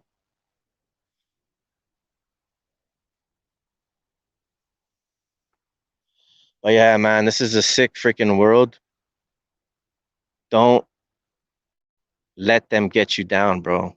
We're more powerful than this. We're better than what they have amounted up to. What this system has amounted up to, what Lucifer has amounted up to, what these angels that made mistakes, all this demonic energy or entities or principalities, we're better than them because we're made in his image. So God trusts in us, dude. He obviously seen a reason to come and die, because he sees the potential that people have, the good that they can do. if they just really chose to do it, if they really wanted it, bro. Like the desires of their heart. People that have a love for God are gonna freaking they're gonna have a heart of God.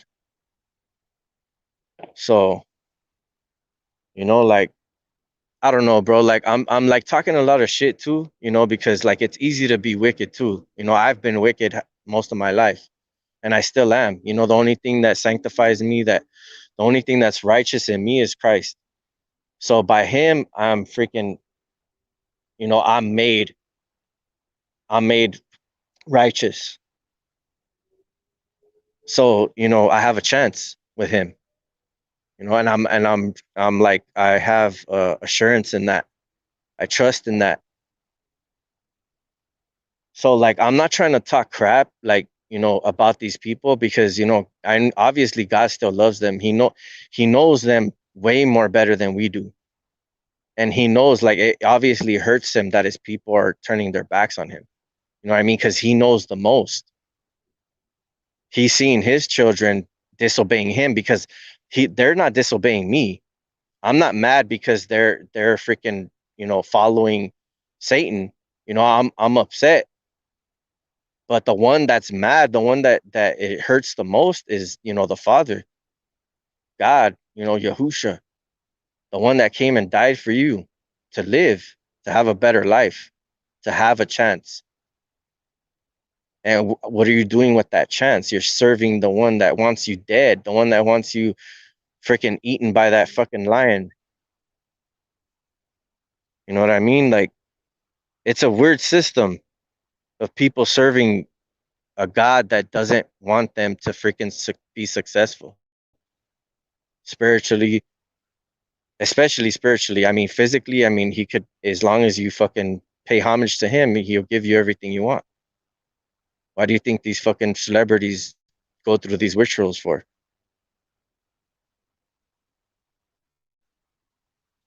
So,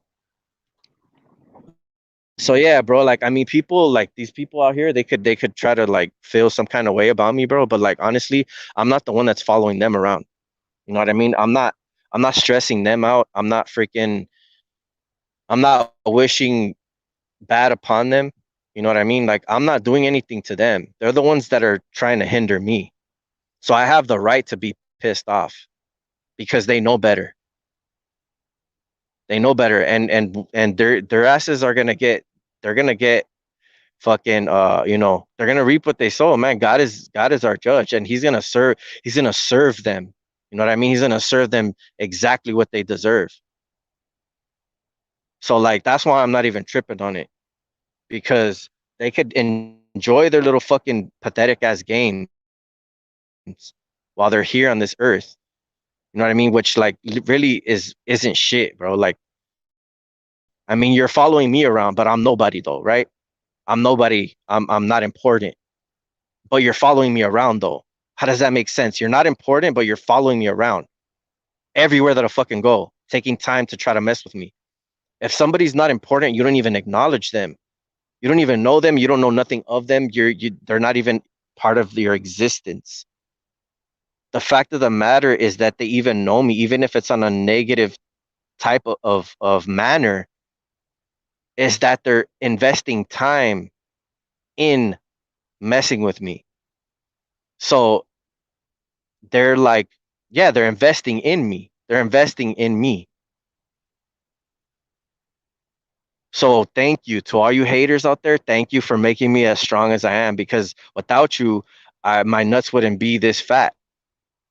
So you literally have over swollen my nuts, and the doctor says it's big nut syndrome. It happens when people are hanging on your nuts for so long, for years at a time, and your nuts just they get overwhelmed and swell up. You know what I mean? So I appreciate the help. Thank you for all your fucking your was it failed attempts. You know what I mean? Like to try to me make me go off the edge. But God is greater. My God is greater. Yahushua. Yehoshua Yahweh, he is greater than all of you faggots put together and your God that you serve. So have a good fucking night and fucking, you know, suck a fat one, whatever. I don't give a shit. Turn from your wicked ways because it's not too late. You better be ready to die for what you believe in because you're gonna have to pay the price. Everybody does. Even I am, everyone. And I don't know what is waiting for me. All I could do is ask for forgiveness and try to do the right thing. And hopefully that'll be enough.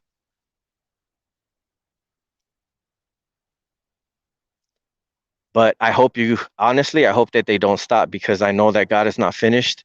And until I'm literally um, diligently walking the path that I need to be on, I'm going to continue to keep suffering in this program. So until, like I said, I can give the steering wheel over to the Most High, I'm going to continue to struggle with dealing with these people because I'm living in the flesh, not in the spirit. Because I'm focusing more things on the flesh. I'm eating, not even praying for my food anymore. I'm not reading my Bible as much as I used to anymore. I'm not praying as much as I used to anymore. Um, I'm still freaking lusting for the flesh somewhat, not as much as I used to. Um, I'm still imperfect pretty much, but it's because I'm letting things distract me. I'm letting this program distract me. Instead of investing in people that want to learn, people that want to read, I'm investing in this freaking stupid program. So when you speak about it, you manifest it. The more, the more that I talk about it, the more that I pursue getting people out of their comfort zone into wanting to Bible study, into wanting to actually participate or partake in the movement of making an effort to try to build ourselves to a more positive state and not focus on this crap. So anybody that's willing to join, you know what I mean? I'm anybody, even if you're against me, even if you're an enemy, whatever, that's between you and God. You ask for forgiveness, but you come trying to seek him. That's all that I recommend because I don't hold hate for anybody. I'm not here thinking about these perps. Oh, like you're gonna pay, like I'm gonna watch you burn. I'm gonna watch every single one of you freaking pay for what you done to me. Like, dude, honestly, I don't care, bro. Like, I don't really care. What I want to see is people turning from their wicked ways and coming to Christ. People that are already struggling, trying to live their life, trust in Christ, have faith in Him, and have victory in Him in their life, and be able to overcome anything that they're dealing with. That's what I want to see. That's what I'll lay down and remember, in my head when I lay down and sleep, and I'm just gonna be like, dang, like the brother has victory, the sister has victory. She's not, she's not fornicating no more. She wants to get married. She's serving God, whatever. I'm not fornicating no more. Like, we're all imperfect, and like if we can talk to each other about our problems, and not judge one another, like that's how we should be. Like, because I don't have a problem talking about my sin because I'm imperfect, and I know that the Most High wants me to turn from my wicked ways. Because I have turned from a lot of it. Like, I was consistently wanting to do these things and like participate in things like that. And like literally, I'm like staying away from the flesh. I'm not fornicating. I'm trying to like literally like I just don't have a hunger for it as much anymore. When it's easy access, when it's around you, when you keep those people close to you, then it's harder to stay away from it. But since I took in myself out of that situation and I'm living in my car, and it's kind of harder to like partake in a lot of things because you're not in a household of people that don't believe. um you're by yourself, so you have to like pretty much make sure that you're being taken care of, physically, mentally, all that stuff. So you try to keep a healthy, uh, I guess, way of thinking, even though you're surrounded by fucking negativity like constantly. And it's not an easy job, bro. Like because like this is the thing, you want to like hurt these people so badly. Like every part of my being, I want to freaking like bang my chest like freaking King Kong and just like rip people's heads off. Like literally go into a crowd of people and just like fucking Hulk smash and fucking just fucking mob the shit out of these people and like just have their fucking body parts laying everywhere. Like that's how I feel sometimes. You know what I mean? Like I just want to fucking like I want to see you suffer. And like that's the way that they want me to feel. But like I only feel like that for a very brief second, and then I'll just like I'll like God will take it away. Like I'll be like I can't stay in that type of mind state because that shit will consume you. Like hatred, I've been in hate, I've been in loneliness, I've been in like deep anger and like pain, and I was just stuck in that mode for a long time, like really deep. It was really hard to get out of it. It was stuck with me like for a good couple years where I was just constantly just like angry, like I didn't want to live, I didn't care about God, I was just wanted to burn. I just wanted to die in the darkness and forever darkness, and I didn't give a shit what happened to me or where my soul went.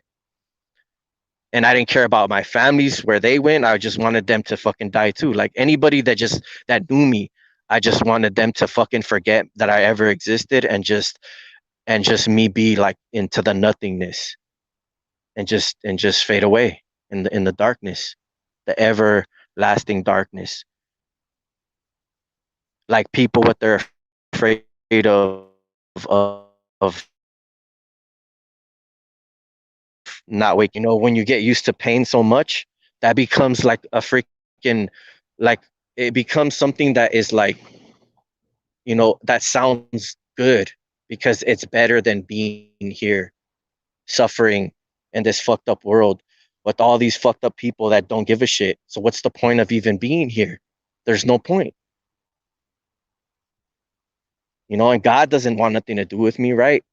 I'm trying to reach out to him. I'm asking him to move in my life, and I feel like he's turned his back on me as well.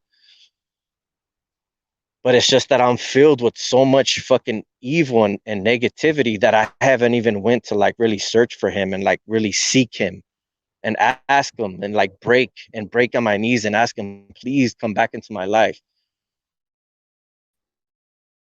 Fill these things that I fill up, fill these things and replace them with your love and come back into my life. Forgive me for letting the enemy influence me and having, dominion in my life. I choose you. I choose you. Come into my life. I invite you into my heart right now in the name of Yahusha. Come back into my life. If I have wronged the Holy Spirit in any way, I pray that it is restored and it's reestablished in my life. Because you can blaspheme the Holy Spirit. The more evil shit that you partake in, that you can do that. But I don't. It never says anything in the Bible that you cannot bring it back.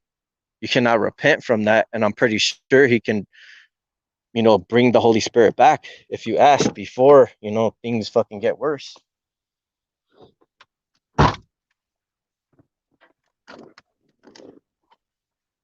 But man, that was a dark place, dude. Like honestly, like you can't explain it. Like it's not as equally as God's love, but that hate, dude, that hate, man, that is like it's powerful, dude. It's powerful. It's hard to break somebody out of that's been hurt really badly and that just doesn't see any reason to really exist in this place.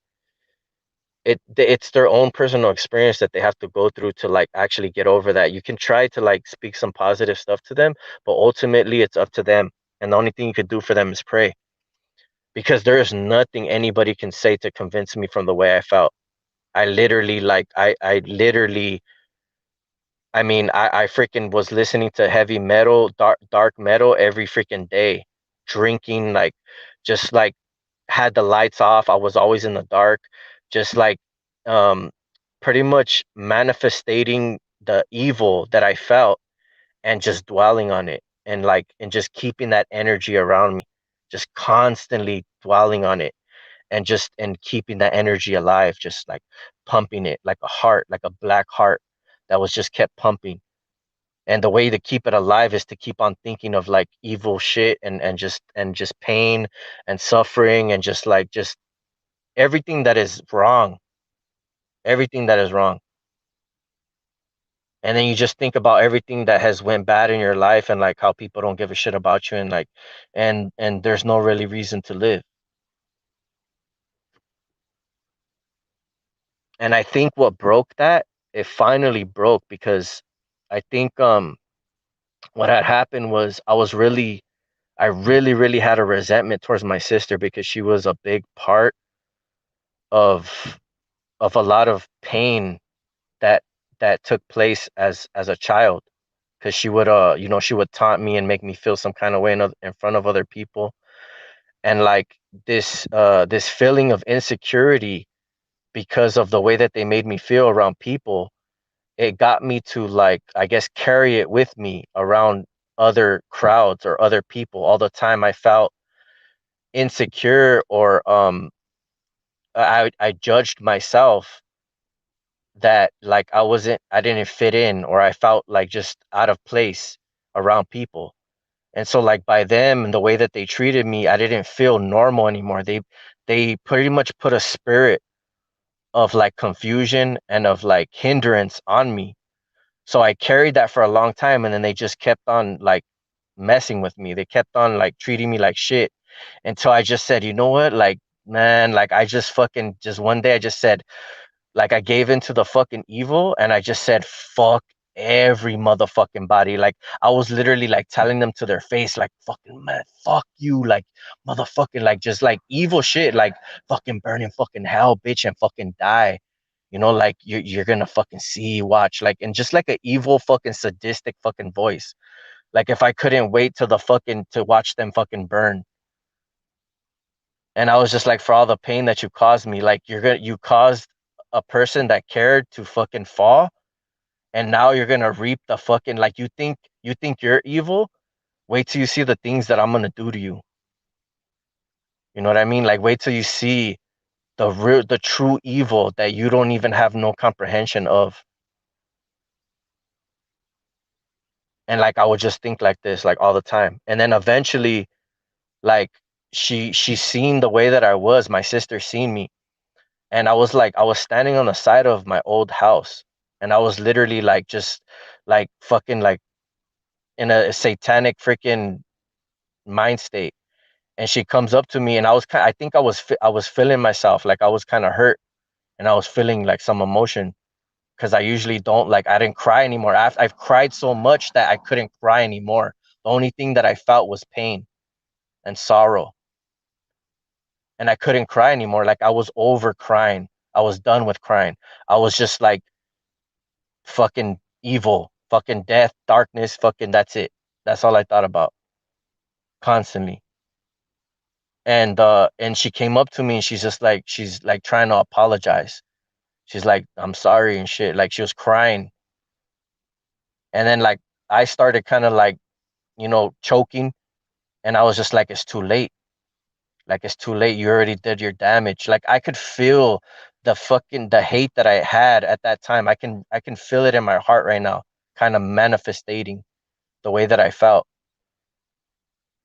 And and I was just like, it's too late, like it's too late. And like I walked away, and like she was trying to like like keep apologizing, but I was just like get the fuck away from me. Like now you want to fucking care? Like now you want to fucking care after all the damage that's done, after everything that you put me through. Now you want to fucking care? It's too late for that. You have to see the consequences of your actions. So they're lucky, dude. Like honestly, I can't believe how strong I am, bro. Honestly, like if I can show you guys everything that I've been through, like nobody can understand or probably withstand and still be in one piece and have the aspect that I look at life now through Christ. and be able to like talk in such a way that I do. Like, dude, I should have literally committed suicide, like, or hurt somebody or killed myself or killed people, like, honestly, because, like, dude, like, I mean, they pushed me to the edge. Like, they seen how far they can go. And, like, dude, and, like, honestly, like, I'm thankful that I never did because I would have died in hatred and in a false love that Christ didn't want me to pretty much to focus on. He was using that as an example, bro. Like it was all for me to freaking learn. It was a learning experience. And it took so much time for me to understand that. Like through time, like I think once she apologized, it kind of planted a seed. And I started to like kind of heal myself a little bit, kind of not knowing. And I started to let go of the hate and the anger and the sorrow. And then like it's not that I forgave her, but it just kind of like it was like if it it was like a peace offering. Like she understood what she did and she was sorry for it. So like something happened spiritually that like allowed me to, I guess, to let go of that in a way. It was still there, but I let go of it. And then I just started working and like trying to like I guess not be so negative because I'm like really like a happy-go-lucky person. Like I'm always playing around, joking around, and drinking, trying to be like the life of the party. I'm not like the type of one to be like held down or like to be like the one that they're making fun of. You know what I mean? Like I was the one that hung around with everybody in school. I didn't judge nobody. Like stoners or freaking geeks, whatever. I hung around with everybody and I accepted everybody, and I was accepted by everybody. And like I was like somewhat popular in school, but like I didn't have like a big head about it. I just people knew me because I went to like two different middle schools and like I was just cool with everybody. So um you know what I mean? Like I had a pretty good childhood, bro. Like everything wasn't all bad. It was always like it's always about sorrows and I mean it's smiles and cries, right? So you have your good times and you have your bad. Some people don't even have good times. I mean, they were never treated kindly. They never had any friends. They never got the chance to have anybody to talk to. They don't even have family that they could vent to. So like certain people are put into really fucked up situations and they've never had a friend or a shoulder to cry on. So like luckily I've always had family and I've always had like somebody I could talk to. Not always, but I mean I didn't even turn to them at certain times. But I had to like trust in myself to get myself out of it.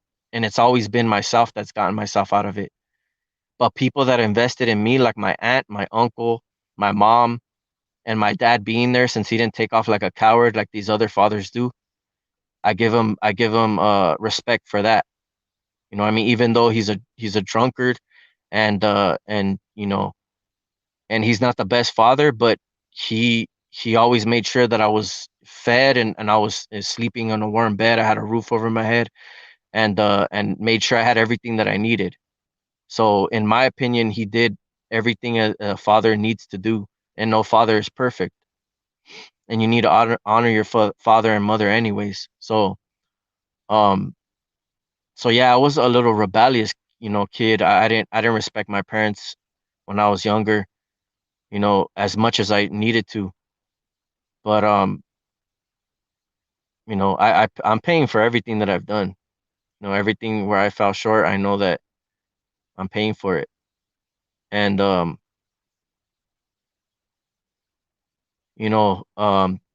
family members that I named, they invested in me. I mean, they seen that I had potential. And my aunt, she's the one that taught me scripture. She took time to go to my house and read the Bible with me and stuff like that. So that's how I got to learn about God's existence. which planted a real big seed, a really huge one. And it just took forever to grow. Like, because Satan was like freaking, like literally, wherever God builds a church, Satan builds a church right next to it. You know what I mean? Like he keeps close eye on God's people because he doesn't want us succeeding. So I started getting demonically attacked right away. Once I started to learn about God, I started getting demonically attacked. And that's what honestly kind of made me think that why was that happening? If like what forces don't want me to learn about this? And why did the demon run away that was trying to hold on to me while I was laying down? Why did it run away as soon as I spoke the name of God? You know what I mean? So then I started getting to thinking like, well, like, God is real, dude. Like why would these demons like take their time to try to like attack me for? Like it didn't make sense. Because like supposedly, oh, if you're just reading the Bible, right? Like, oh, you manifestate these things because you believe them and you hear them in the book, right? But dude, like you can't just freaking like as a little kid just think that, oh, something's gonna attack you. I didn't think about it. I didn't even never thought it could happen. I didn't even know it was possible. So when I'm getting like demonically attacked and I have barely just went to bed, I mean, I couldn't have fallen asleep that fast. So I know I wasn't dreaming. And this was happening consistently like every night for like a week straight until like I guess it put the fear in me and somehow it probably like attached something to me or something like that. And like my aunt stopped coming for a little while and then like she would come like once in a while or whatever and it like just kind of faded away. Like I learned about it, it got put on the back burner. And I went back to the little rebellious fucking kid that I was. Um and then just like like I said, whenever I acknowledged my sin, I would get demonically attacked. And I always felt empty inside. I felt like I was missing something. Like I had a purpose, but I didn't know what it was. And it bothered me that I didn't know what direction to go or what it was that was bothering me. I felt like I was missing something for a long time since a little kid. And so I just kind of like brushed it off after a couple years, like, just whatever. Go play, go outside, go freaking like take your mind off of it. But every once in a while, I would get into like this funk and I would look up at the stars and I would just be like, man, like what is the truth? You know what I mean? What is our purpose? What is the point? Like, because like I'm just looking up at the sky and I'm just like, man, I know that there's something great that is for us, but I don't know what it is. Like, I know that there's like answers out there, like there's something that I need to know. Like, these stars aren't in the sky for a reason.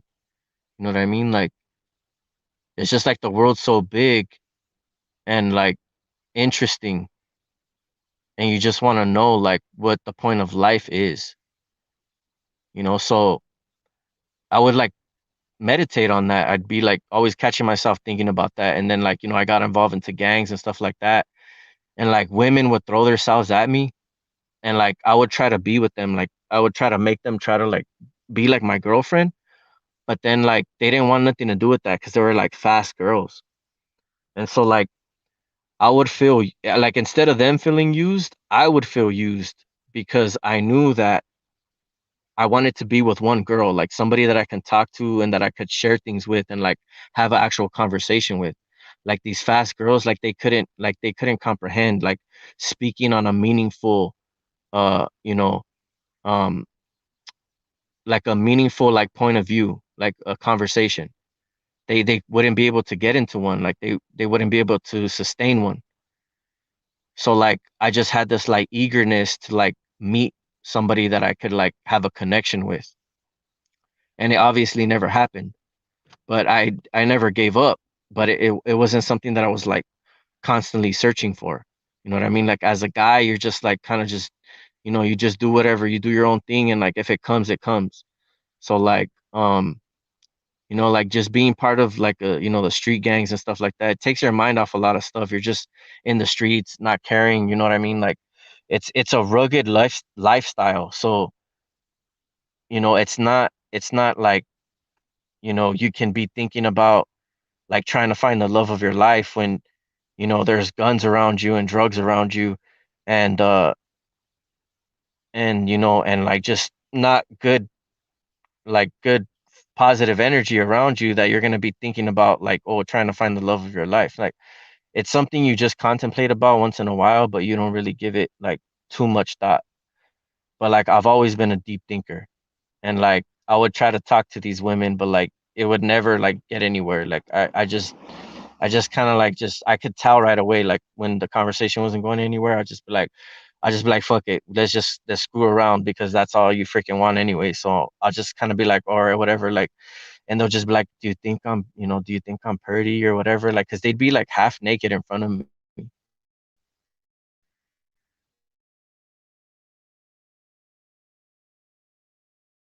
And if I told them that, I wasn't attracted to them. So like I just didn't say nothing. I just pretended like, oh, like if I'm out of it or something, or like I'm tired or whatever. And like most of the women as a youngster like were fast. They just gave it up easily. They never like, put up a effort. So like I didn't think of all women like that. I just didn't think it. I just made it hard for me to believe that I was gonna find somebody that I could have a connection with. And I'm pretty sure Satan didn't want me to have a connection with anybody anyways. So, um, like whatever, I just kind of like brushed that off. And I kept getting with these toxic women and stuff, having relationships with them and like letting them treat me like shit. And and eventually I found, one girl that literally like just changed the freaking way that I look at women. And because she was a Christian, and she took me to church. We went like 4 days out of the week, and like I fell in love with this girl. Like this was like literally the first time I fell in love, like freaking like beyond anything that I thought I could ever feel. So not only was this girl beautiful and out of my league, but she was just like so full of joy and so full of life. And like she showed me a lot of things. Like she wasn't afraid to pray to God in front of people, like because she just didn't, she didn't care what people thought because she was serving God. And I admired that. I seen her, I would just look at her when she was praying because she would have her eyes closed. She'd be speaking out loud, like speaking to God. And I would just look at her and I'd be like, damn, she don't even care like if people are hearing her or nothing. And I was just like, wow, like that gave me confidence. Like it moved me. You know what I mean? Like and like when I finally went to church and I started to like see how people were like worshiping and like so dedicated to like get to know God, that thing that I've always felt that I was missing in my life, finally I understood what it was because it wasn't there anymore. And I was just like, wow, like this is what God has been freaking like literally pulling on my heartstrings so long already, for so long, so many years. And like I just never figured it out. And then so I freaking like I was just like super passionate. Like it just changed me. It pretty much like it like uplifted me in a strong way. The Holy Spirit was like moved, and I was just had a passion for Christ, and I just wanted to like keep going to church and stuff. And just like everything was perfect. I was working, I had a car, I had like a beautiful girlfriend, and I was going to church. I had God. And I was just like, dude, like this literally like is a dream. Like it couldn't get any better than that. And because of the way that we are and how hard-headed we are, I kept enticing her to fornicate and stuff like that. It was mostly me because men, they can't keep it in their pants, and especially like if you're attracted to like a beautiful woman and you're like literally infatuated with her in every way, and this is like the first girl that you've ever fell in love with, that you could ever feel like that for. So you don't obviously you don't know how to handle it. You just think that you're doing the right thing. So like we start messing around, and eventually, like, time passes and we're still like fornicating here and there. And she says, dude, like, I'm not feeling right. Like, I'm being convicted of us keep messing around. And if we keep doing this, God is gonna take me away from you. And I was just like, nah, like I just literally I put her before God. Honestly. Like I was just my world revolved around her. And so eventually our relationship just went to shit, just like she said it was. And we ended up like breaking up. And since she's been hurt in the past, so she knows how to handle, like, I guess, certain circumstances that would be painful. She knows how to neglect her feelings or not like pay them attention. She knows how to be heartless, to be cold. So when she broke up with me, she's like, "You do your thing, I'm gonna do mine." And like literally, like, I'm like, "What do you mean you do your thing, I'm gonna do mine?" Like I just felt like she was divorcing me. You know what I mean? And we weren't even married. And I was just like, dude, like, how could you tell me that? Like, just like that, just drop me, like, fucking forget about me and like just walk our own ways. She's just like, yeah, like, just, and she was just so fucking careless about it. Like, she did not give a fuck. Like, when she made up her mind, like, she just, like, didn't give a fuck because she was put through some stuff that it was personal to her that she shared with me. And I understood why, she was the way that she was because she was molested by somebody, and I'm not gonna say who, but she was treated like, somebody that she trusted was trying to molest her. She wasn't molested, but they were trying to, and like it just brought a bunch of problems, and like people didn't believe her, and they took his side instead of hers, so it caused like so much drama, and she was at a very young age, so she learned how to deal with like stuff that was really fucking painful at a young age. So that's why she probably was so heartless the way that she was, because she told me that she was never gonna let another man hurt her like that. And then since her dad wasn't around as well, she had a lack of you know, of care that her dad would give her because he wouldn't see her as much as she wanted to see him. She really had this really big love for him and always wanted to see him, always wanted to talk to him, but he was always busy. And it would hurt her that he couldn't make time for her. So like she expressed all these things to me and like literally was like crying on my shoulder and stuff like that. And I was just like, man, like, you know what I mean? Even the way that she feels like that for her dad is something that's really cool, like that I admire because she wants a relationship with her father. And and that kind of like touched me. Like I was just like, man, like, like she's sharing that with me. Like, we like started building, more of a closer relationship, started to get to know each other like really well. And so like that's why it was so hard for me to break up with her because literally it was like every moment that I spent with her, like it was a blessing for me. Like I never thought that I would ever be that happy, feeling the way that I did in that depression state of darkness and all that stuff. Like I never thought I was gonna ever be happy. I've always been used to being treated like shit and being put through shit that I didn't think that it was even possible feeling that way. And and this girl, she was a Christian, so she wasn't the type of person to go like cheat on you and stuff like that. Like she was really kind, and like she was really like she had a big heart too. So like I felt like this was my freaking soulmate. You know what I mean?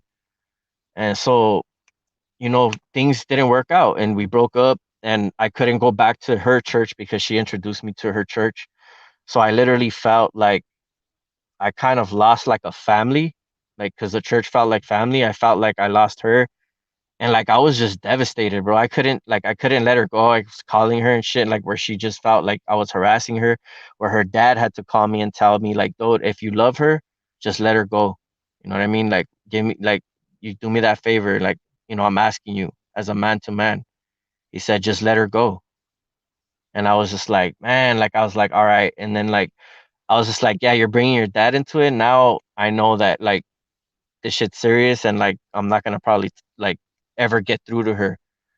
So like I kind of just fucking, I don't know what I did, but I was talking shit to her like because she didn't really care about how the way she left things. So like I was kind of pissed off.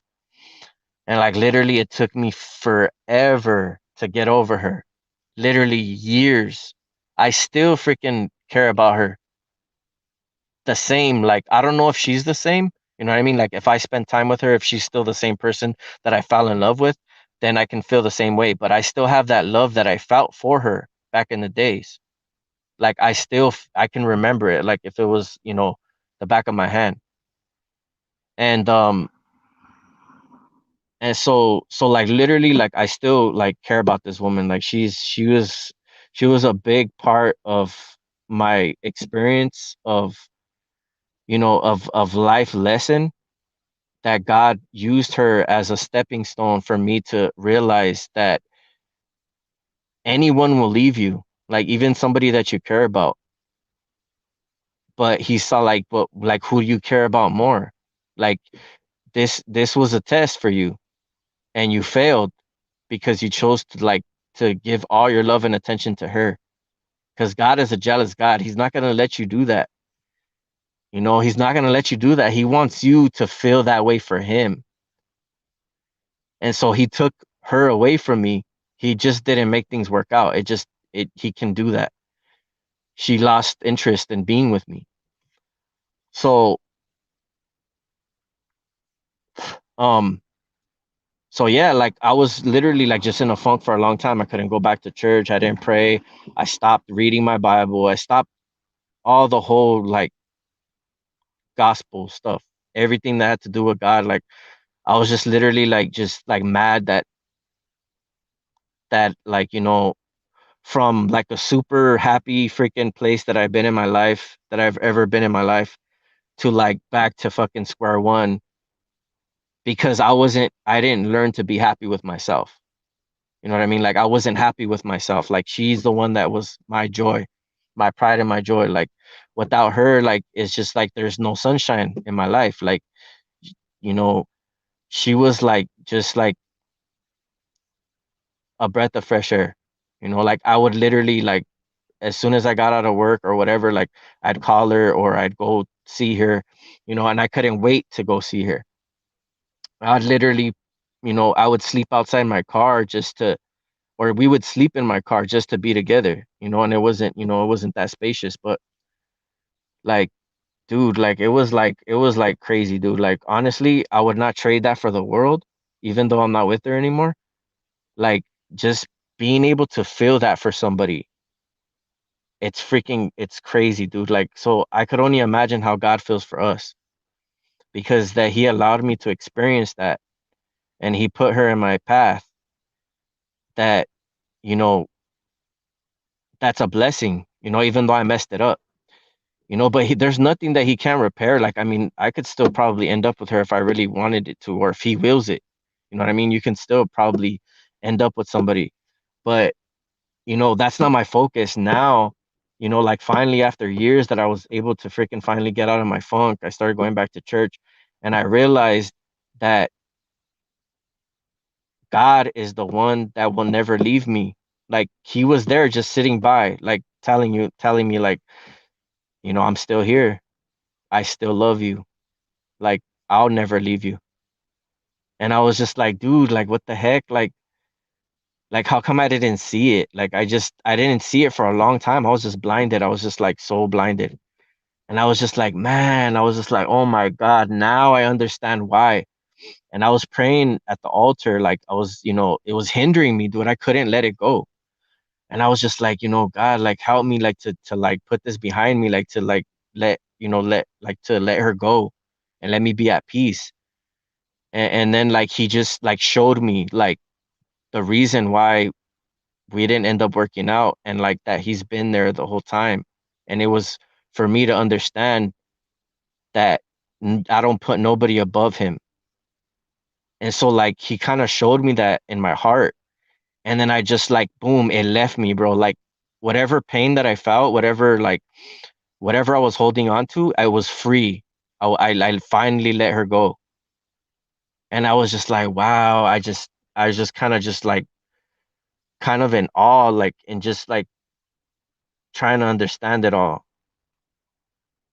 I mean, and that's just the tip of the iceberg, bro. Like, I mean, he's been working in my life so much, like it's crazy, bro. Like, I can talk for this forever, but like he showed me that, and I was just like, man, like God is good, man. Like, he still is here, like trying to show me. He's taking the time to show me that he cares, and that he wants the best for me, and he can give me anything I want. You know what I mean? Like if whatever my heart's desire, he can give it to me, but you got to know how to handle it. So like if he trusts you in the small, he'll trust you with, bigger things. So I wasn't, I didn't pass the test, but I learned from it. You know what I mean? So he was shaping me. So now, you know, um, I always kind of looked for that relationship, and I still got into the wrong relationships or whatever, but I had like a I had like a passion for people because I seen the good in them. I seen what their uh like their potential. So like if they messed up or if they treated themselves a certain way that they shouldn't be, like I would be like, dude, like you're better than that. Like why are you doing this? You know what I mean? Like I don't get it. Like why do you get satisfaction out of doing something evil? And like I seen the potential in them. I see the good in them.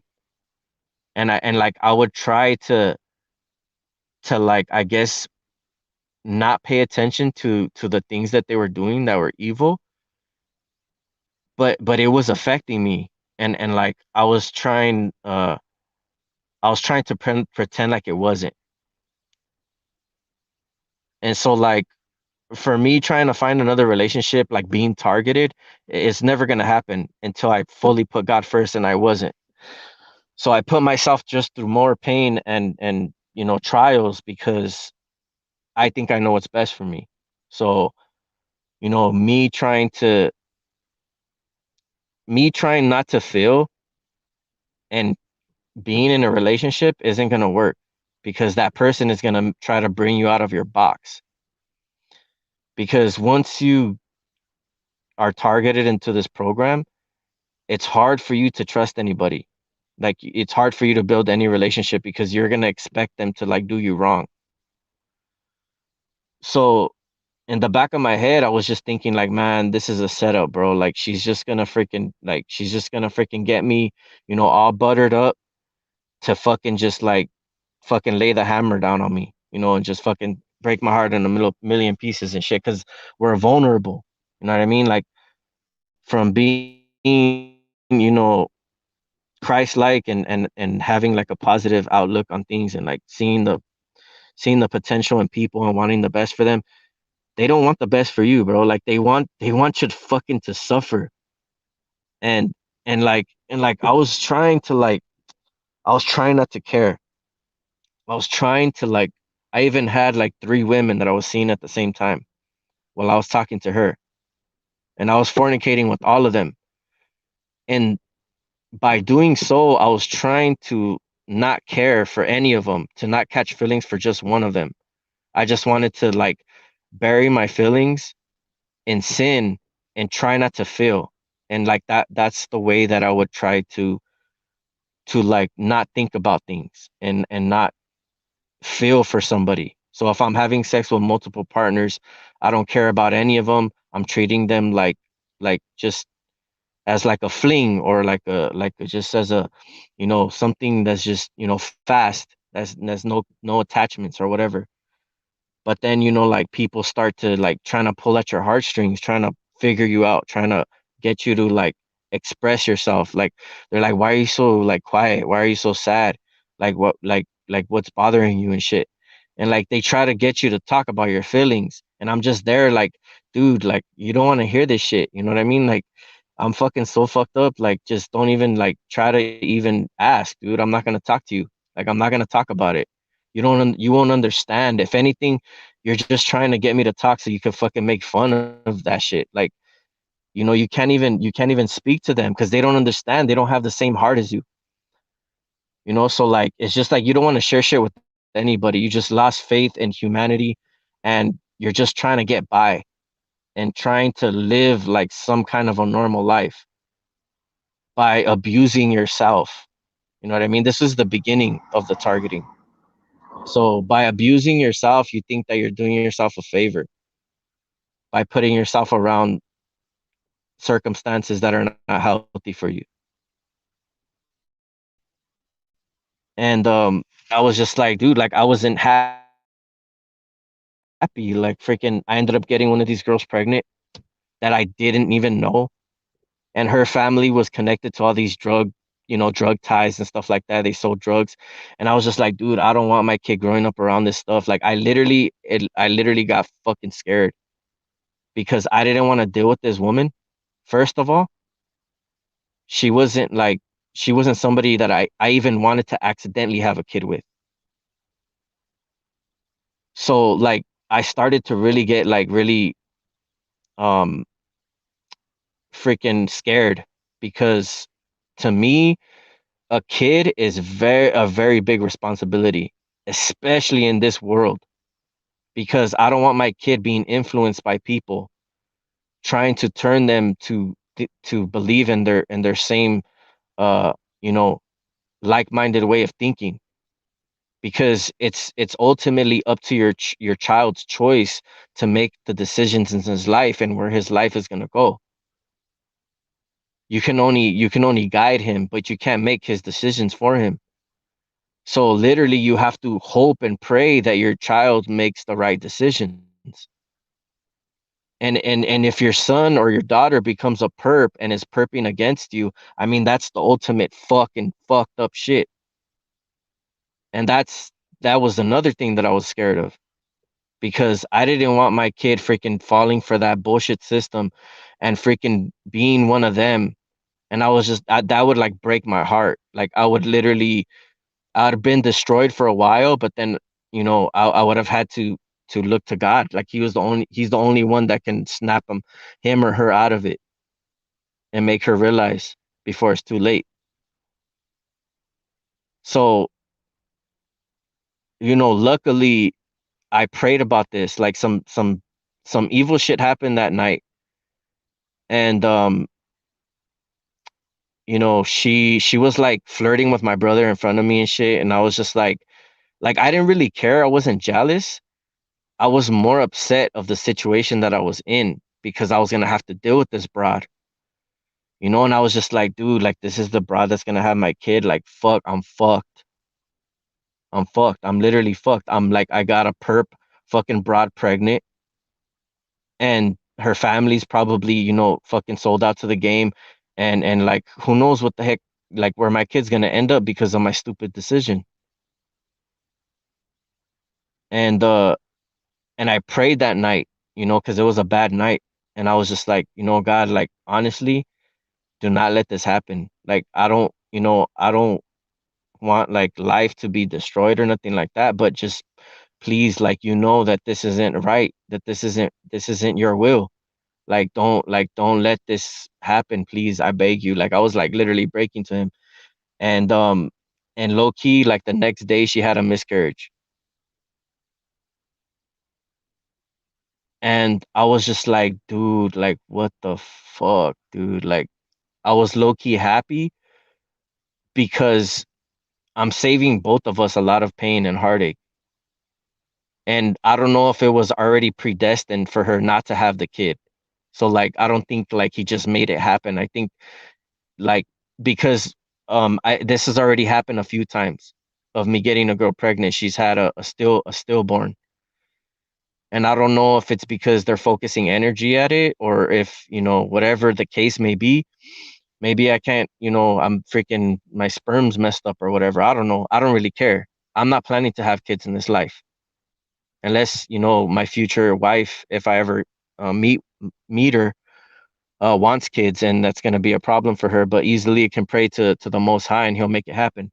So So yeah, so like she tells me this and I'm just like, dude, like I'm literally like a weight is lifted off my shoulders and I'm just like thankful as heck because I would have had so much freaking problems ahead of me that it would have fucking sucked, bro. It would have literally sucked for like a long time. And maybe, I would have had some good times out of it, but like I would have been around that atmosphere where I had access to, drugs and stuff like that around these people. And I know for a fact that I would have partaken because I have in the past and I've struggled with some things here and there. So me being now kind of somewhat related to them because of getting their sister pregnant, I'm gonna have access to this stuff. And then, once the child is born, I'm obviously gonna try to be a good example for him. But, him being around them, I don't know what they're gonna influence him to, the lifestyle that they live, like partying, like they'll have bottles, they'll always have parties on the weekends and just like have, alcohol around and stuff like that. And so it was like a family of partying and freaking selling drugs and freaking who knows like brujeria and shit and all kinds of stuff. You know what I mean? Like where there's drugs, there's other stuff going on. You know what I mean? Especially of a family that's gang affiliated and stuff like that. They know a lot of people, like they're well known. You know, they're like really well known. A lot of people know them. So like it's just like, dude, like it's like, dude, like I don't know them at all. I barely just got a glimpse of them. I wasn't even introduced to them yet. So she's just gonna be like, damn, like when I tell my family, like, oh man, they're gonna give me so much shit and like and they're gonna want to meet you and all this stuff. And I'm just like, fuck. I'm just like, oh hell no, bro. Like I'm already trying to deal with the fact that like this can't be happening. So thankfully, dude, honestly, thankfully it didn't happen. And when she told me, she said, the baby is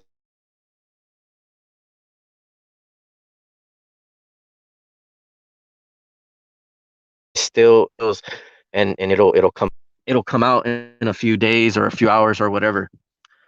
So I was just like, all right. And she's like, oh, you think you can stay with me just so that, you know, I don't feel alone and you kind of be like a support for me just, just today or whatever. And then I was just like, yeah, sure, it's no problem. Like I was just happy. I was just like, dude, whatever. Like I don't care. Yeah, I'll do that. I'll do a backflip for you if you want, but so, I tried to pretend like I was concerned, I was like kind of down about it, but then like I was just like low key like trying not to smile. Like I was trying not to smile and I was just like dude, like this is better for both of us, trust me. Like you don't want to deal with whatever I have going on. Like this fight that I'm going through it's not for just anybody. Like I mean, not only that, but I don't know if my kid's gonna be targeted too. I mean, if it runs in the blood, I'm pretty sure this dude's gonna be, just grow up as much hard as I do, if not even more. You know what I mean? Because when you see your kid, they're in the likeness of you. And I'm gonna try to teach them the best way that I can and introduce them into, into the scriptures because that's the way that I was taught. And God showed himself in my life, so I believe in him, so it's not just like, oh, people taught you the Bible and you're supposed to believe it just because it's taught to you. No, I had a personal relationship with him. I seen him work in my life. That's the difference. And that's the reason why I believe. So, yeah, I would try to teach him the best way that I can. But so, things didn't happen. She needed to take these pills. She took them. I stood the night and like literally right after she told me that, she told me she was trying to have sex again. Literally, she got on top of me and she was trying to have sex again while the baby was still in her. That was like no heartbeat in her. And she was trying to have sex. She's like, let's make another one. And I'm just like, what the fuck, are you fucking crazy?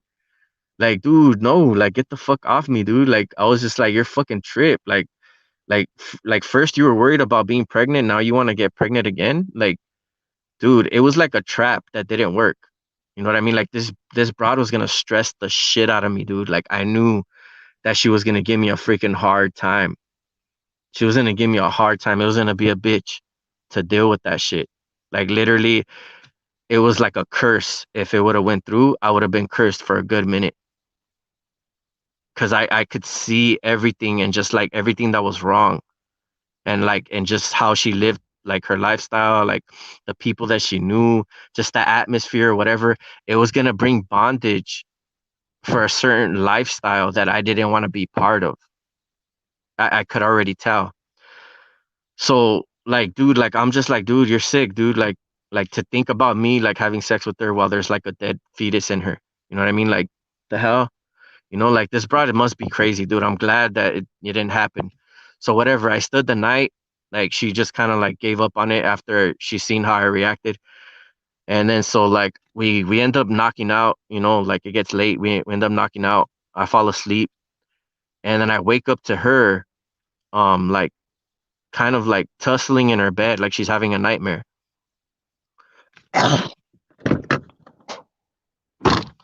And like she's like kind of talking as well. So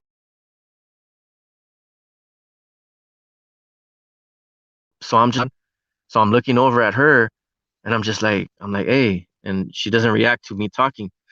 So I kind of like lean over her and try to see like what is exactly wrong with her.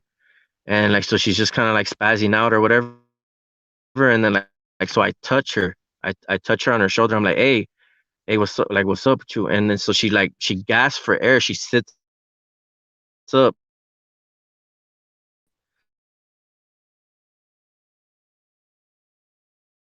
like in a like what? She's like, oh my God. She's like she'll be like, oh my God, you never believe what I just seen.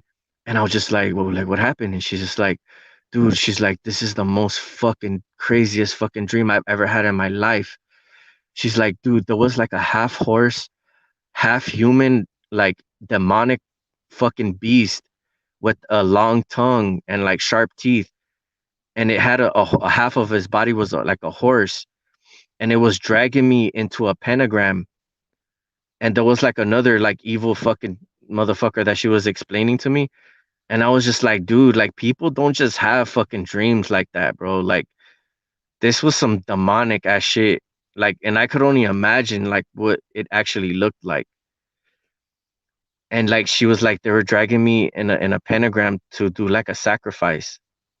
And then I was just like and I was like, what the fuck? And like I just felt weird, bro. Like I felt like what the fuck is going on, dude? Like this shit is weird. Like what the fuck? And like I wanted to get the fuck out of there, honestly. I was just like, dude, this is too much, you know, like and then she's just like, no, please don't leave. Like don't leave me by myself. Like and I'm just like, dude, like, all right. I was just like, it kind of like, you know, I was just like, fuck, like, whatever. Then, you know, like, she's like, please stay. So, like, I end up going back to sleep. We end up finally going back to sleep. And then, probably a little bit of time passes, like 15 minutes, whatever. And then I get freaking demonically attacked. So I'm freaking, I'm like, I'm not able to move and like something's holding me.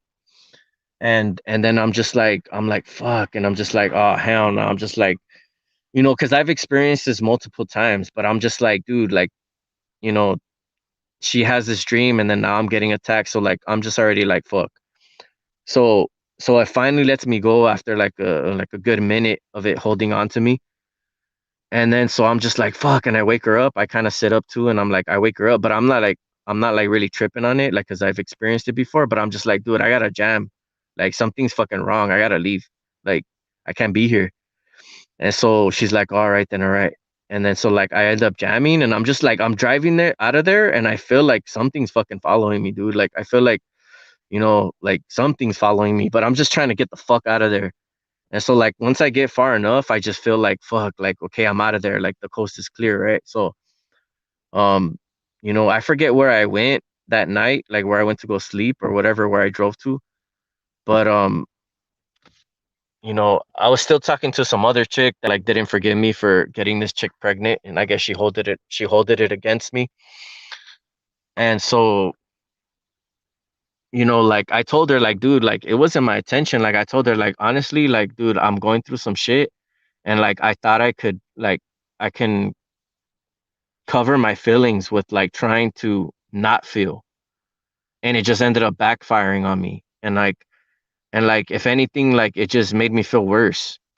So like she was just like, oh well, like, give me a chance or whatever. So like since that bullshit just happened, I was kind of like at a vulnerable state, and I was just like, I felt bad for lying to her. And I was just like, like I didn't mean to, like I'm not really trying to hurt nobody. Like that's not my intention. Like honestly, I'm just trying not to freaking hurt myself, like to be in a depressed state, because like this shit is like too overwhelming for anyone. Like if anybody goes through this shit and they're being targeted where they feel like the world is against them, this shit is not fun. You know what I mean? It's not a fun experience. It's overwhelming, so um I freaking, I allowed her, I put my guard down. I allowed her to get close to me, and that was a bad mistake. It's a long story, but I went through hell for like a good 4 or 5 years. It wasn't all bad. You know what I mean? Like I learned a lot from it. A lot of my jealousy that I had, literally, I've conquered that. Where like I'm not even tripping if a girl's talking to another guy. Like I'm just like I would always trying to be checking her phone and stuff like that, and just like just being like on her, like fucking, like if I was married to her, or if I was fucking motherfucking Dick Tracy and shit. And I just finally, just eventually, I just said, you know what, dude, like this is just a game they're fucking playing. They want a reaction out of me. They want me to give a fuck, because it seems whenever I feed into it, whenever I care, it seems like it even happens more. So I just said, you know what, fuck this shit. Like honestly, do whatever the fuck you want. Talk to whoever the fuck you want. Like I just left, and I left her alone for like 5 years. And I just told her, like, if they don't recognize like what I'm offering, like my sincerity, and like, the, I guess, the true person that I am, they don't deserve it. They don't deserve it. So I'm not gonna try to sit there and convince them of like the person that they're taking advantage of. You know what I mean? Like that's your life. And then literally, and I was just like, are you serious? Like these niggas literally feed off of your energy. Like so they want you to react to this shit. So I'm just like, wow, like now, fucking, now that I'm not around, now that I'm not caring, like all of a sudden things like kind of start to kind of go back to normal. And I'm just like, how the fuck does that work? Like I don't get it. Like, you know, I mean, girls don't, I guess they really don't want a knife. Like sometimes they just want a dick. Like they don't want somebody that cares about them. You know what I mean? Like they want somebody that pretends to care about them, and like pretty much is focused more like on their street cred. If anything, I think like a girl like is looking for like more of that, like if what people think about them, so they feel like special, like they're with somebody special. And so I was just like weird. I just didn't get it. I was just like, I don't know what the fuck is like up with you. You know what I mean? Like, but like I'm not gonna try to figure it out. I'm not gonna sit there and try to figure out why, like when I try to give a fuck, things don't go good, but when I don't give a shit, you like all of a sudden like are stop fucking like with your shenanigans and shit, like playing games. And so like it still continued to happen here and there, but I just started to give a shit less and less, until where and to where I just like it was literally like if I was just like that was the person that I was living with, and like I didn't love her. I just would mess around with her and stuff. Like if it was just like a booty call, you know what I mean? And it was just like I got used to her, you know what I mean? Like I got used to her, but I was just like I would rather have, you know, like I would rather have somebody that I can trust that wasn't freaking like doing evil shit behind my back because I feel like they're better than that, but I can't control people and what they do and their actions and stuff like that. So it was a disappointment, you know what I mean? Because like I believed in them, but I was just like, dude, like I'm over it. Like I'm not gonna dwell on this shit. I'm not gonna keep thinking about it and like wasting my energy trying to like change somebody. You know, like if they want to be ratchet, let them be ratchet. You're not gonna change them, dude. Like there's nothing you can do to change them. Nothing at all. They have to want to change. You know what I mean? Like if somebody wants to be ratchet, if they want to go see other people and do fucking things behind your back, like dude, they're gonna do it. And then the more that you care about it, the more fucking scandalous and corrupt it seems, and more devious that they get. You know what I mean? The more fucking plotting, the shit that they plot is more fucking devious and shit. So I just said, you know what? Fuck this shit. You know what I mean? Like once I stopped feeding that shit, they just literally lost the fucking the inspiration to want to. I'm just like, honestly, whatever niggas want to be with you, the only reason they want to be with you is because they want to make me look bad. All right. So, like, don't feel fucking like you fucking, like you're fucking Miss, you know, fucking Pamela Anderson and shit, bitch. You know what I mean? Like, you know what I mean? You're riding my wave. I told her. You know what I mean? Like, so, like, you know, whatever. You could believe what you want, but like, honestly, these niggas obviously don't give a fuck about you. You don't give a fuck about yourself because you're over here fucking around behind my back and shit.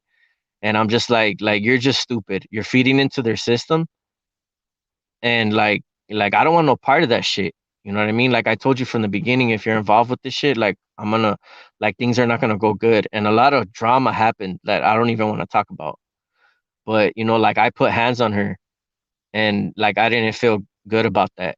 You know, I felt bad about I felt really bad about that. Like, and it wasn't really like where like manly hands where like you're punching them like a guy. It's like you just get really mad and you like, you know, you like just rough them up a little bit. It's not nothing like where you're beating on them like a man. Um, but yeah, like even just that, you know what I mean? Like I've you know, I got physical with her and like it didn't make me feel good, dude. Like I felt like horrible.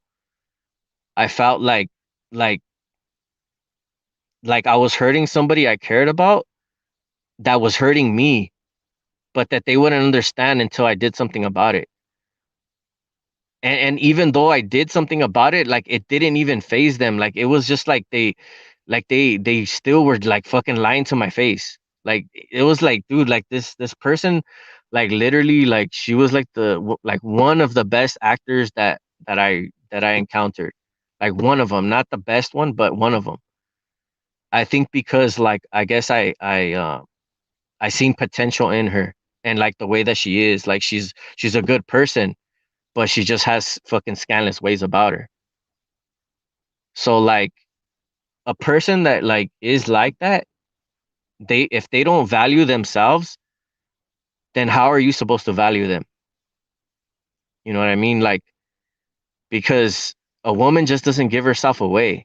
It's like it doesn't look good on them because like a guy is like, you know, whatever, he goes and he sticks his thing in somebody. But a woman, she's the one that's really like she's the one that's getting penetrated. So like when you think about that image, it's like it's more worse to think about it on a girl's perspective. Like I mean, us thinking about the girl. When you think about the guy, like a guy, he doesn't smell. It's not like um it's more like how to say it's like more like not passionate but like intense. It's more like personal with the girl because she's like she feels more things and she's like she's giving herself away. You see, a guy could go out there and be like, oh well, you know, like he want to mess around, but like women won't give him the time of day.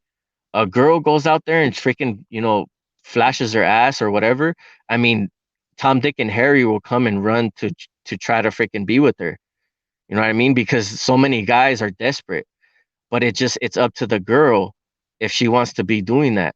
You know what I mean? So like honestly, the girl has more say than the guy does. Because if she doesn't want to mess around, you're not getting laid tonight. You know what I mean? So like you can try and beg all you want and try to be pissed or whatever, but if she's mad at you or whatever, I mean you're not getting laid tonight.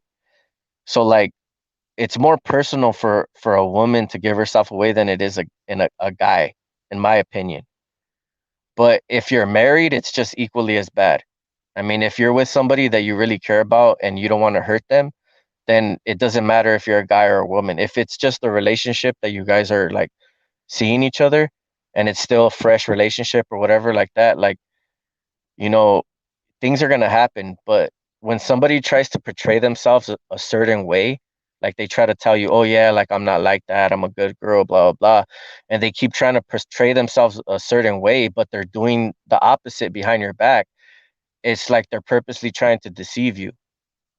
And that's what like I didn't like, because I told her like, dude, if you're gonna see other people, just tell me and I'll be cool with it.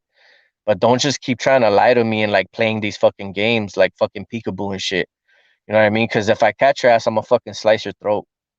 You know what I mean? Like, because like you keep lying to my face. Like when I ask you that if you're like bringing people in here, in my fucking bed where I lay my head and shit like that. And it's just like really like deceitful, and it's like freaking it's like it's personal. They're trying to make it personal because they could see dudes and go out with dudes like on their own time. You know what I mean? And go and be a freaking skank if they want to. But if they're sneaking dudes like in her house where you sleep at night, like then it's kind of just like becoming like more personal. It's like if she wants to fucking get, her ass kicked or fucking, hands put on her or whatever. And I knew that she was pretty much feeding this beast system, dude. Like it was like she was, I guess, trying to get back at me for getting that girl pregnant or something. I don't know. Whatever the case it was, it's like it wasn't cool at all. And I had to let down my pride and pretty much say, you know what, like I'm not gonna give a shit. Like I'm not gonna care, because like I've had women like that, dude. Like honestly, I've had women like that where they would do what I told them. So like if I told them, go screw my friend, you know what I mean? Like it's just like they would do it just because I told them to.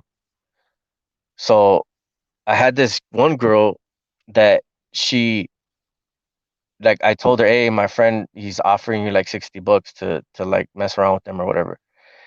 And like she's kind of crazy like that. So that's why I even asked her. And she was just like an acquaintance. Like I didn't really know her that well. And she's just like only if you want me to. That's what she told me. I'm just like, what do you mean only if I want you to? Like, cause like usually the girls that I'm like end up messing around with, like they only like either want me or they want to freaking betray me. It's either one of those. Since this perp system has started, it's turned into more betrayal. But before that, literally these women like would like literally like go out of their way just to be with me, just to be around me, like and like do like the most, for me and stuff like that. So she's like, oh well, only if you want me to. And I'm just like, what do you mean? Like don't put the burden on me. I'm like, if you want to make money, like like do go for it. If you don't, then don't. And then like I kind of felt callous, like telling her, like kind of putting her out there like that, because at the time too, I was just like dealing with stuff and I was trying not to care, and I was just damaging myself. Like by doing that, I was like, I could feel it, like I can feel the damage that I was doing little by little, and I was just like, what, until like it exploded. But she's like, only if you want me to, and then so she ended up not doing it because I let the choice be up to her. So if I would have in um pretty much if I would have influenced her more to do it, then she would have, and then I would have felt guilty. You know what I mean? So like other niggas, they don't think twice about it. Like they'll make this broad do it, and if probably even join in and not even give a shit. You know what I mean? And like not think about it again, and like after that, like because they don't give a fuck about how people feel and the damage that they're doing to themselves. Like I like honestly, like that's why like I never been a fucking like a piece of shit like that. You know what I mean? Yeah, I could joke around and like, say some like, some stupid stuff, but like I can't like contribute to like trying to bring somebody down. I just can't. Like I've never have. I never have done that ever. And so yeah, so like I was just like, all right, that's cool, whatever. And so we end up like kicking it for a little while, we end up leaving, and then, you know, we're just like hanging out, whatever. And like I think she wanted to be with me, but like she was just too much of an info. Like she was literally like she was doing some unspeakable things in front of her son. She still had her clothes on and stuff like that, but she was doing something, under the sheets, and her son was looking for her, and he was trying to find her, and he didn't know where she went. So I was just like right there seeing her kid walking around, and I was just like, dude, like tell me why like I feel like a fucking asshole right now. You know what I mean? Like dude, like come on. Like you're fucking better than that. And I'm just like I'm just like, like fuck, like I don't know. Then I start feeling some kind of way, and I'm just like, fuck, why can't I just not care? You know what I mean? Like why can't I just be callous like everybody else and just not give a shit? You know what I mean? Like, cause you think about it and you're like, what happens if you were that kid, bro? Like you think you want to be like feeling like that, or if that was your kid, you know what I mean? You're not gonna be doing that shit. So I don't know. Like I always been the type of person to like think about shit. You know what I mean? Like I don't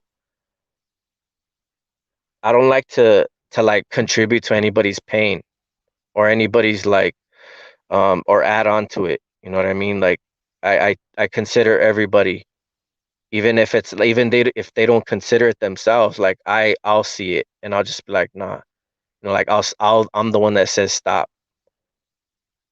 And then, like so whatever, like I spend like a few days with her, and I couldn't keep it going. Like I started to feel bad because um I didn't really want to be with this chick, and like if I continued to have sex with her, it just made me feel like cheap, like if I was just a piece of meat, you know what I mean? Like if I was doing something that I wasn't supposed to. Like if it didn't feel right, or if it didn't feel like if it was like meaningful, like what's the point? You know what I mean? Like if I wasn't enjoying it. Cause like after it was just sex, now it was just like meaningless sex. And then like I was just like, dude, I don't care about like I can't make this chick care about herself. And I know that she likes to see a lot of guys. Like that's how she is. So I'm just like, dude, it's better that I just bail now before like I start to like get more depressed being around her. Because then I'm not gonna care that she's messing around with other guys, and I'm gonna be messing around with her, and it's just gonna be like pretty much establishing probably some type of curse or negative bullshit in my life. So I just said, you know what, like I'm gone. So I never talked to her again. And that's usually how it's been for like fast women in my life. I just like rather just like not even talk to them anymore, because I don't know, like I respect women, you know what I mean? Like, and I think like I guess I hold them like kind of like sacred, like if they're messing around with somebody and they want a relationship with that person, then that's kind of like the only person that they're messing with. But if it's just like mutual, you know what I mean, like to hang out and you guys have an understanding, like an adult, and like you guys want to have relations like that, then that's cool if you guys are both at an understanding. But when somebody's like lying to you and try to play like, oh yeah, you're the only one, and like only you, baby, like blah blah blah, and then like, you know, you freaking walk out the door and like she's already calling up another nigga. Like I don't like that shit. Like it's just It's unhealthy. It's just like I don't want that shit around me. Like I'd rather just not even be involved, honestly. And so that was a big part of like life's experiences, relationships, whether it's with family or people that, women or whatever. Um, I've had family that even made it hard for me growing up, like where they, were laughing at me and like making me feel uncomfortable around them, being like a young, like I guess teenager or whatever. Like I was just like, dude, like if I can't even, if I can't even be around my family and they're like everybody else, you know what I mean? Make me feel like everybody else. Like what's like like who the hell can I be around? You know what I mean? Like that's like a real confident, like fucking destroyer, because like you expect your family not to like judge you, I guess. And like if they're like literally like laughing, you know, in your face, you're just like, oh man, like fucking die and go to hell. But it's just like, dude, like I was just like, whatever, you know what? Like I'm gonna remember that shit. Like because honestly, in your worst times, you're gonna realize who are your real family and who are your real friends in your worst points of your life. And so it just pretty much helped me to realize like, dude, like all like everybody literally is gonna freaking judge you. They're gonna mistreat you, but like you gotta just trust in the most high, bro, because like his love conquers a multitude of sin. So like I don't hold grudges of these people that have harmed me in the past. Like I'm honestly it's forgotten and forgiven. Like but it's never gonna happen again. Like, people don't treat me like that anymore. You try to make me feel some kind of way, and like you're pushing me to probably like fucking snap at you and probably fucking knock your ass out. Like, cause I don't deal with that shit anymore. Like people around me, like I'll call your ass out and I'll fucking tell exactly how it is. And I'll talk shit to you and I'll just be like, you're a little fucking bitch. What are you gonna fucking do if I fucking knock your ass out right now?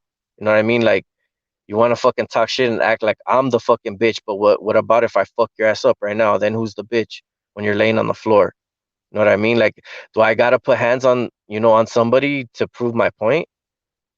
You know what I mean? It's like literally that's what they're freaking asking for. Like they want to freaking try to what I mean? Like they want to try to make you feel some kind of way and like try to boast themselves up in front of people or whatever, but then like they don't expect you to get mad. Like, well, you're talking shit. Let's see who the fuck is standing in the end. Like, cause if I'm the bitch, right, then how can I fucking kick your ass? So when your ass is laying on the floor because of a fucking roundhouse that I'm about to give you, how does that make sense? Since I'm the bitch, right? I'm the one that's weak, that everybody talks shit about, but your ass is laying on the floor and I'm standing over your ass. How does that make sense?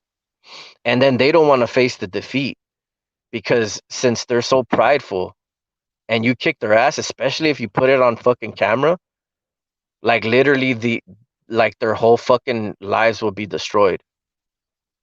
Because since everybody supposedly looks at you at this like this fucking, you know, this person, this freaking mascot, and if you kick their ass and put it on camera, it's like literally you're like just pretty much like spitting on their fucking whole reputation. Because they hold their reputation as the most freaking like the highest thing that they hold, like a trophy or a plaque or whatever. And that's why a lot of these perps, they don't stick around when they see me get out of my car, because they couldn't handle a defeat or an ass beating that I would give them, because they wouldn't be able to get back up. They wouldn't even be able to keep their head up because everybody would just be like, dude, that dude kicked your ass. Like, are you a little bitch or what? Like, you should have fucked that fool up. Like what the fuck? Then they'll come back with like 10 of them niggas to probably fucking try to fucking fuck me up. You know what I mean? Like, cause that's how many of them they need. Cause one on one, none of these fucking cowards that gang stalk me could actually fucking kick my ass. Unless this dude is like a fucking bodybuilder or some shit. But even still, his punches are gonna be hard to land because I fought somebody that lifted weights. I went toe to toe with them without a hesitation. And that was years ago.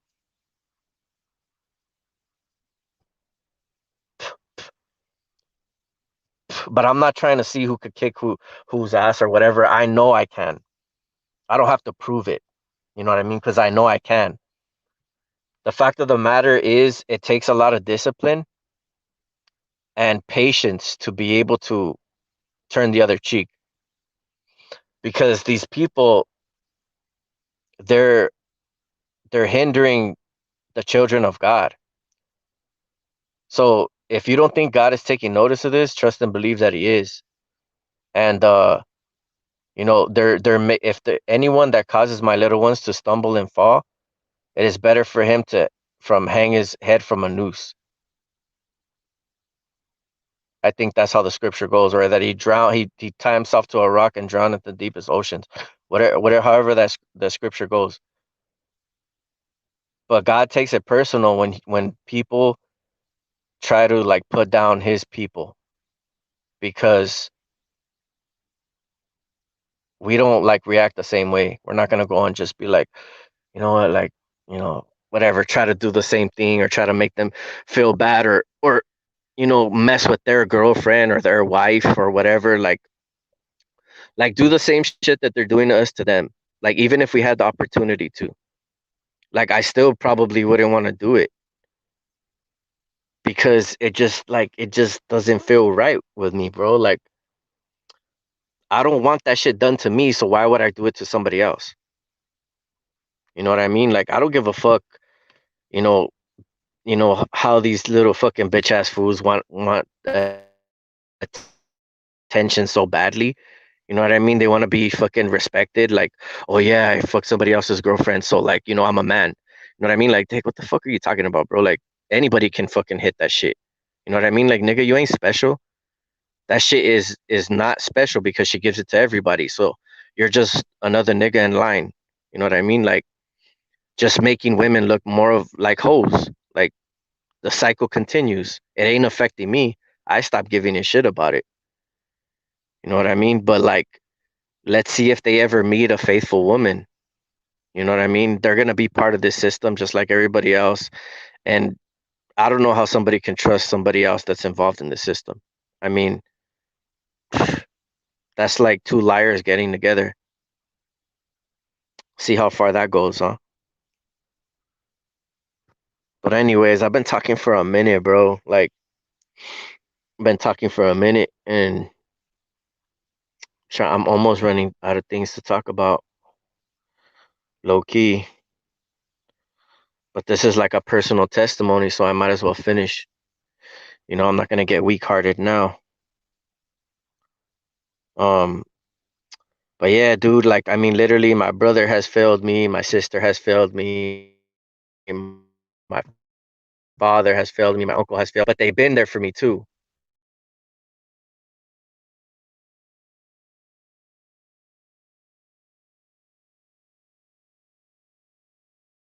So, but when I needed them the most, they failed. When I needed them the most, they failed me. All of them. And honestly, it's hard for me to debate if they're part of the system. Like a big part of me thinks that they are, and honestly, it's like I already accepted it because it's not me that is part of it. You know what I mean? Like I'm not accepting their system. Just because they are doesn't mean that they can't turn from it.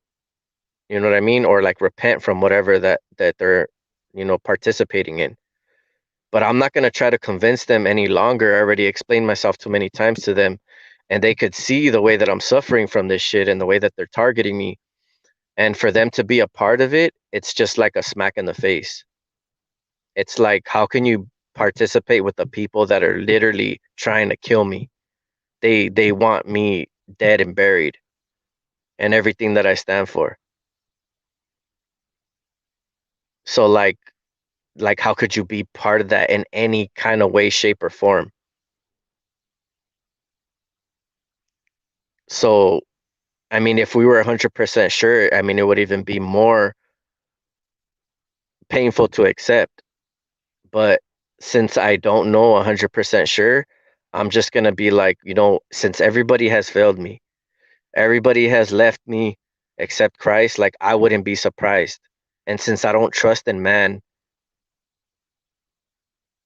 then they can't hurt me. But, I'm not gonna stop trying to help others and to spread, the love of Christ and stuff like that. Like I'm not gonna let that stop me and put me in a different state of attitude or of being, because I don't live in the natural realm. I live in the spiritual realm where Christ is king and he helps me, control my emotions. He's the one that powers me. So don't give the power to them. If they want to be part of this program, good luck, bro, because I'm never going to be. So if that's your choice, hey, that's between you and God.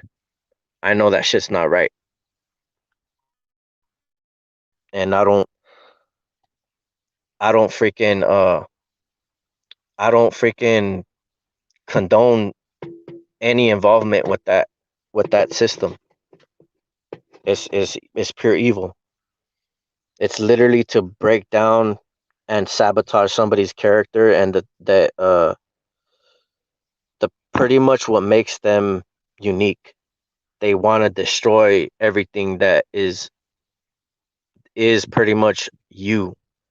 They want you to look at the world like in a hateful aspect. They want you to freaking live in hate and literally freaking kill people, dude. Like if I just snapped and I started shooting people that freaking were gang stalking me, like, aren't they afraid like that some like one day I might go off? They obviously are gonna happen with me, but like,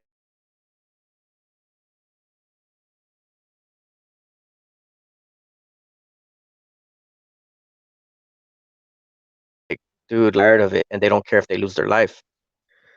And honestly, the government doesn't care if they lose their life doing this shit. You know what I mean? Like, what are they gonna say? Oh, are they gonna give them like a fucking stimulus check or what to the family for their parents dying from targeting somebody that went off? You know what I mean? Is that gonna be their compensation and shit? Because that's all they're worth to them. You know what I mean? Like they don't give a shit about you. They don't care if something happens to you. Like that's the stupidest thing on their part too. Like they think that nothing can happen to them. Like, dude, like I'm surprised, honestly. A lot of these niggas, they should have been murked like a long time ago. And they're lucky that the Most High has given me like a profound peace, because I wouldn't have been able to last this long without it, through a lot of stuff that I've been through.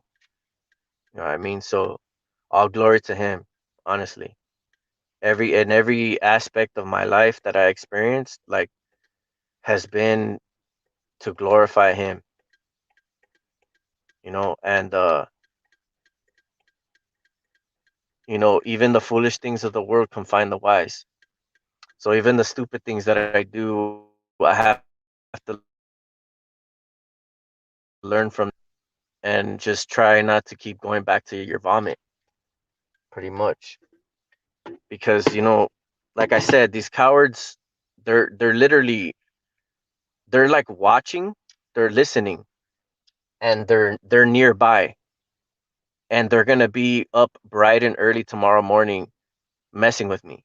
You know what I mean? Like, so it doesn't matter though, because like honestly, like I have a vision, and I have like like progress that I guess that I'm reaching that I wasn't able to do before because because I was too distracted.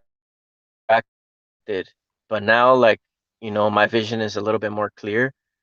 I'm kind of like more in tune with like myself and with the Holy Spirit, and like I just want the best for people. So like when you know who you are and where you stand, you have a better understanding of where you're going, because that's what they try to make us forget, you know, who we are. So trust, bro. Trust in the Most High. He's the only one that's helped me through this shit. Like through everything. That's why I'm still in one piece, even though like I'm super damaged. But like I'm like back together. He like I messed myself up like badly, because of the decisions I made, but he put me back together even better than I was before. So I'm a better version of myself because he cared enough to show me. He took time, bro. Like he showed me a lot of things, like even more things that I forgot to talk about. But he literally showed me like my whole life and how he's been working in my life. And I was just like, wow, like literally he's taking time to show us. Like that's very like personal. That's like he cares about us because he's allowing us to experience these things, and then when we seek him for comfort, like we understand why we had to go through that or why we had to experience that if we look at it from his perspective.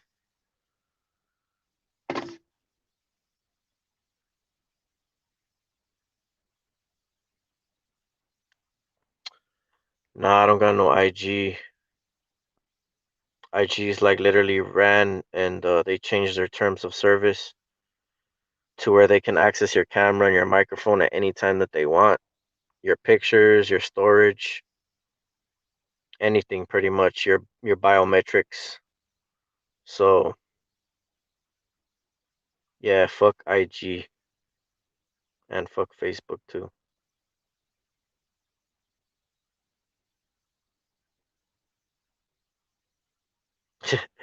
It says good night and God bless all who are not demons or worse in this chat.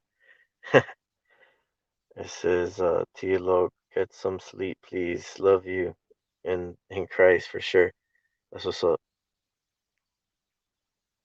I appreciate it and have a good night.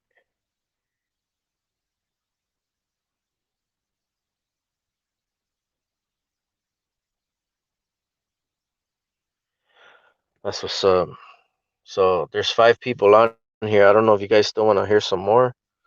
I could keep going, but you got to comment though, because getting tired as well. Oh, that is nasty. You guys don't have any questions?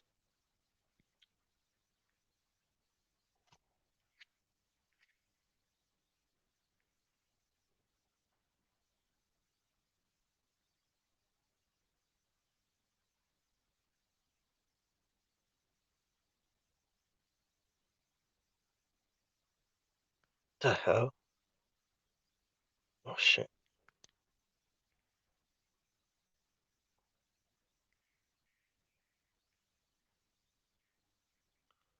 Damn, I was on for 6 hours, blood. Savage.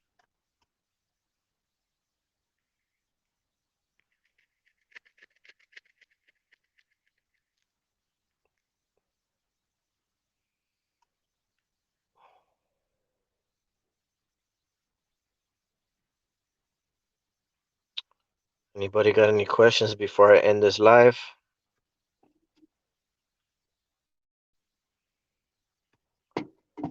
Scheiße,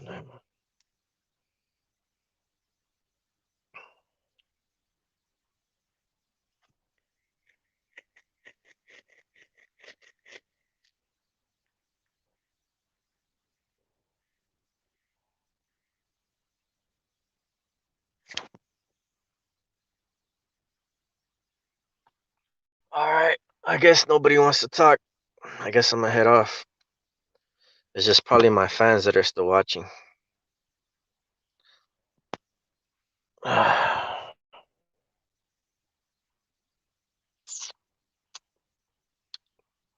be dope if you could see like who is actually watching, because then, you know, I could easily spot out the fakes.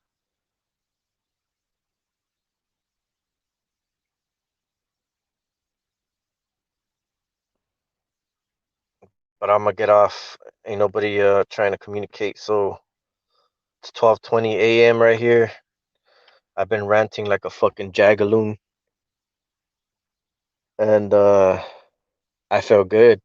I feel good with for what's coming, what's gonna what's gonna happen, what's gonna prosper. I'm positive about the future spiritually. I don't care where this world is going, honestly. Um, I stay true to myself.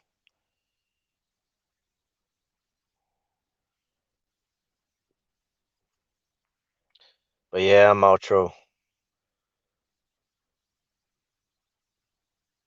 Hope you enjoyed the show.